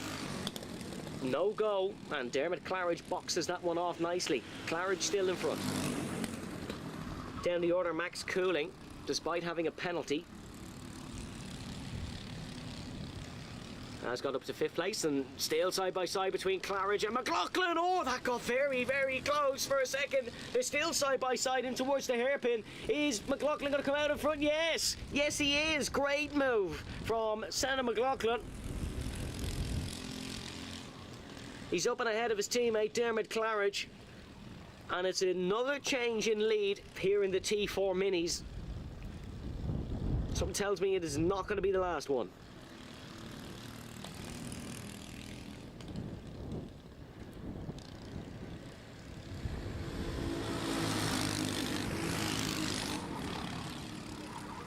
Senna McLaughlin, 55 flat, matches his fastest lap of the race already, and he's still under pressure from Dermot Claridge. Goes to show how close these two are. Where's Claridge going to be able to find the move? Not through there anyways. Very solid for Senna McLaughlin. It is Billy Green who's in third. Then it is Stephen Doyle, Max Cooling, Cullen McMahon, and Oisin O'Sullivan. Remember, cooling, 3-second penalty to be applied after the race.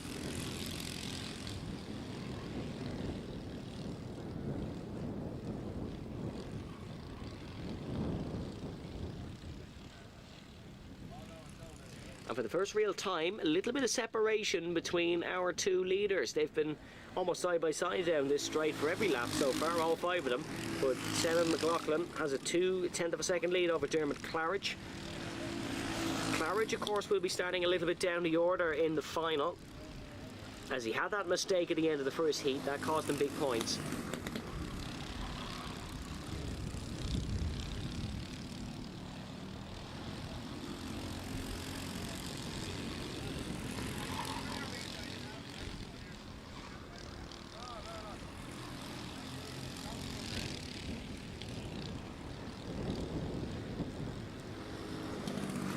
Seconds to go then. We'll have 2 more laps after this one, and there goes Dermot Claridge down the inside once again. Loses a lot of time with that attempt, wasn't able to overtake.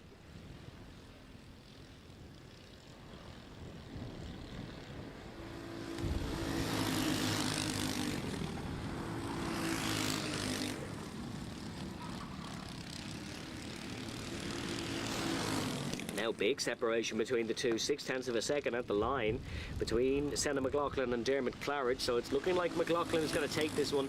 Claridge just not able to keep up with his teammate for the full duration of the race, but the first few laps were cracking between the two.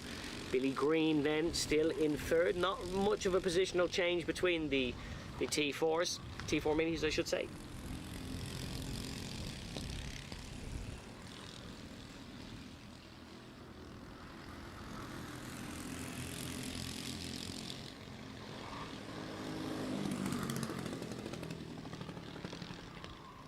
Oh, someone's card going past the window.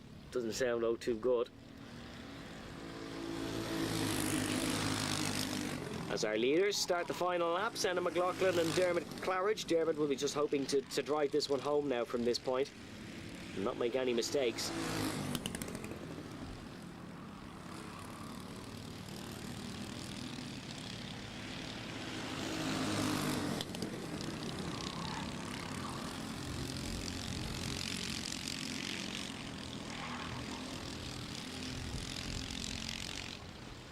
There's been a brilliant drive by Senan McLaughlin, and he'll take the 2 heat wins here in the Tillotson T4s.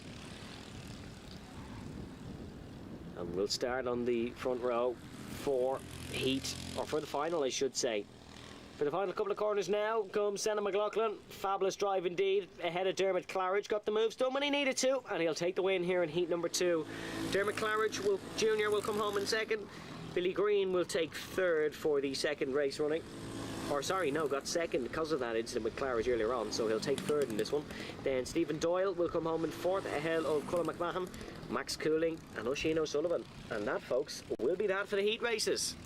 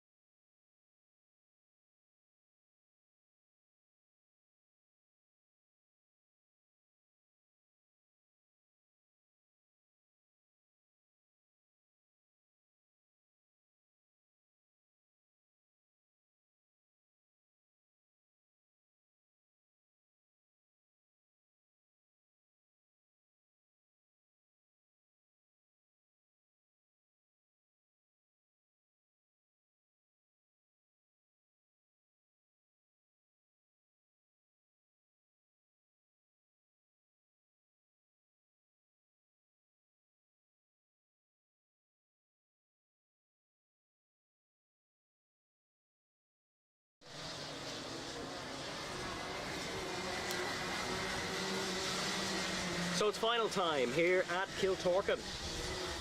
And we'll be starting with the Rotax Junior Maxes. Of course, this goes towards the championship. And for today, and today only, the winner will get a Bell helmet as well. What a prize that is. It's not one to turn your nose up at. It's certainly one all the guys will be wanting to win. Rory Armstrong will be starting on pole position in this race,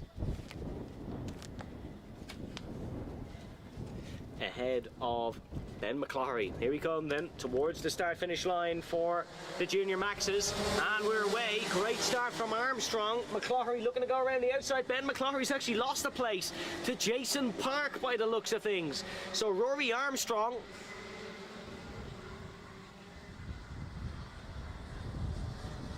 will move for Ben McCloughery if he wants to try and win this final.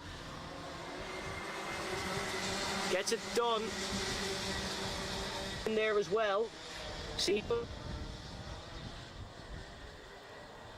he's going to be giving it a good go. Still Armstrong in the race lead. Ben McCloughery already trying a move. McCloughery has been on it today. Of course, winner in heat number 2, wasn't able to win heat 3, actually lost second place, or actually was in the lead and then lost second on the last lap. But he's putting Rory Armstrong under pressure here, and those front two are Holmes, but Holmes, seat plate winner. Job done. Wants to introduce himself into the fight here in the Junior Max final. 6 minutes and 50 to go, of course.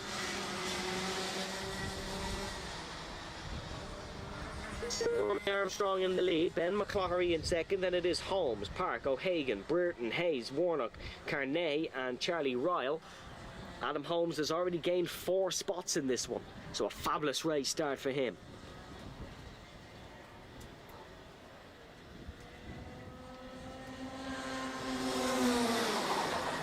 Here they come down towards the first corner. Rory Armstrong still in the race lead.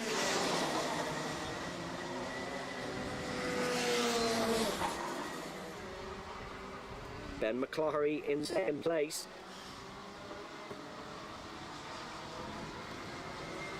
Oh, McCloughery really pushing it through the left-handers to try and get on the tail. Oh, he absorbed the pressure from McCloughery earlier on and didn't really crumble. McCloughery, as a matter of fact, was the one who lost the positions in the end.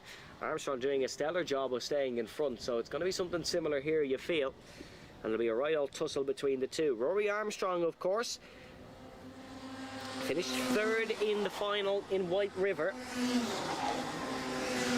after winning in Nuts Corner. So he'd like to make amends and win here today.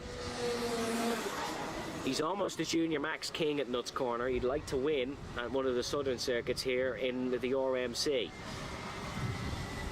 Holmes not able to catch. He's lapping about 2/3 of a second slower than Rory Armstrong and Ben McCloughery. Of course, Ben not the only McCloughery performing very well here today. Evan McCloughery performing in the micro or in the mini maxes.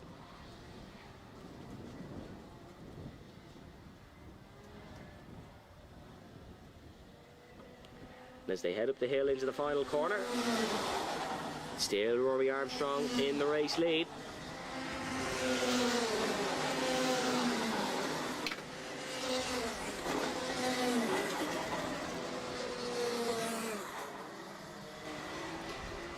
The breaking point for the first corner, later and later every lap as they all push on, knowing this is the last opportunity for a points haul today.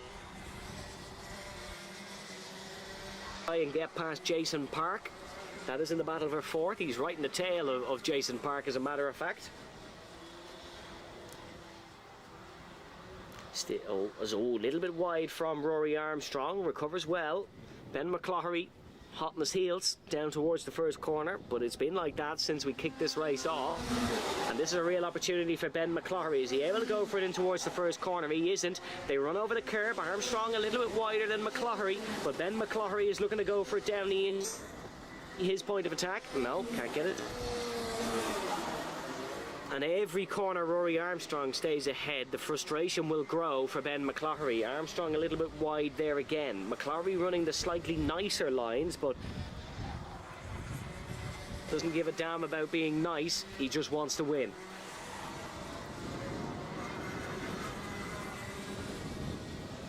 As here comes McCloughery, big attack down the inside. Armstrong goes for the switchback, settles Ben McCloughery, a dream. Beautiful, beautiful manoeuvre from Rory Armstrong. Looked like he'd lost the lead. McCloughery just braked later, ran off the apex of the corner, and Rory Armstrong was able to defend. Now McCloughery goes for the up and under. He's going to try something similar. Tries to do what Armstrong just did to him, but it won't pay off this time round.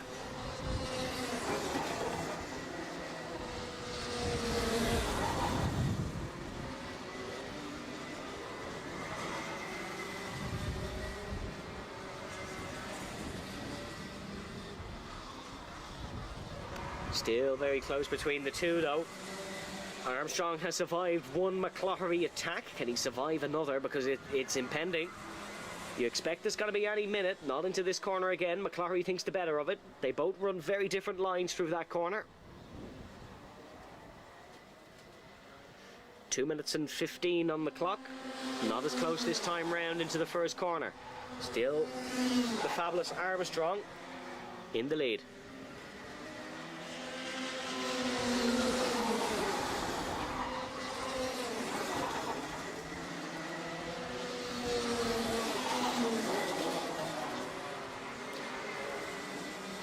Further back there is a cracking fight between Conan Warnock, Wesley Brereton, Cavan Hayes and Charlie Ryle, or Ryle a little bit back actually from these, but a cracking fight nonetheless, as you can see them flying through the left-hander. It's all very close in the battle for the lead between McCloughery and Armstrong. And Ben McCloughery had a little look up the inside once again, but once again Armstrong defends. Minute 25 to go, 3 laps left for the Junior Maxes around the fabulous Kiltorcan Raceway here in Ballyhale, County Kilkenny.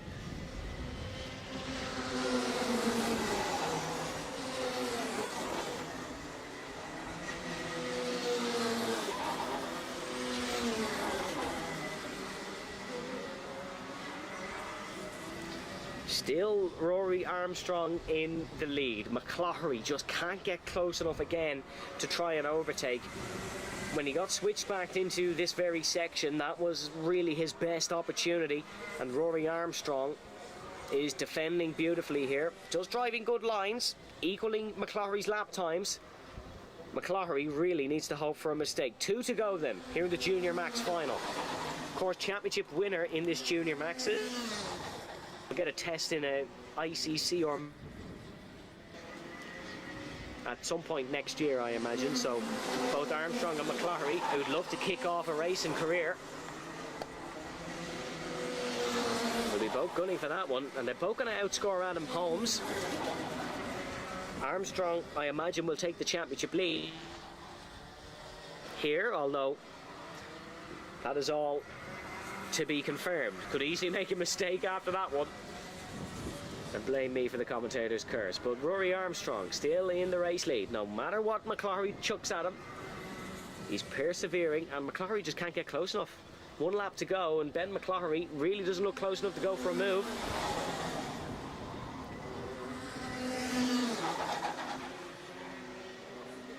Rory Armstrong just driving fantastically at this stage in the race.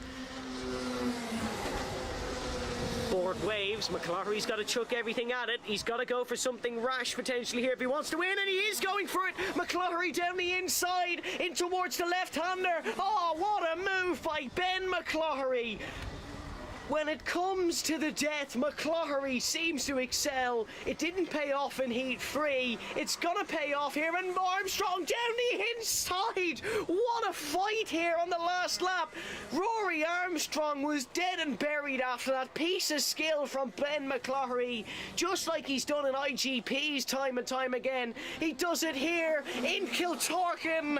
By the skin of his teeth, Rory Armstrong wins the Junior Max final unbelievable. They both did the identical time on the last lap, and it was the fastest lap of the race. They've tied the fastest lap of the race. How can you get close? Hats off to Rory Armstrong. He was done. McCloughy had done it. He'd gone for the move, and it's a very slow in lap for Ben McCloughy. Oh, he'll be sick at that one. Once again had it in the bag, and Armstrong just said, no, today is my day here in Kiltorcan. Down the inside, gets it done. I tell you, if that's the first of the finals, what have we got coming up? Rory Armstrong, race winner. Ben McCloughy in second. Adam Holmes third. Conan Warnock fourth. Jason Park in fifth. And it was Wesley Brereton, Cavan Hayes, Charlie Ryle, Liam O'Hagan, and Pierre Carnet. My word, we've got the senior maxes coming up now.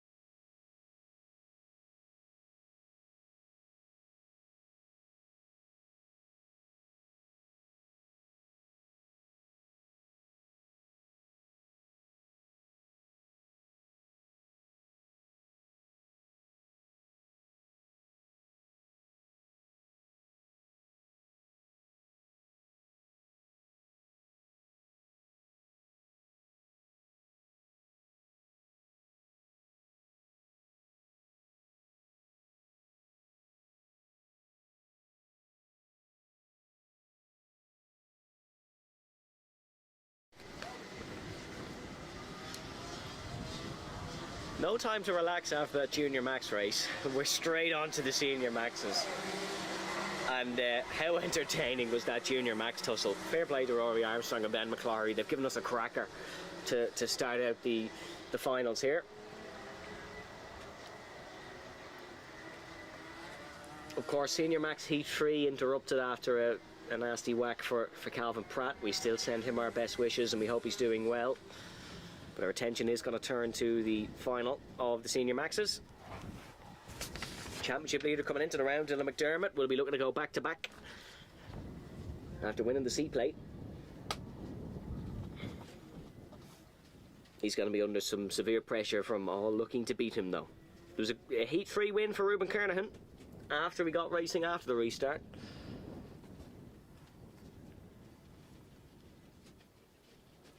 As we slow to a crawl heading down the straight. McDermott on the outside here, keep an eye on that. Keep an eye on Carter Mooney as well. It was very impressive this morning in the tricky conditions, and now we go racing. Pedal goes to the metal, and Dylan McDermott immediately looking for the move around the outside in towards the first corner. As he found it, can't quite find it. McDermott still in second. Jack Buckley in the race lead. Buckley, who hasn't won a heat here today, but he's been so consistent that he finds himself in the front row. Could be a right old scrap between himself and Dylan McDermott. 4:04 Carter Mooney is in third, Joseph McMahon in fourth. It was all fairly clean on that opening lap for the senior maxes, or on the opening section at least for the senior maxes. Let's hold our breath on clean for the opening lap.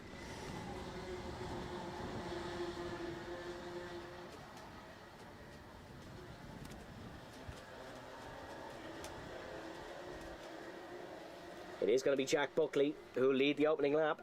Dylan McDermott in second, Carter Mooney then in third, Joseph McMahon in fourth. Ruben Kernahan finds himself up a spot to fifth, Sean Cooney up a spot, or 2 spaces I should say, to sixth. But Jack Buckley doing a nice job at the front here, ahead of Dylan McDermott in second.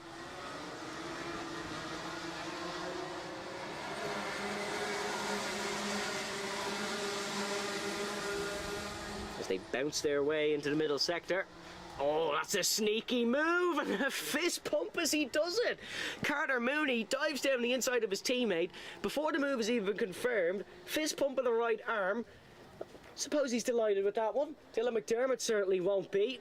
He doesn't fancy losing today, wants to go back-to-back and extend his championship lead.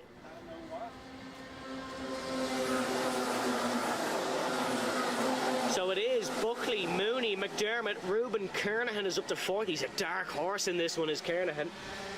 Keep an eye on him.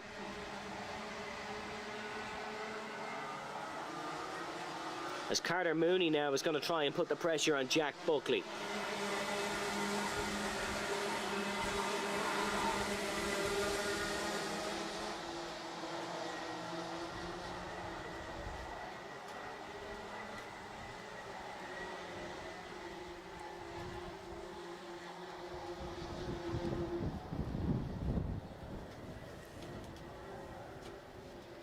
A little bit further back, we seem to have had a bit of a spinner, but all going again as Jack Buckley leads them across the line. Fastest lap of the race belongs to Dylan McDermott, as 2 penalties have been handed out for Sean Cooney and Josh Allen. Once again, a start procedure infringement, so there's been quite a few of them.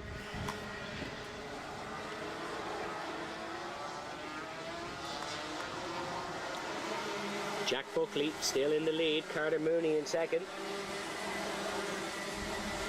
Carter is really pushing Jack Buckley on this lap. McDermott as well. It's a front three fight, but don't count out Ruben Kernahan in this one.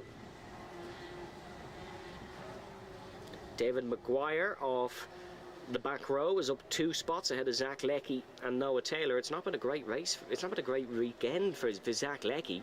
Second in the championship coming into this one. He's on course to finish in 14th. Which is absolutely not what he wants.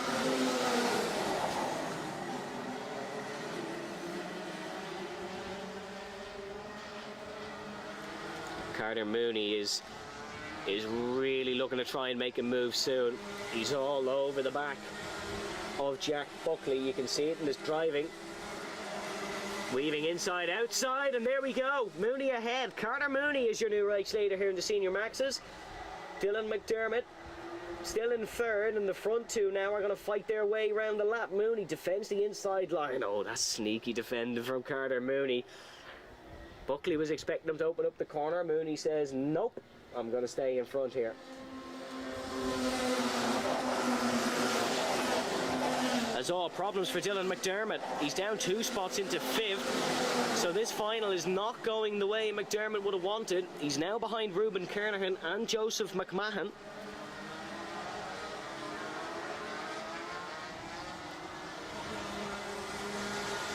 Joseph McMahon, of course, a man of many words. Only I'm joking. When I was speaking to him before the IGP last year, when he was asked about his racing achievements, he said, good. He's having a good race so far here. He'd like a few more spots though, maybe to get on the podium and get past Ruben Kernahan. Dylan McDermott still has the fastest lap in this one, but his consistency is not as we are used to. A 50.5 on the last lap. That's why he lost the 2 spaces.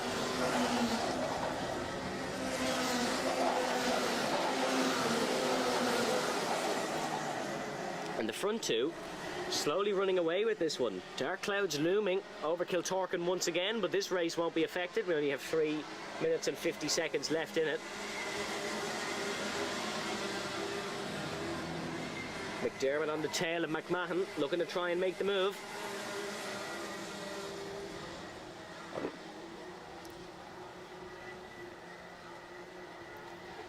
Right at the back of this one, Noah Taylor jumping a spot past David Maguire. That's in the fight for 13th. So Taylor is ahead.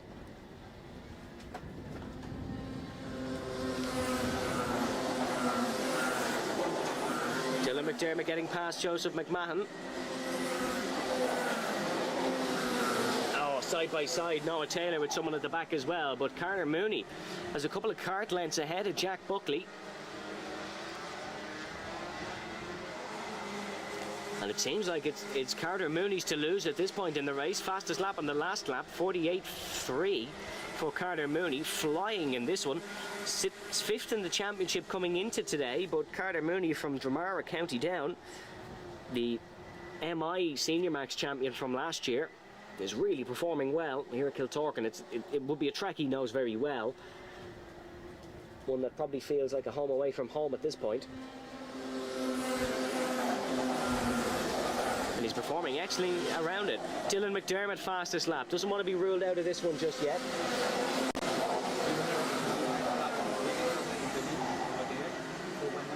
Oh, McDermott down the inside of Kernahan. McDermott is driving angry now. He has the bit between his teeth, wants to make something of this one. And Dylan McDermott is on the podium. Of course, he's fighting for points in the championship as well. And remember, the winner of this will get themselves a nice shiny helmet. Courtesy of Bell Helmets, of course. 1:50 to go in this. Still 3 more laps.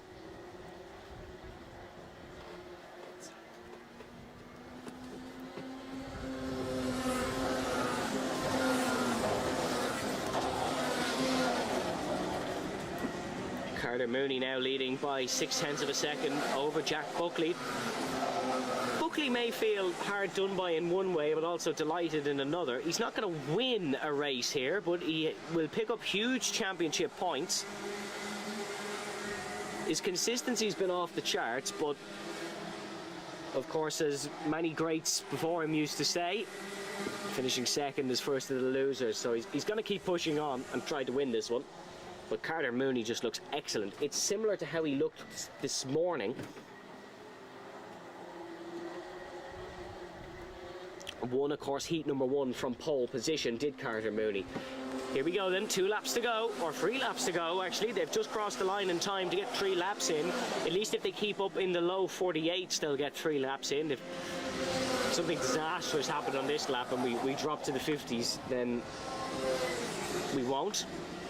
Jack Buckley and Dylan McDermott slowly catching Mooney. I wonder if nerves starting to set in a little bit for Carter, if he's starting to feel the pressure of the situation all of a sudden. No, he's been in situations like this before. You don't become multi-time champions in go-karting without becoming accustomed to situations like this.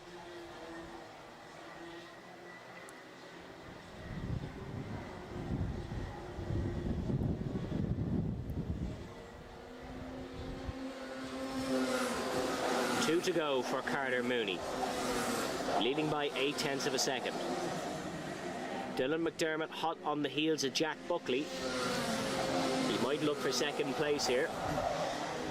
He would still extend his championship lead over his immediate rivals because Zach Lecky's not had the best of days. Ruben Kernahan has had a good day, but not as good as Dylan McDermott would if he's going to overtake Jack Buckley. But still, a long way to go for McDermott if he wants to try and get this move done. Does have the fastest lap, but not lapping near that now. Is lapping quicker than the front 2. Front 2 lapping in the 48.6s, McDermott in the 48.4s, so still slightly quicker. And 1 lap to go then for Carter Mooney, who's on course to win his first RMC final this year in round 3 at Kiltorcan. It's not quite as sketchy as Armstrong and McCloughy left it, but Carter Mooney in control at the front of this. Can McDermott go for a move on Jack Buckley? We'll have to see.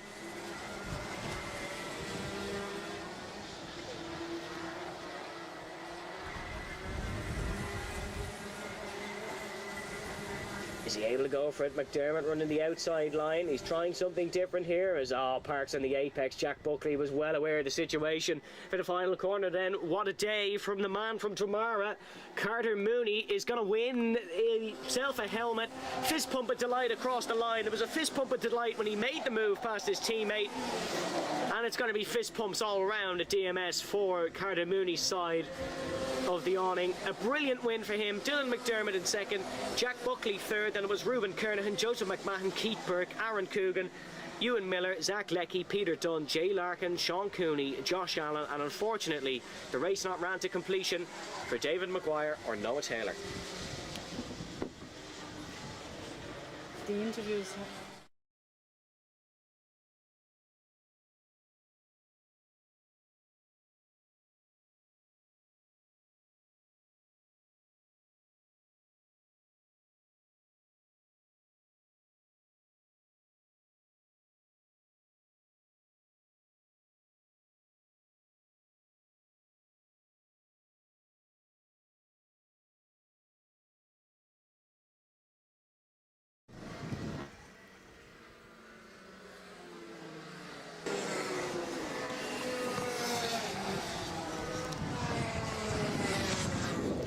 So we're here with Rory Armstrong just as it starts to rain. Rory thankfully avoided the rain. A brilliant move on the last lap after an insane defensive drive. Talk to us about that one. Well, just the whole race was so close. Just anything could happen. But I lost a bit of grip on the last lap. The pressure's been a bit too high. But I saw a gap in the last few corners and took it. Self and Ben can fight all day. You've just about beaten them, and you have the form in the championship now. Do you think you can take it? Yeah, I think I can. Right, Rory, let's both get back inside. That's Rory Armstrong, winner of Junior Maxes. Jesus Christ.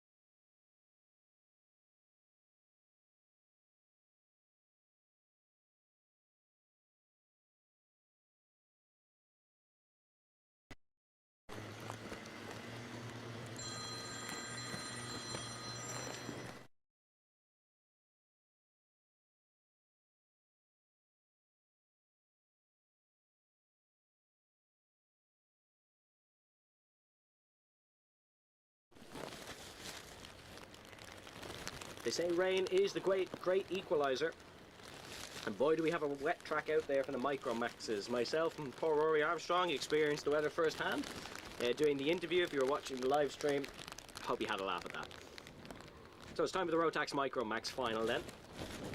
And if the way this class has ran all day is to be considered for this one, you would expect McElhenney and Lyons to clear off at the front, but now because the track is soaked, this could be a whole different story. 2 warm-up laps for this one have been granted. They usually get 2 anyways in the Micro Max. They've been given 2 here. It's been a lovely and sunny day. The commentary box has been overheating. We've had to cool down all the pieces of technology. It's been quite cold all of a sudden, thanks to the rain. But this will make for a very entertaining race. As far as I know, they are no longer on slicks. I mean, if they are, best of luck to them, because this will be a treacherous one. So it is going to be Corey Lyons and Jaden McElhenney who will line up on the front row.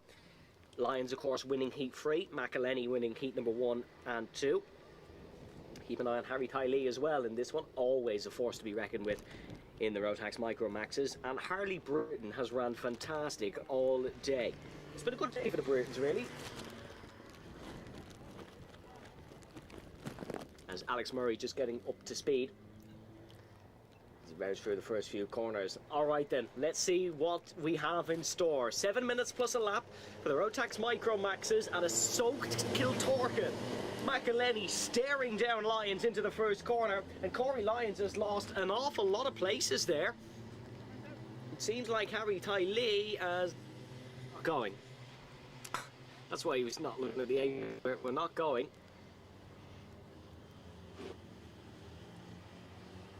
They'll be given another warm-up, so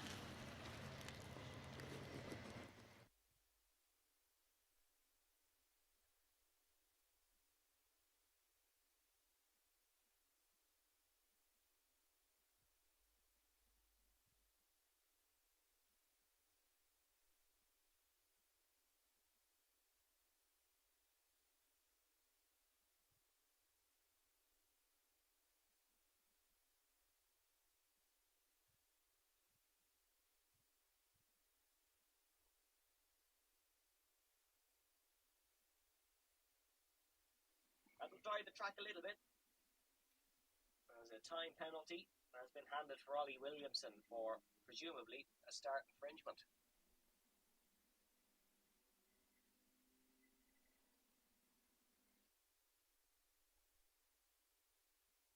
Lions.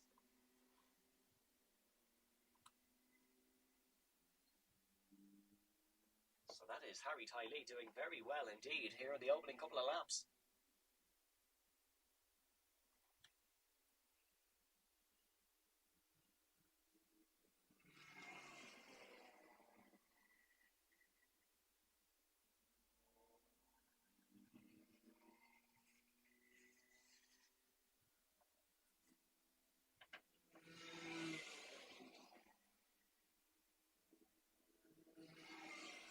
Still Jaden McElhenney in the race lead. Corey Lyons in second. But it is a significant race lead for Jaden McElhenney. My translator, my receiver's on flat.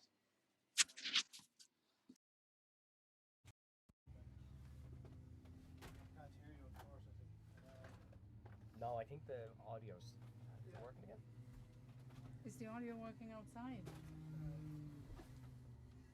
No, I need. Selin, can the people hear him No, outside? they can't hear him outside. I need an ordinary USB to USB-C. So is something wrong with their microphone as well?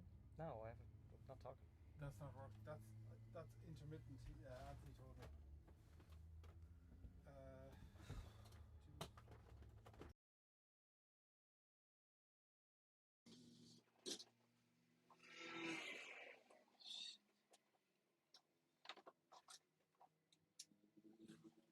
So still Jaden McElhenney in the lead.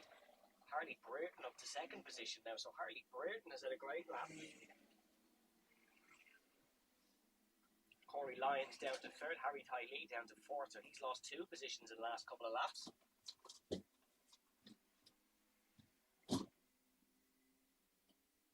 And Brereton having a great run of things here.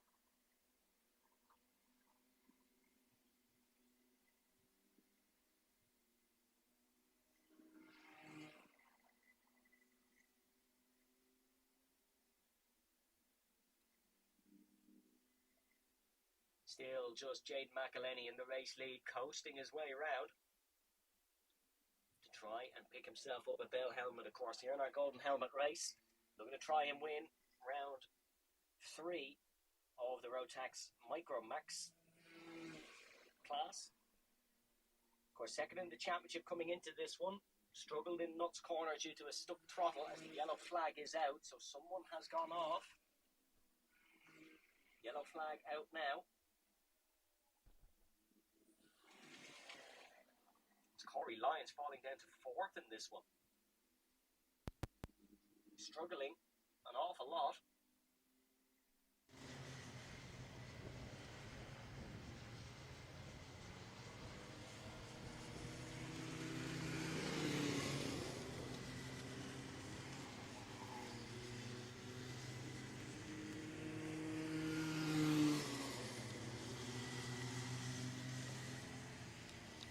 I think has lost a few more spaces as well. It seems to be track.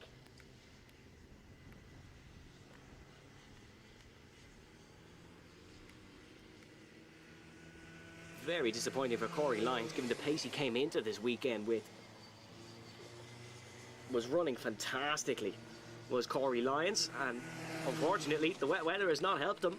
Track drying out a good bit now though, but still definitely considered wet. As there is someone pulled off at one of the right-handers, just can't quite see who. I think it could be Alex Murray, maybe. As Lyons, yep, he is now down behind Williamson and Keown. So Corey Lyons, championship leader, currently 6th in the wet conditions here. Very disappointing for him.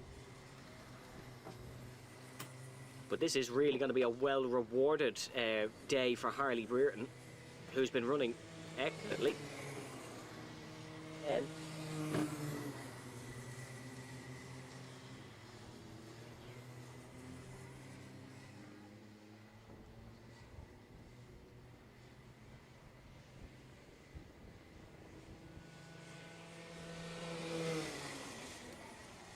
So 40 seconds to go here in the Rotax Micro Maxes. The clash of McElhenney and Lyons that we were expecting hasn't happened due to that sudden downpour right before this race. And Corey Lyons, championship leader, is down to 6th. Alex Murray is the one that pulled off, so unfortunately won't be an ending to the finale for him. McElhenney with a lead to the tune of 10 seconds now. Lyons has got past Williamson, so he's slowly making ground back up, is Corey.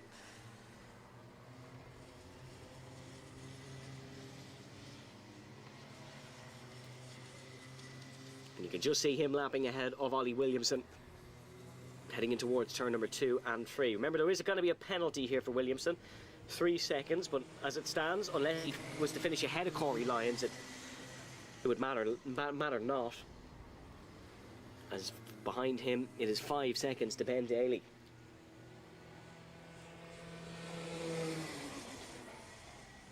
Last lap board shown.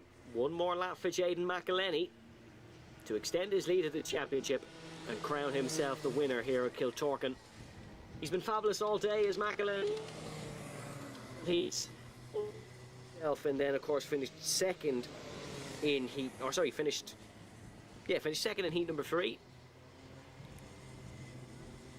He has been the pace setter and just pulled off when the track was in the worst condition. In the worst condition is the sunset. Well, not really the sunset now, but he pulled off and took a fabulous race lead. Here he comes then through the final couple of corners. Jaden McElhenney to crown himself the winner in the Micro Maxes. Just needs to take it nice and smooth now. Has the race lead through the final corner. It's going to be a fabulous win for the Manor Cunningham man across the start-finish line to extend his championship lead. It was a podium. So win at Kiltorcan, and Jaden McElhenney is your Maxes. Harley Bruton in second, Harry Thiley in third, and Connor Keown in fourth. Will come home in fifth, ahead of Ollie Williamson in sixth. Ben Daly then in seventh. Ryan Spratt in eighth, ahead of Dara Deary, and unfortunately Alex Murray in 10th spot.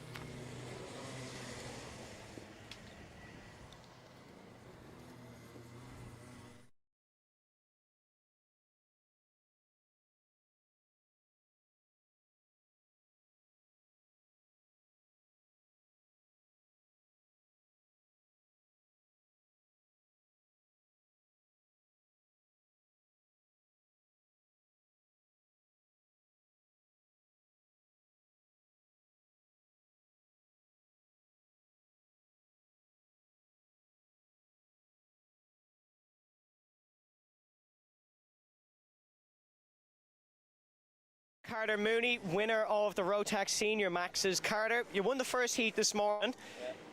Brilliant drive in the final. What a great over. Yeah, this morning we were very quick on the new tyres and then managed to get P1, but mostly the final was probably our best run out. Started third and just got them past them quickly and then got the win. Of course, next up then for the RMC, Nuts Corner, a track you and I both know very well. Are you looking forward to it? Yeah, it's my home track, so hopefully we'll do well there. Best of luck then, Carter, and you're in a great place in the championship now.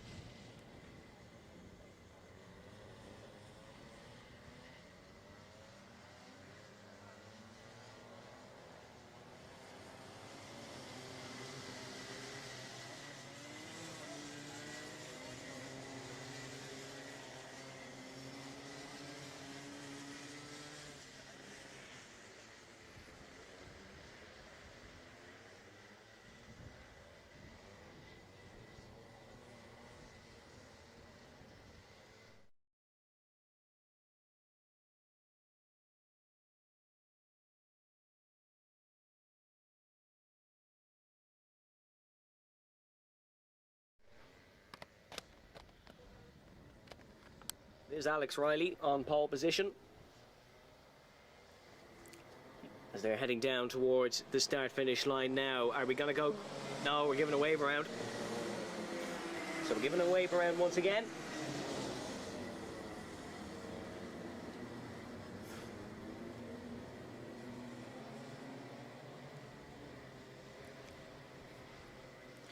Of course, Campbell second in Heat 1 and Heat 3, third in Heat 2, so alongside Alex Riley on the front row. Arguably has the better position. The only thing is there is wet spots on the track now, so not as easy to go around the outside of that first corner.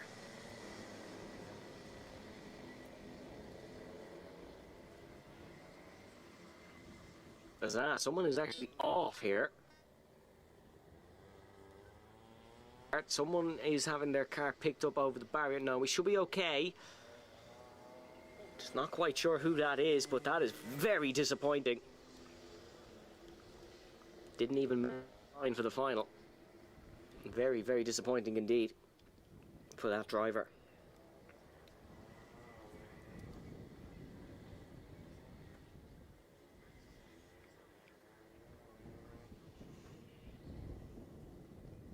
Here we go then towards the line, but very spread out. I wonder will we get another wave around? I think we will. We'll way down towards the first corner. Nope, go green, we're gonna go here, and that's a brilliant start from third place. Oliver Meredith treads the needle perfectly in towards the first corner. Got the launch of his life and leads the Mini-Maxes here. Sophie Campbell looking for the move on Alex Riley as well. You can't let Alex run away with this one. Sophie challenging in towards turn number 3. But what a cracking start by young Oliver Meredith from Castleknock. He's up and he's into the race lead here in the 2:04. Perfect start for Oliver. Now, can he cause an upset? Alex Riley, very slow in the middle of the pack for someone. I'm not sure if it was actually Alex Riley who was just a little bit slow there, but Oliver Meredith is away very well. He was away very well in the heat he started high up in. That was heat number 2. He ended up getting second and did challenge Alex Riley for a good bit. But as they ran through the final corner, that's not Meredith. This is Oliver Meredith. Meredith would be in a fantastic position if that was the race lead he had. Andrew McCullough up to second. Andrew McCullough is up 7 positions to second.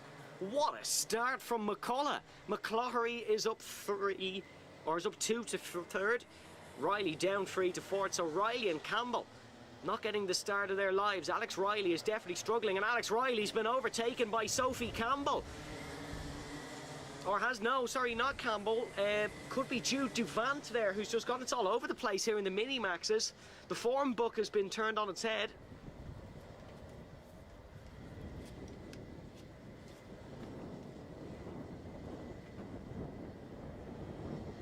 So Oliver Meredith with the race lead, Andrew McCullough in second. As they're all still swapping and changing for the minor placings. As that is actually Meredith who's that far out in front. 5 seconds he leads by. It's more now, 6.6. Look at the situation Oliver Meredith has found himself in here at the start of this race. Of course, second in the 2024 T-Plate in White River, was second in the IGP as well. There's been a lot of runner-up spots for Oliver Meredith, but this is a real chance for him to take a win.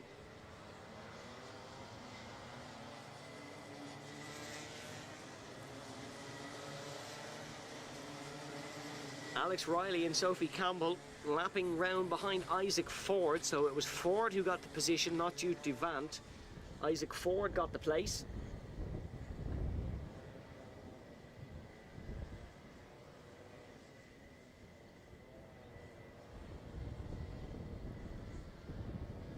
Oliver Meredith, crucially, still in the race lead. There's a little bit of a swap of positions as they fly past in towards the first corner. That's Meredith going past you now in towards turn number 1. This is second place, Andrew McCullough. There is Oliver Meredith. Look at the lead he has. 8 0.3 seconds. Whatever Oliver Meredith had for lunch, I wouldn't mind some, because my God, he's flying. Incredible. Got a great start to the race, did Oliver. As 2:06 has been given a penalty for being out of place. That is Ethan Dalton.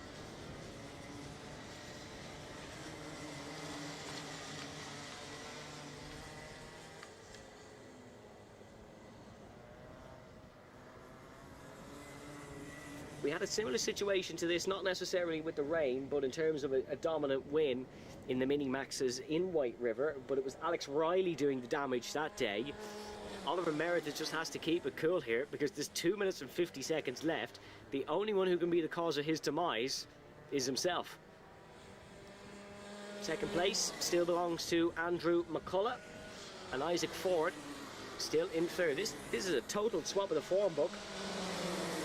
Coming into today, Oliver Meredith 4th in the championship, Andrew McCullough 15th in the championship, and then Isaac Ford 6th. So none of the top two scoring big points. Alex Riley's still got to get some points in 5th. Obviously Noel McFarlane won't, because he isn't here and classified, but this really has been a surprise.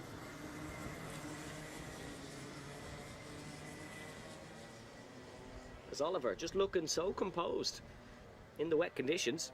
Certainly all the crew at Turn 3 Motorsport going to be helping him achieve that. We'll have a lot of good connections, Oliver, to teach him his craft, and they've clearly done a good job if this is the performance he's putting on in the finale.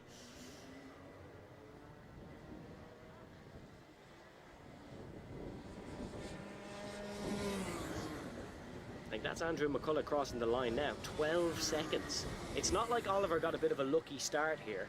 He's pulled 5 seconds on the field in the last 5 laps. He got a great getaway, and then there was a little bit of a squabble amongst the mid-pack. That gave him a lead of about 5 seconds. It's now 12, so it's actually 7 seconds he's pulled. That's not a coincidence. There will be 2 more laps to this one. And Alex Riley and Sophie Campbell have not had things their own way here. Sophie's down to 8th position, Jude Duvant and Cahan Knox both getting past. And here is Oliver Meredith. There'll be 2 more laps of this one. He's timed it perfectly for it to be just 2 laps and not 3. Although the way he's driving, Oliver will want this race to last forever.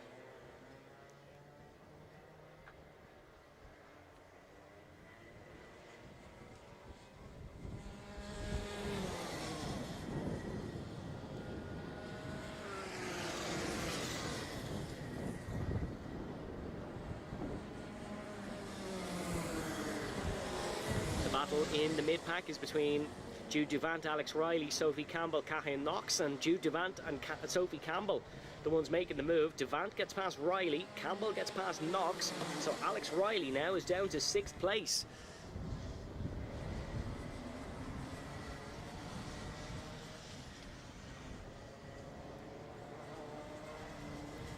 Alex Riley, seat-plate winner of course, not going to win himself a Bell helmet.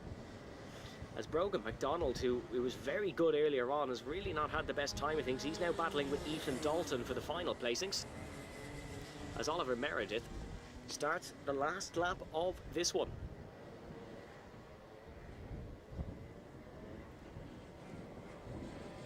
Andrew McCullough in 2nd. Isaac Ford hasn't even started the last lap yet. That's how advantage they have. Last lap board will slowly turn into a checkered flag, because Oliver Meredith is coming through the final few corners now. He's not too far behind Dalton and Meredith, or sorry, he is Meredith, Dalton and McDonald in the final corners. Here comes Oliver Meredith, best performance of his career potentially to date. He just has a few more corners to go, and he's going to pick himself up the maximum points. A nice shiny helmet and a brilliant position in the championship. Hats off to Oliver Meredith. What an unbelievable performance. Wins ahead of Andrew McCullough, who's not even in the second final corner yet. And that is no shade on McCullough, because he's driven phenomenal as well. Was 15th in the championship, Didn't race last time in White River. He's got to put himself right up there now. 15 seconds between Meredith and McCullough. What an incredible drive. And hats off to Isaac Ford as well, who comes home in third. It was then Evan McCloughery, Alex Riley, Jude Duvant, Charlie Blair, Sophie Campbell. It was then Cahan Knox, Brogan MacDonald, and Ethan Dalton. Jude Duvant actually falling to 9th there in the end. Hats off to Oliver Meredith. That was sublime.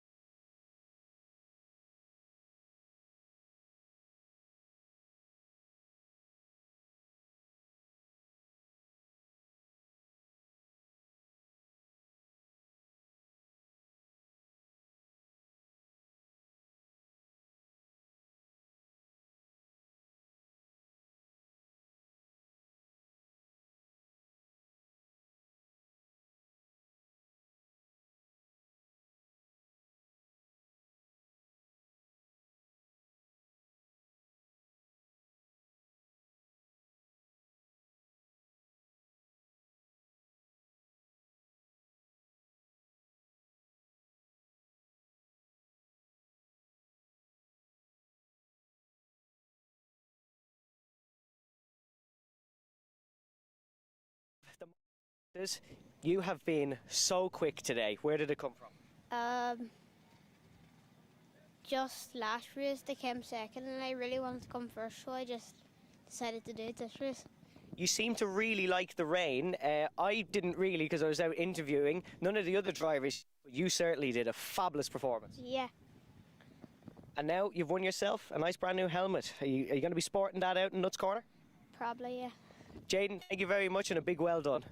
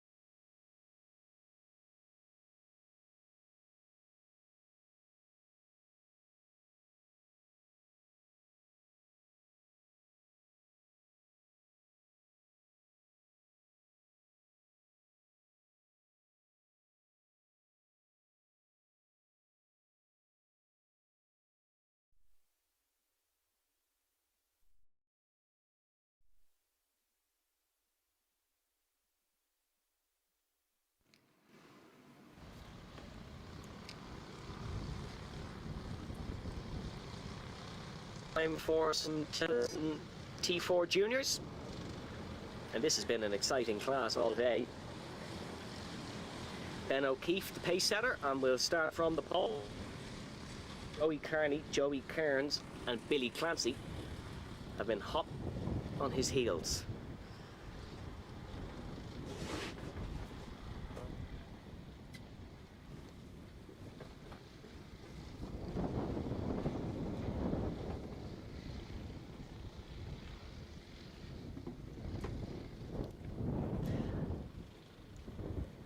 Of course, the Tillotssons are guest class here this weekend. and they've provided good action. And I tell you what, they'll be welcome back anyways as far as RMC goes, because they've given us some good battles to watch. We go then the start by and O'Keefe on alongside. They're going to be fighting all the way through as we get up to speed. We go racing here in Kiltorcan. Good start for Ben O'Keefe. Leads through the first corner. O'Keefe, of course, in the Verstappen helmet with the orange suit. Carney just in the regular one with the orange suit. And he's not had as good a start as Ben O'Keefe, and he's under a little bit of pressure from Billy Clancy right behind. As we've had someone going off. Just heading through turn number 3. Not the best start. Oh, he's almost pulled out in front of someone. That got very close indeed. There's a lot of scrapping here in the Tillotsons.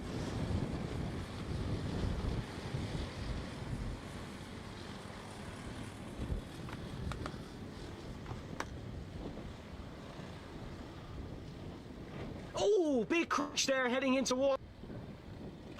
On top of the rear corner of someone's car, but I think if Poe kept going, that got very close indeed. Could have been a big one.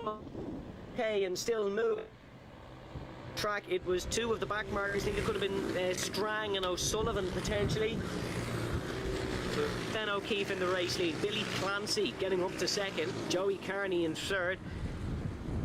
And there's Joey Kearns, the very sounding name, in 4th. Hugo Coleman in 5th. Tiernan O'Keefe. As for Luke Kelly, who's also up 5, Billy Clancy fancies his chances here. Finished 3rd in both the heats, did Billy Clancy, but he wants to win here in the final.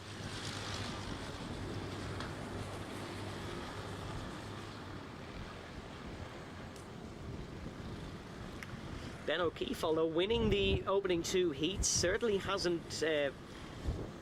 They certainly haven't come easy to him. He's had to fight for them with Joey Carney and Billy Clancy. The top 3 running away with this at times.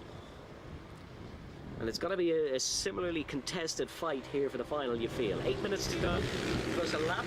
The Tillotsons, some of the longest heats and finals here today.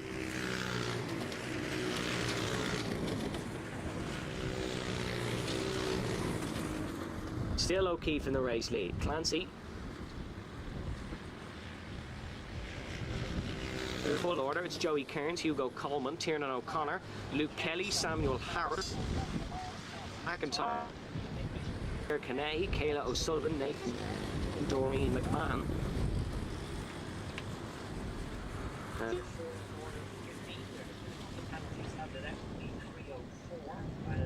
That's Tiernan O'Connor, and 339. Which is Doreen McMahon. Those both start infringements. We've seen an awful lot of start infringement penalties. Yes.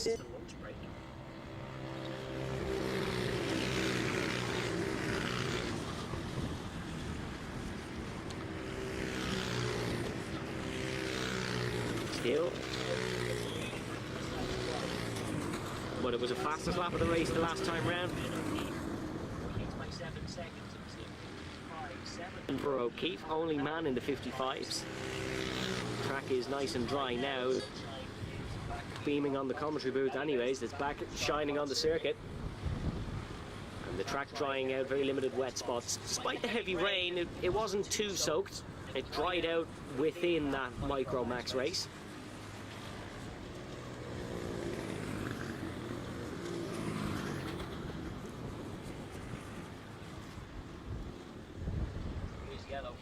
Waving, not too big an all, yellow flags out. And now being removed, so they've got back up. As they fly into the first corner, Ben O'Keefe still in the race lead.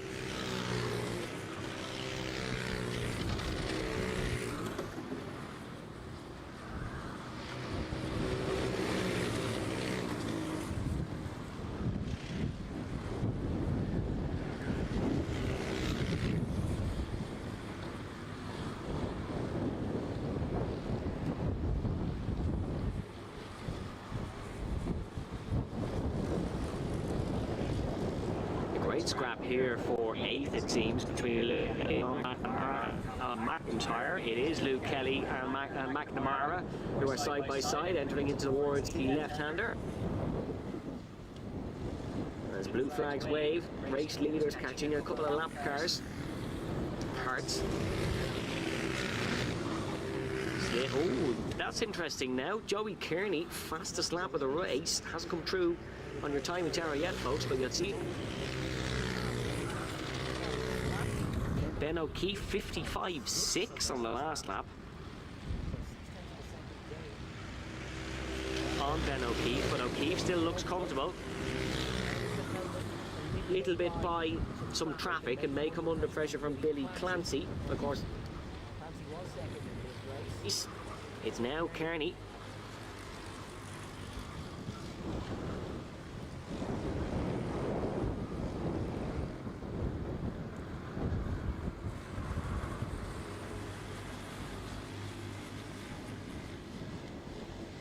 Still 4.5 minutes to go in this one. Tillotson T4 Juniors final here at RMC round 3. And it's still a comfortable lead for Ben O'Keefe, who pulls out on Joey Kearney. Ben. Still Clancy in third, of course.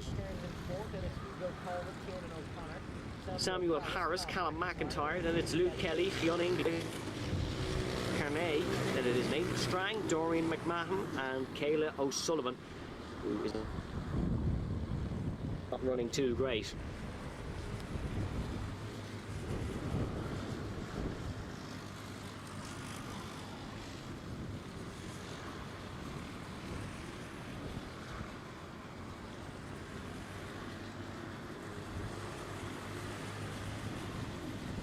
It'll be a clean sweep for O'Keefe, of course, as we said, if he's able to complete the job at this final and win this one.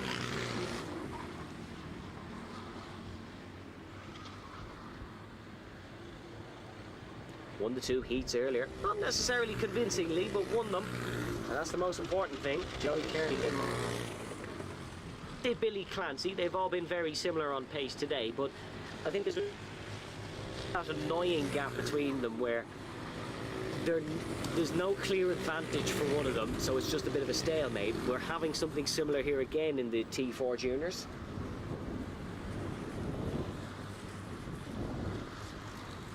The sun is definitely back out here at Kiltorcan. It should be dry for the remainder of the finals, but who really knows? The last thing we were expecting was a downpour before the micro maxes. That's for sure. It's been lovely and sunny here all day.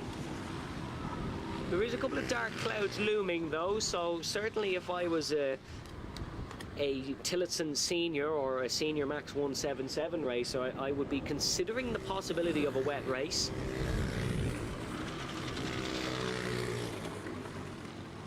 Of course, these T4 juniors were given the brunt of the bad luck. They had both a cold track and rain earlier on this morning.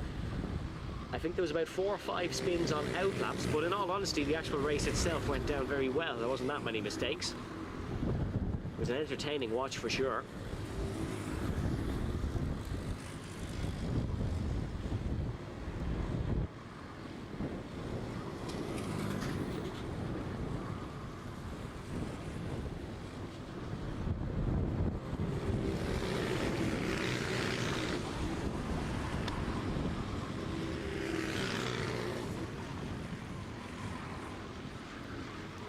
Still Ben O'Keefe in the race lead, but Joey Kearney now has got the gap to under a second for the first time in a good few laps. It was another fastest lap last time round for Joey Kearney. He was only a tenth of a second quicker than Ben O'Keefe, but the track is ramping up here at Kiltorcan for these Tillotson T4 juniors.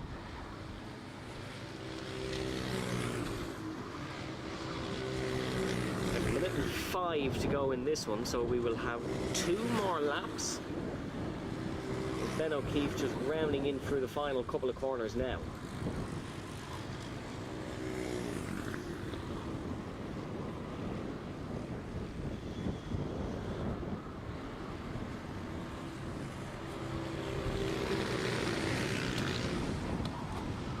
Yep, will be one more lap as another fastest lap for Joey Kearney.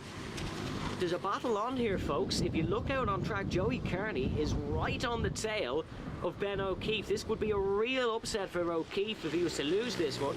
But Joey Kearney, 53.7 on the last lap, cut another 3/10 into him. Sorry, cut a lot more actually. Cut about 6 or 7 tenths into the race lead. He'll have this and one more, and there is a battle on, and dare I say Joey Kearney's in the race lead. He is! What a turn for Joey Kearney. Gonna lunge it back down the inside. There's a fierce fight on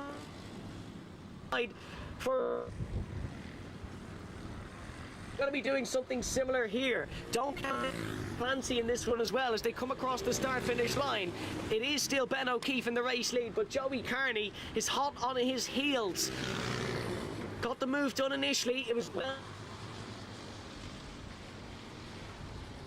lap traffic to play into this. Remember, that's on Billy Clancy, Joey Kearney side by side, and is that going to give Ben O'Keefe the breathing room he needs? It isn't, because Joey Kearney's in front.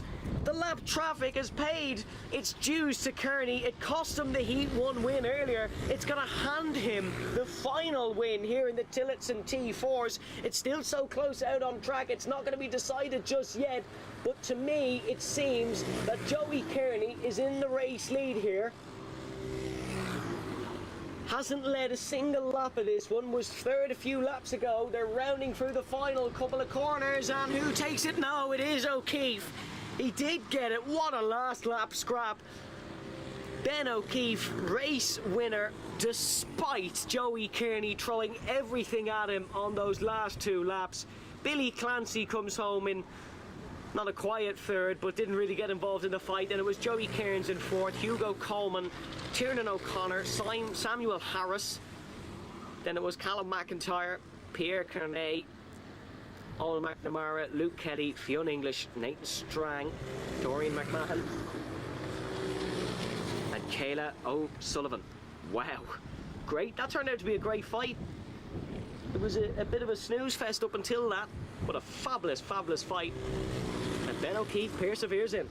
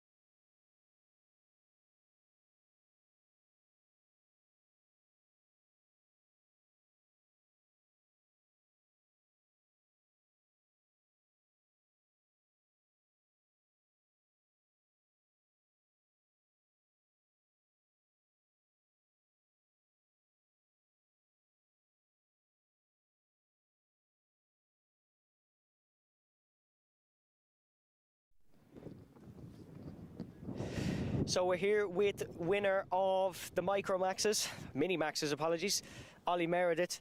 Ollie, did you expect to win by 15 seconds when you were sat having your lunch today?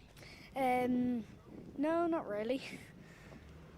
It was a brilliant performance. You got the race start of your life and just controlled it at the front. Were you confident the whole time? Yeah, when I was on, lap 3, I'd say, and I could see when on about there at the exit of turn 3. Now I can see Alex coming through turn 2. I was just like, I think if I can just control this now, I think I can win it. Confident through the exit of turn 3. It's almost like you're the Molly. Congratulations, a job well done.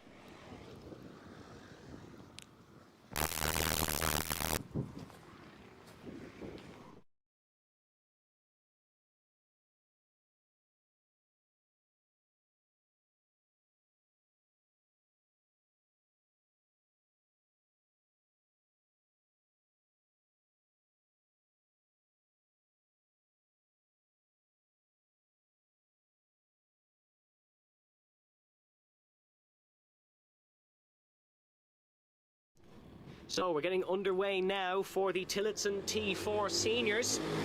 Down in towards turn number 1, Tyler Brereton getting their start. Aaron Coogan in second, then it's Keith Burke in third as they head through. We've a bit of a pile up at the first corner. 3 gone round and have to recover. Disappointing start as we've had a couple of knocks and bangs here in the T4 seniors.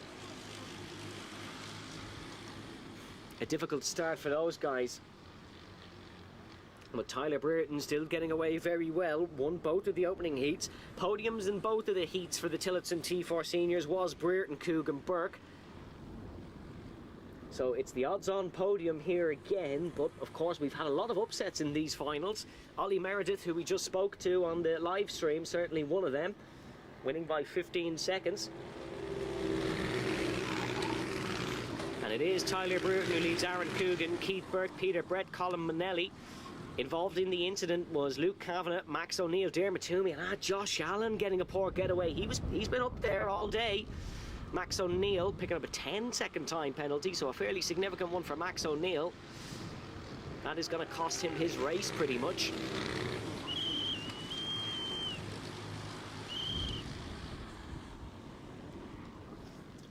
As Colin Manelli, the best of the starters, he's up 5 positions as we've someone else off. So that is another off. That is the number 94 by the Lord, number 70. Is it?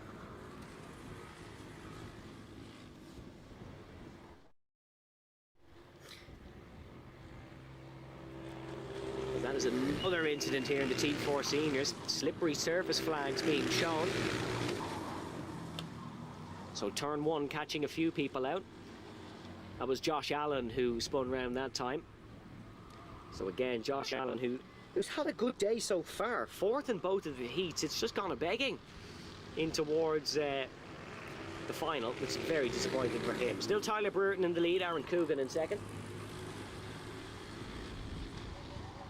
Oh, down the inside goes Aaron Coogan. Lovely move on Tyler Brereton. Gets the job done, and Brereton loses the spot to Burke as well. For Brereton, disastrous, but a great move from Aaron Coogan. Snuck it up the inside, smooth as you like. Got the job done. What a move from Coogan. Brilliant overtake. Of course, a lot of double classers racing in the Tillotsons as well as the senior maxes. Aaron Coogan, one of them, the local lad from County Kilkenny, racing for OHR. As Keith Burke pressuring on as well. And Keith Burke still ahead of Tyler Brereton. And Peter Brett looking to get involved in this one as well. Peters ran well, novice of the class of course.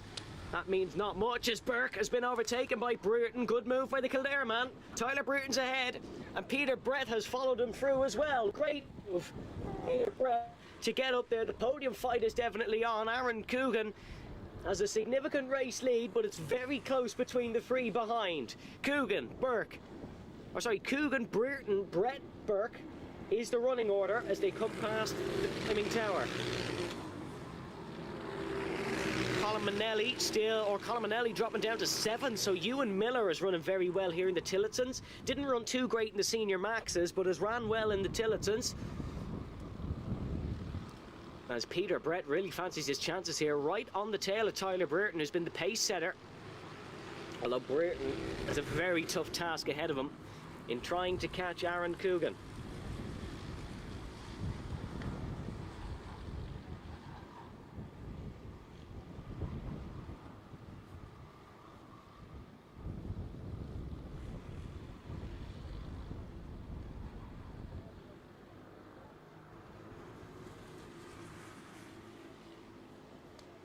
So Aaron Coogan still in the race lead. It's Tyler Brereton in second as they round through the first corner. He's under pressure from Peter Brett though. Brett just looking to rotate that car in a little bit better. Goes for the outside line to hook into the corner rather than what Brereton's doing of just kind of just easing through it and using a lot of the curb on the outside. Keith Burke has fallen a couple of tenths off these. Fierce fight for 5th as well. Ewan Miller has a couple of carts behind him in the form of, I think Warren Russell has actually just got ahead of Ewan Miller. Indeed, so Warren Russell is ahead of Miller now. Colin Manelli involved in that fight as well, of course, was a fast starter.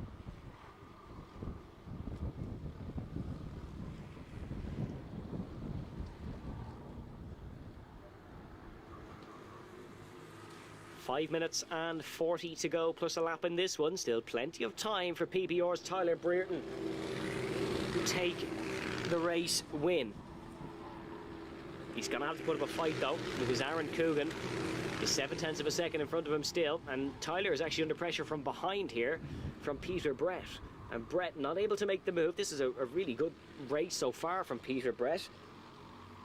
Wasn't in the top 5 for either of the heat races, and he's on for a podium here.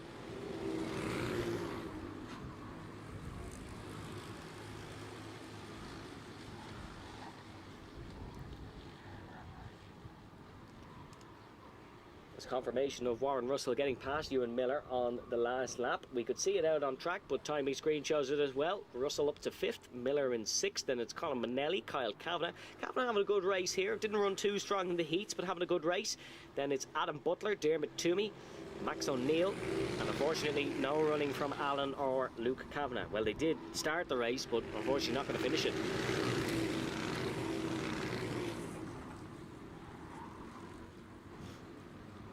Still no overtaking opportunity has arisen. Peter Brett in overtaking Tyler Brereton in the battle for second. You can see Brett with the very luminous orange helmet right behind Tyler Brereton in the PBR colours. Same colours that all of his brothers have worn this weekend and performed quite well. It's been a good weekend for the Brereton family. Harley ran very well in the Micro Maxes, picking up a second place.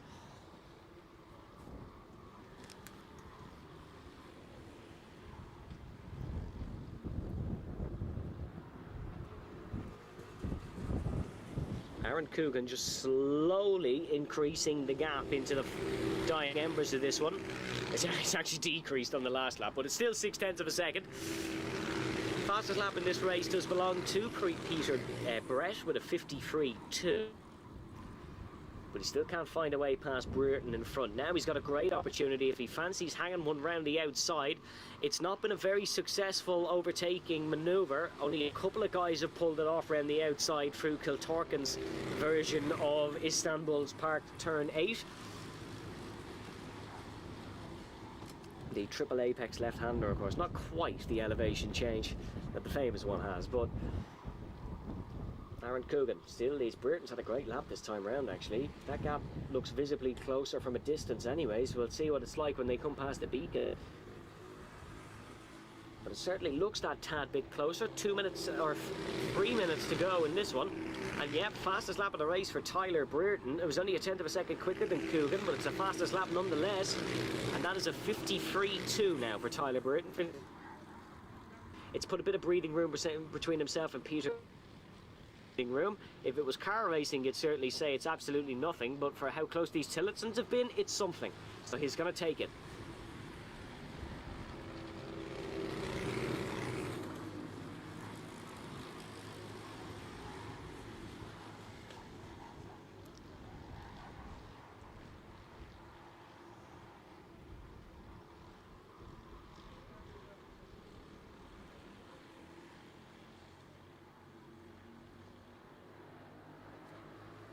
Brereton seems to have caught another 10th of a second or two on Aaron Coogan down towards the first corner. Yep, he absolutely has. It's another 10th and a half.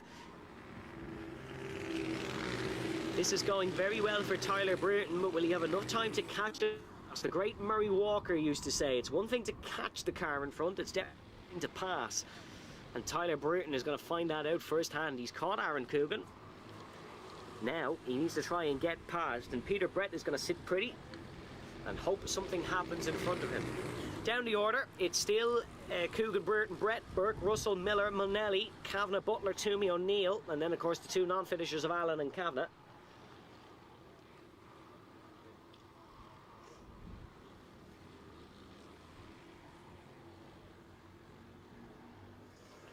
There's 1:15 to go in this one. We will have 3 more laps, 3 more opportunities. Well, 3 laps of opportunities for Tyler Brereton to try and overtake Aaron Coogan in front. He's taken another 10th out of him that lap. This is the point at where an overtake becomes possible if you're Tyler Brereton. This is when you've got to start getting brave. Get committed into the corners, late on your brakes, and see what you can do. And look at this, Coogan backing up Brereton, maybe trying to launch Peter Brett into attack mode and overtake Tyler Brereton to give himself a bit of breathing room, but it's not worked. Brereton is still hot on his heels, and through the hairpins, Coogan is taking things very slow indeed. This is going to be a great fight to end it, hopefully.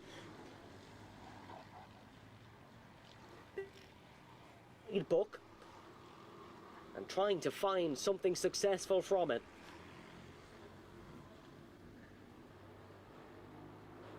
Through the final corner then. Tyler Brereton, just a quick glance over the shoulder to see where Peter Brett is. He knows he probably has a chance at a race win here. And a brand new Bell helmet for that as well. 2 more laps to go. Aaron Coogan defends in towards the long sweeping right-hander. And Tyler Brereton goes to the outside here. But outside not beneficial for this next corner. You got to have the inside. Aaron Coogan does. Tyler Brereton being frustrated out of his mind here. Just can't find a way past Aaron Coogan in front. Aaron Coogan doing a stellar job of defending this one. He just has to do it for a lap and a half more. And will win himself this race. One of 3 of our guest classes providing the goods here at RMC round 3.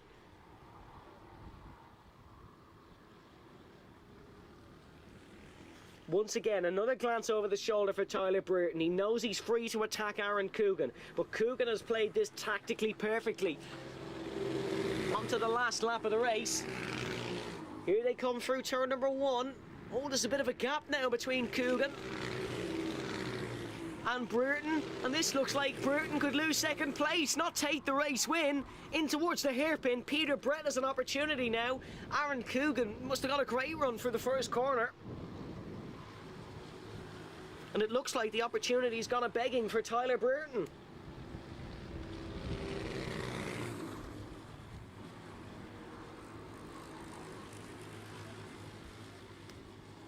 Here they go then. There's a significant gap between Coogan and Brereton now, about 4/10 of a second. Is Peter Brett going to look for it down the inside? No, he isn't. It's going to stay as it was. What a piece of defensive driving from Coogan.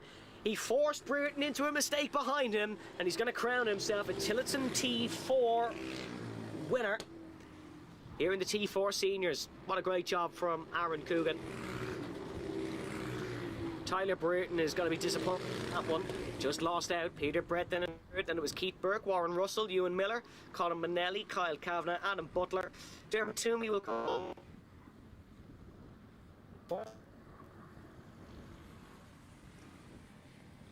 Next up then, second final race of the day. It is our Senior Max 177s and our final Rotax class of the afternoon.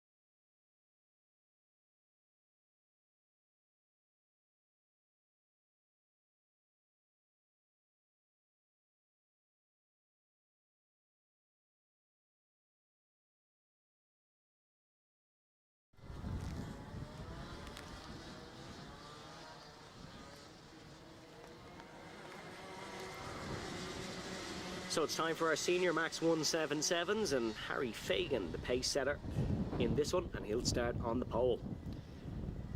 Won 2 of the heats earlier on today.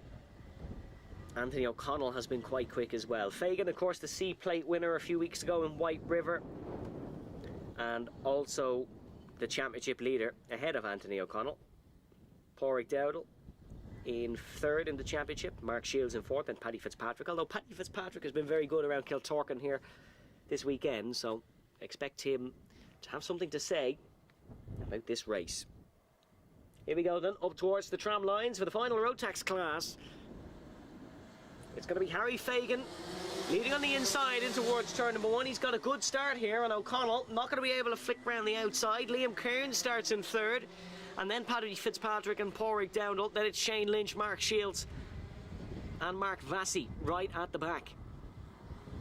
But still Fagan who leads. Fagan certainly has the outright pace to dominate this race. It was overtaking he was struggling with.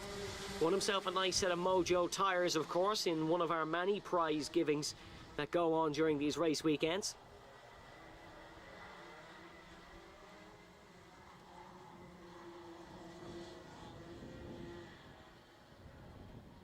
And Fagan still leading in towards a couple of hairpins. Nice race lead for Harry Fagan. It's a little bit closer further back between Lynch and Dowdall.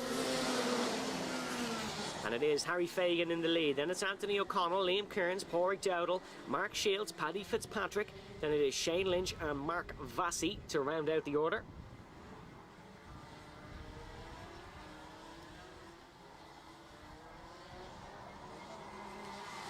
Harry Fagan performing excellently, just bouncing it through the corners. Himself and Anthony O'Connell look like they're going to have a right tussle here, both pulling away from the remainder of the field. 7 minutes and 35 seconds to go in this one. Of course, again, one of our longer heats. It is our last Rotax final. We'll then have the T4 Minis out on track, and that will be that for round 3 of RMC. It's been a very successful day so far, but we're not going to reflect on it just yet, because we still have more high-octane action to come.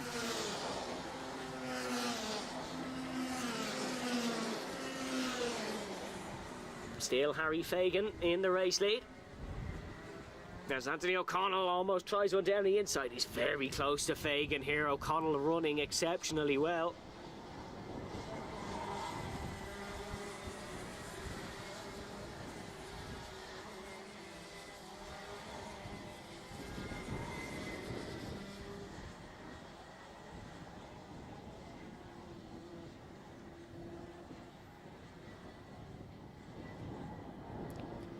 Less than a cart length separating Harry Fagan and Anthony O'Connell in the battle for the race lead as they head down towards the first corner. Good slipstream here O'Connell will get, but the first corner is a great overtaking opportunity for most classes, not necessarily for senior maxes. They're just a bit quick and a bit wide through there to make a move stick. Certainly in the junior classes, such as the minis and the micros, very good opportunity for an overtake.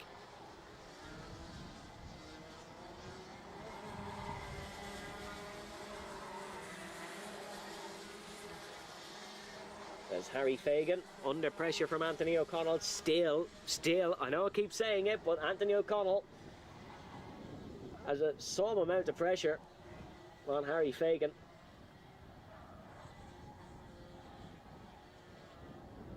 Fagan, he's got a great run in the final sector, extends that gap a little bit. This could well be a fastest lap from Harry Fagan up across the start-finish line. It was the fastest lap for Harry Fagan. It was immediately beaten by Anthony O'Connell. I'm not sure how, given Fagan pulled out the gap, but Anthony O'Connell with the fastest lap.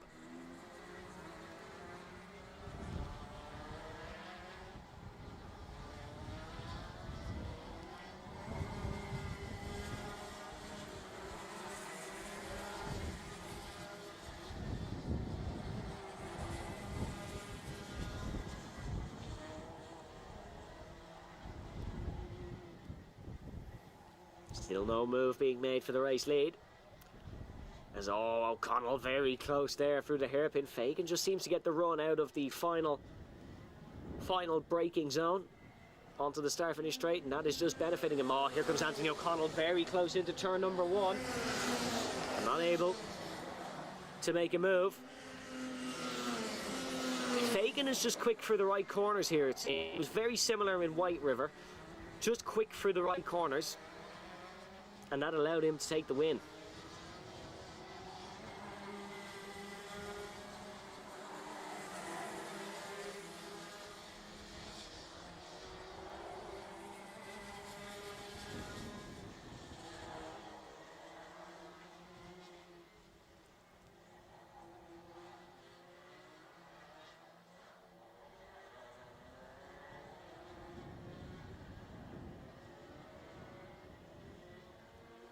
So 4 minutes to go in this one. Fastest lap still belongs to Anthony O'Connell, but crucially the race lead doesn't.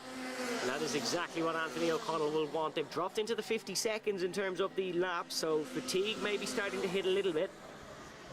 But Anthony O'Connell is throwing everything at Harry Fagan. It's role reversal really from earlier today, when Harry Fagan was stuck behind O'Connell.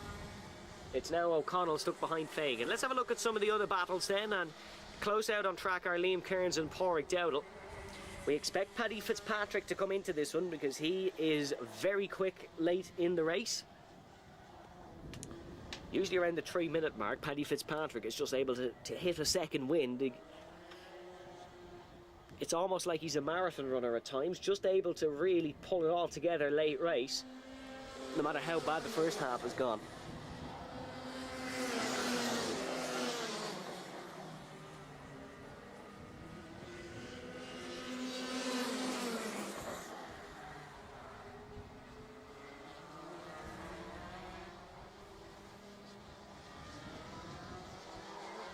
Battle for the podium spaces like Noah's Ark, 2 by 2 they go, and Harry Fagan defending from Anthony O'Connell, Pádraig Dowdall defending from Liam Kearns, and then Paddy Fitzpatrick is slowly clawing in on that fight for third between Dowdall and Kearns.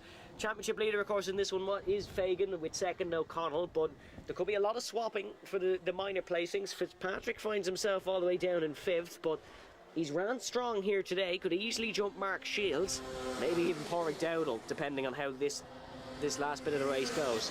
2 minutes and 10 to go, as this is a great opportunity. This is a great opportunity for Anthony O'Connell. Has to back out of it. No room, or sorry, the door not being left open by Harry Fagan. Door swiftly closed.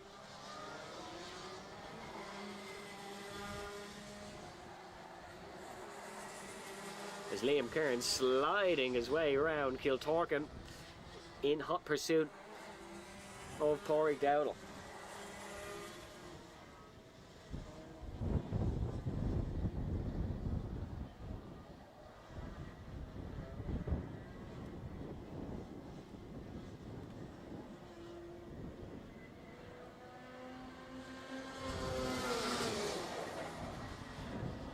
Minute and 25, still Harry Fagan who leads. There'll be 3 more trips round for Harry Fagan to defend the race.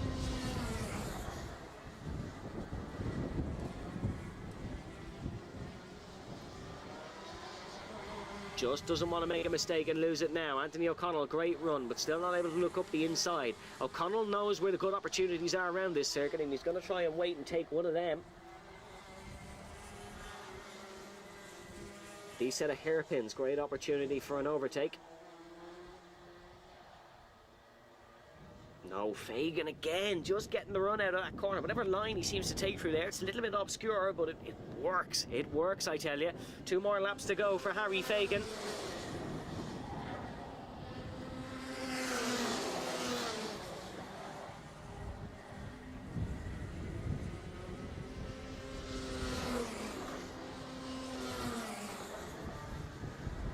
O'Connell, fastest lap on the last lap. That's how close he's getting to Harry Fagan. He's pumping in purple times left, right and centre, but just can't get past.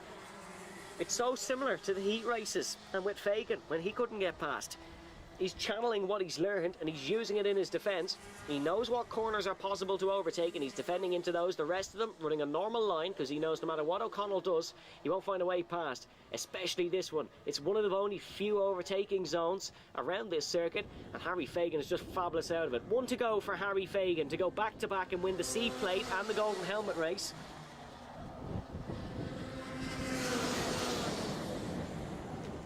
It would be heartbreaking for Fagan if he was to lose it now.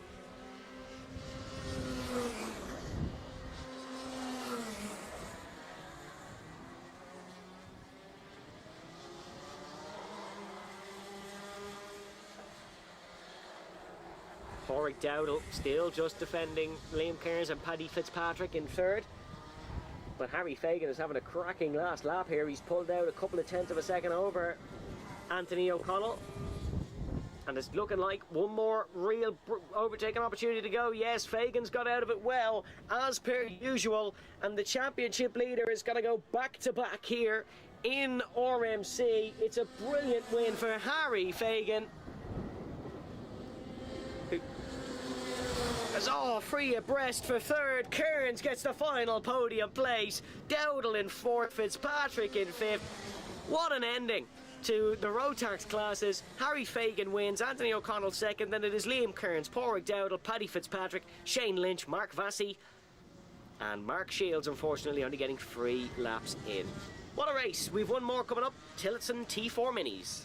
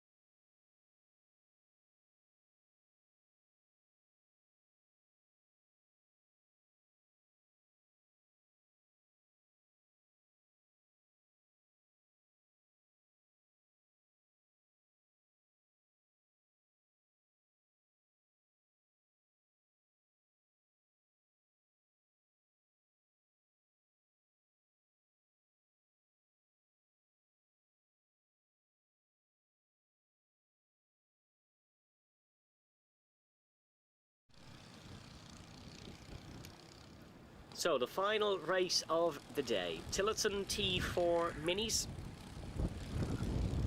and it is Senan McLaughlin, the pace setter in this one, and Dermot Claridge in second. Or Dermot Claridge second in Heat 3, I should say. Not sure he's going to be starting second due to an issue in one of the heats, whether he was dumped down the order. We'll have to see as they come towards the line. It's going to be an 8-minute plus a lap heat for the Tillotson T4 Minis.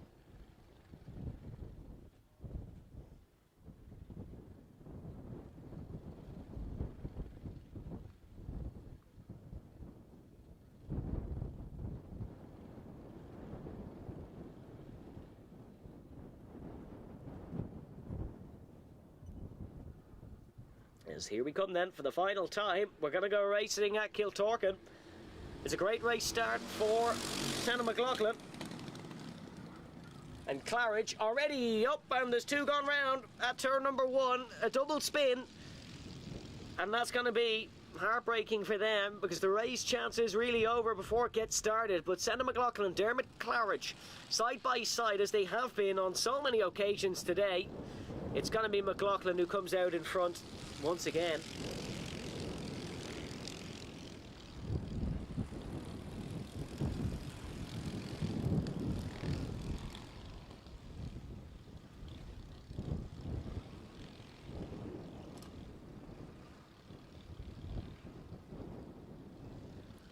Still Senan McLaughlin in the lead. Dermot Claridge not able to overtake, but they're going to be nip and tuck all race. They've been nip and tuck all day, so there's nothing to suggest they won't be.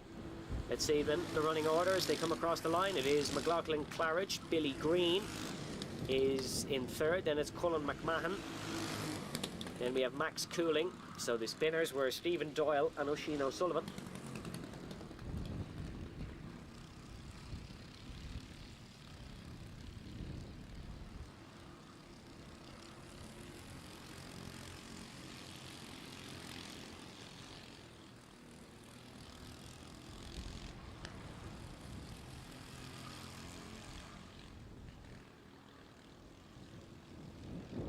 Senan McLaughlin with a couple of tenths of a second over Dermot Claridge on this lap alone. There has been a penalty handed out to Stephen Doyle. They were fairly wide on the start, so that doesn't surprise me. But Doyle been handed a 10-second penalty. That's 4 wheels out of line on the start. Not a great penalty to pick up.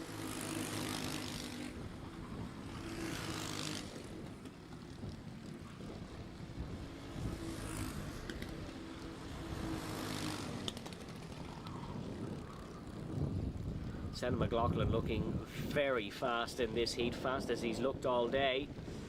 That was the fastest lap on the last lap, as to be expected. 54.5 for Senan McLaughlin. Dermot Claridge with a 54.8.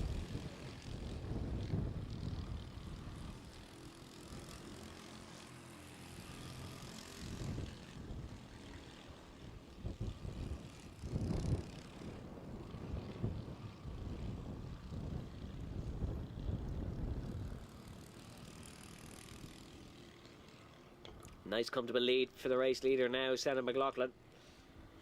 Dermot Claridge in second, Billy Green in third. Then it's Cullen McMahon, Max Cooling and Stephen Doyle. And Oisin O'Sullivan's been handed a penalty as well for a start procedure infringement.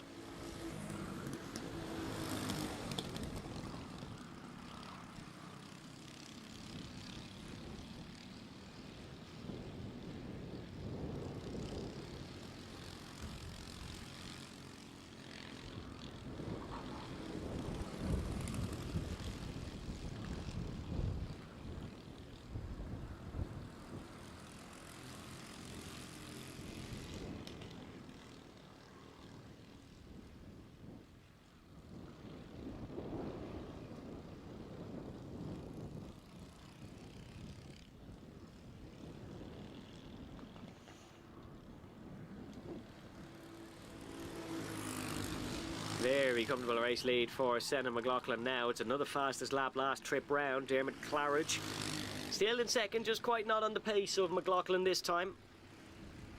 Senan really quick with 4 minutes on a lap to go here in the Tillotson T4 Minis. It's all fairly spaced out in this one. Closest fight, Max Cooling looking to get past Cullen McMahon.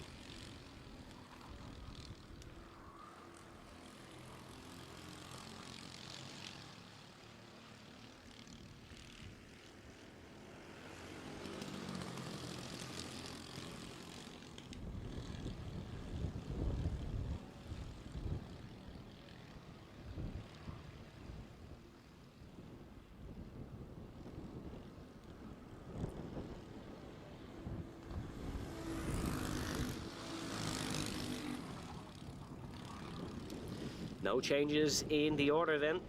Leader in the novices of this class is, of course, Cullen McMahon.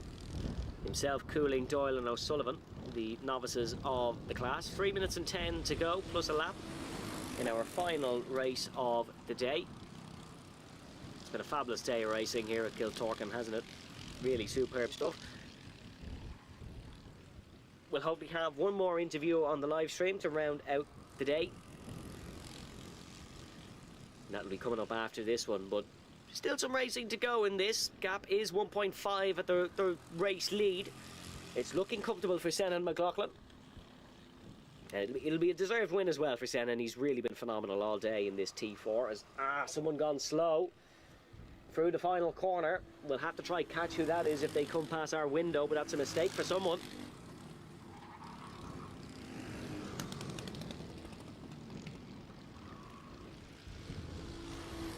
I think it was Stephen Doyle, or Oisin O'Sullivan, apologies, it was Oisin O'Sullivan who's had.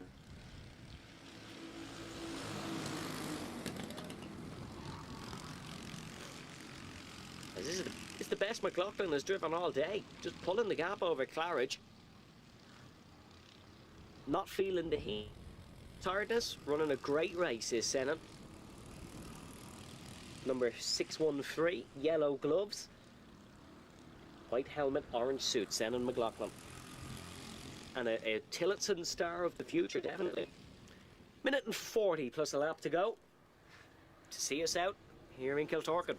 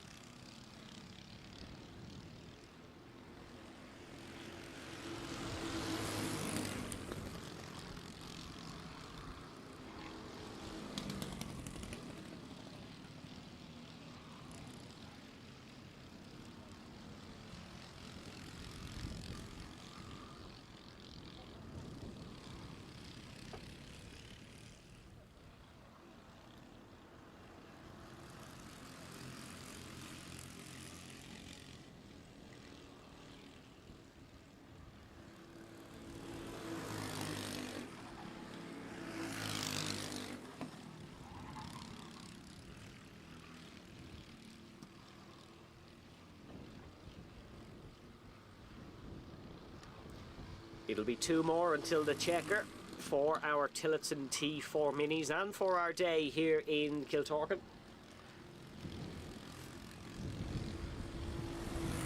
And there's been some fabulous racing action all throughout the day on circuit. We've had some unbelievable battles, some upsets. I think we've had every weather condition possible. I think everyone has gone from a bit cold to a bit soggy to too warm to a bit wet again, and everything in between. But it's been a day to remember here at round 3 of the RMC. Remember, all our Rotax classes are fighting for the championship victory, and next time out for them will be Nuts Corner on the 14th of June, followed by more Nuts Corner action on the 19th of July, and then it's down to another southern round in Watergrass Hill on the 3rd of August.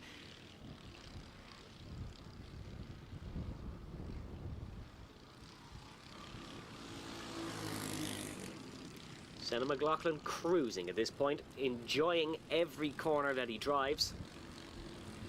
He's still only lapping a 1/10 of a second off his fastest lap, which is mighty impressive. And there is a bit of side-by-side action to end the day. I believe this is between Max Cooling and Colin McMahon for the 2nd place in the novice class, but it is for 5th place overall. Here comes Senna McLaughlin then, a well-earned victory to see out the day. Fabulous performance from McLaughlin. He wins the Tillotson T4 Mini class, and a job well done for Senna. Dermot Burridge comes home in 2nd, Billy Green in 3rd, Max Cooling in 4th, Colin McMahon in 5th, Stephen Doyle in 6th, and Oisin O'Sullivan in 7th place. And that will round out our Rotax Max Challenge All-Ireland day here at Kiltorcan. Congratulations to our winners. Congratulations to all involved on podiums, of course. We are thinking of Calvin Pratt, who had a nasty accident earlier on in the Senior Max race, and we wish him well. But it has been a fabulous day that ends in the sun.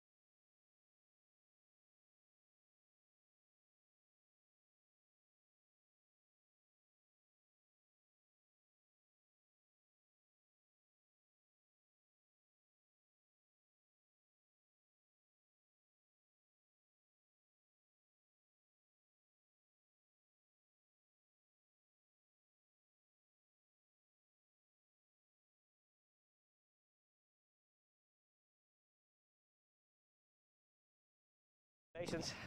Well done. So we're here with the winner of the Senior Max 177s, Harry Fagan. Harry, defensive masterclass to see out the day. Yeah, it was very tight from Shane O'Leary. Oh no, Anthony O'Connell. It was a 10.5 across the line. I maybe celebrated a bit too early. Did we get the infamous hands off the wheel again? Yeah. It made a great photo the last time anyways. You're in a great position in the championship now after 3 rounds, leading with a points advantage. Yeah, I think we'll take that into Nuts and we'll extend it further. Excited for Nuts Corner in a month's time? Very excited. Harry, thank you very much. That rounds out a fabulous day here at the Rotax Max Challenge in Kiltorcan in County Kilkenny, folks. As Harry said, we'll be back in a month in Nuts Corner, County Antrim. We'll catch us all then.